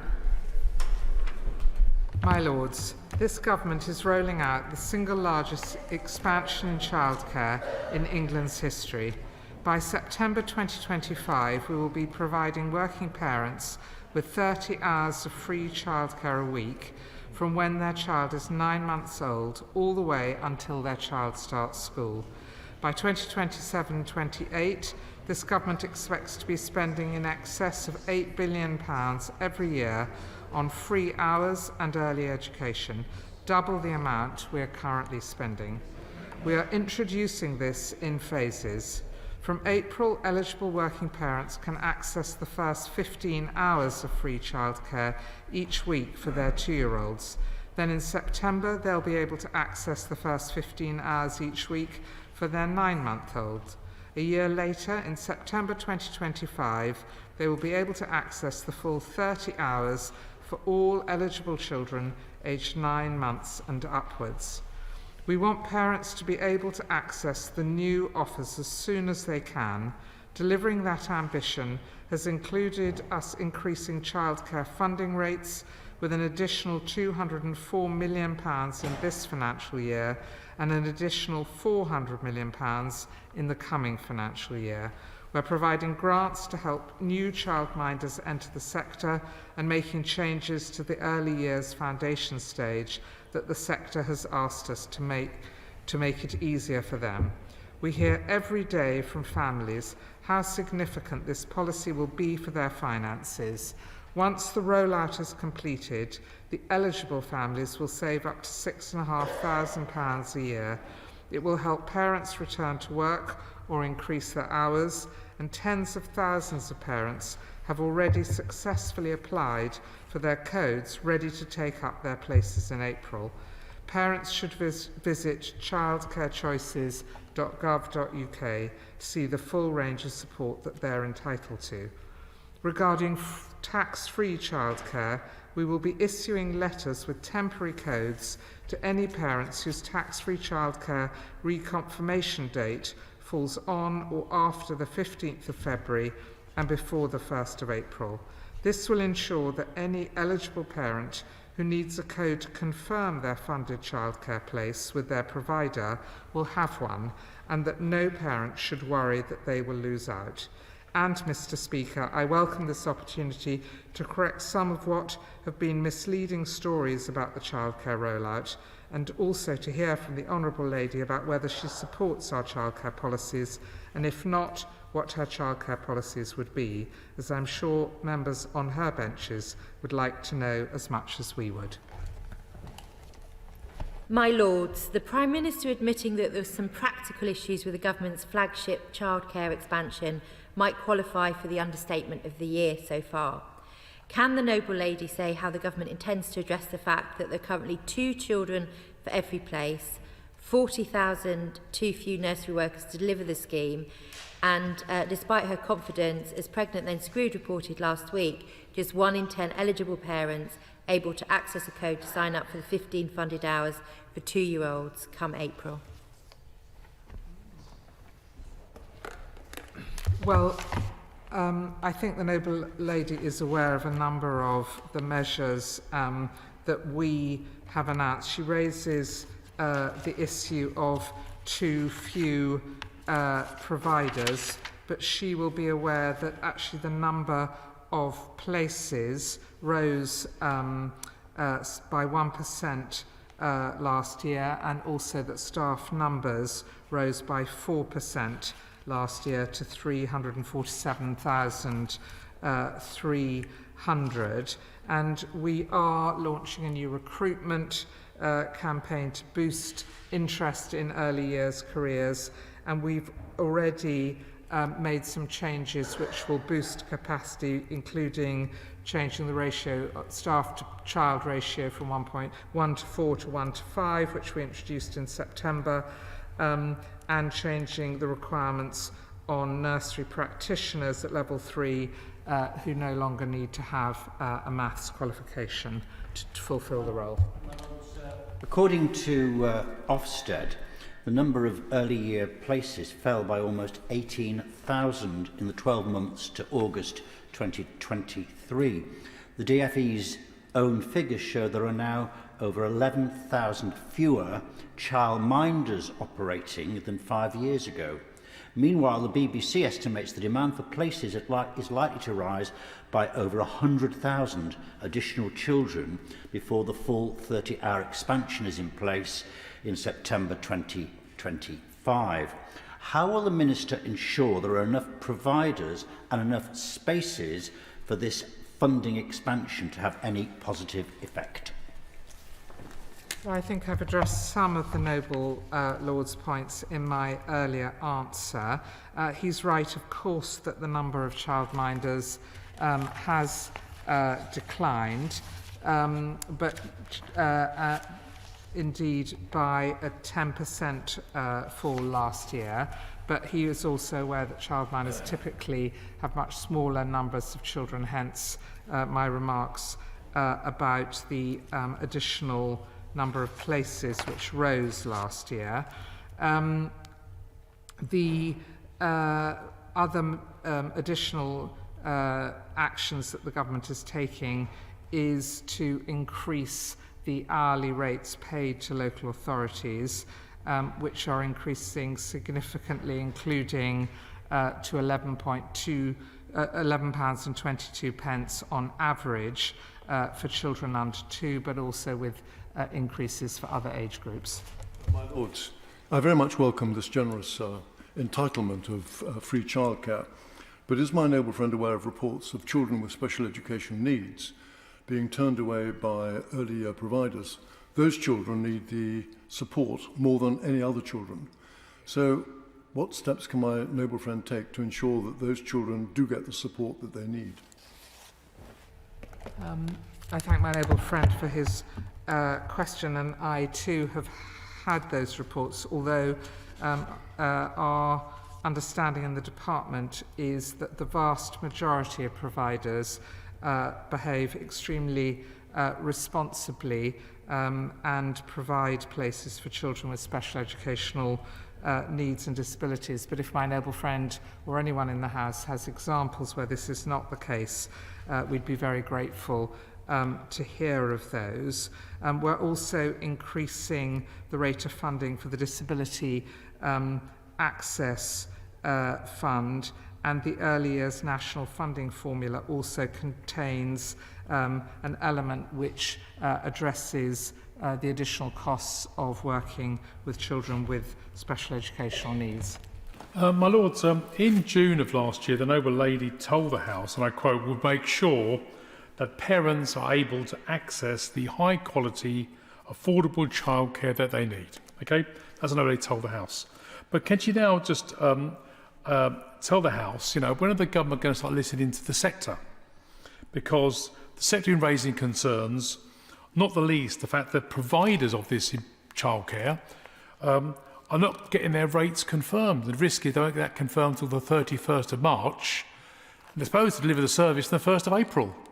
I think that I think is a bit of a challenge, and I'd love to hear how we're going to address that.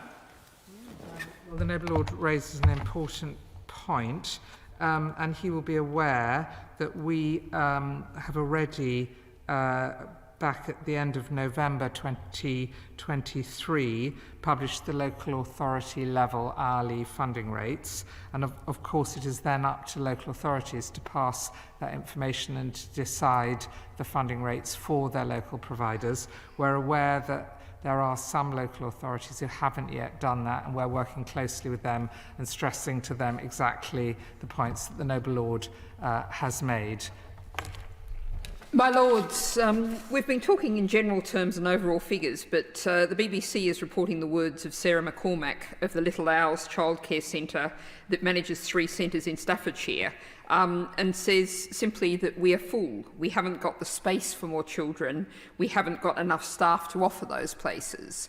And that seems to reflect what the Chief Executive of the Early Years Alliance told The Independent, that very many parents are turning up and being turned away and told there's a 12 to 18-month wait at least.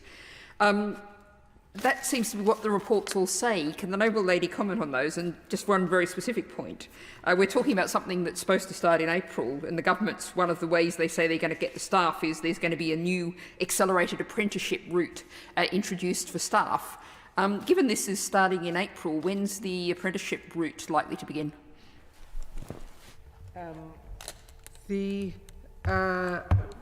I hear the noble lady's concerns about space and staff, although I would point out that the growth in demand for places, we believe, will be at its greatest towards the introduction in September 2025. So actually there is quite a lot of time for us to be working with the sector and building capacity. I absolutely can reassure the noble lady that colleagues in the department and my honourable friend, the Minister for Children and Families, work very closely with the sector and listen carefully to their demands. Does the Minister accept the comments made by the Chief Executive of the Early Year Alliance that represents 14,000 nurseries, childminders and preschool provision, that it would be financial suicide for providers to offer places without knowing the funding level they will receive? He said, you cannot run a nursery if you know what your costs are, but you have no idea what your revenue is likely to be.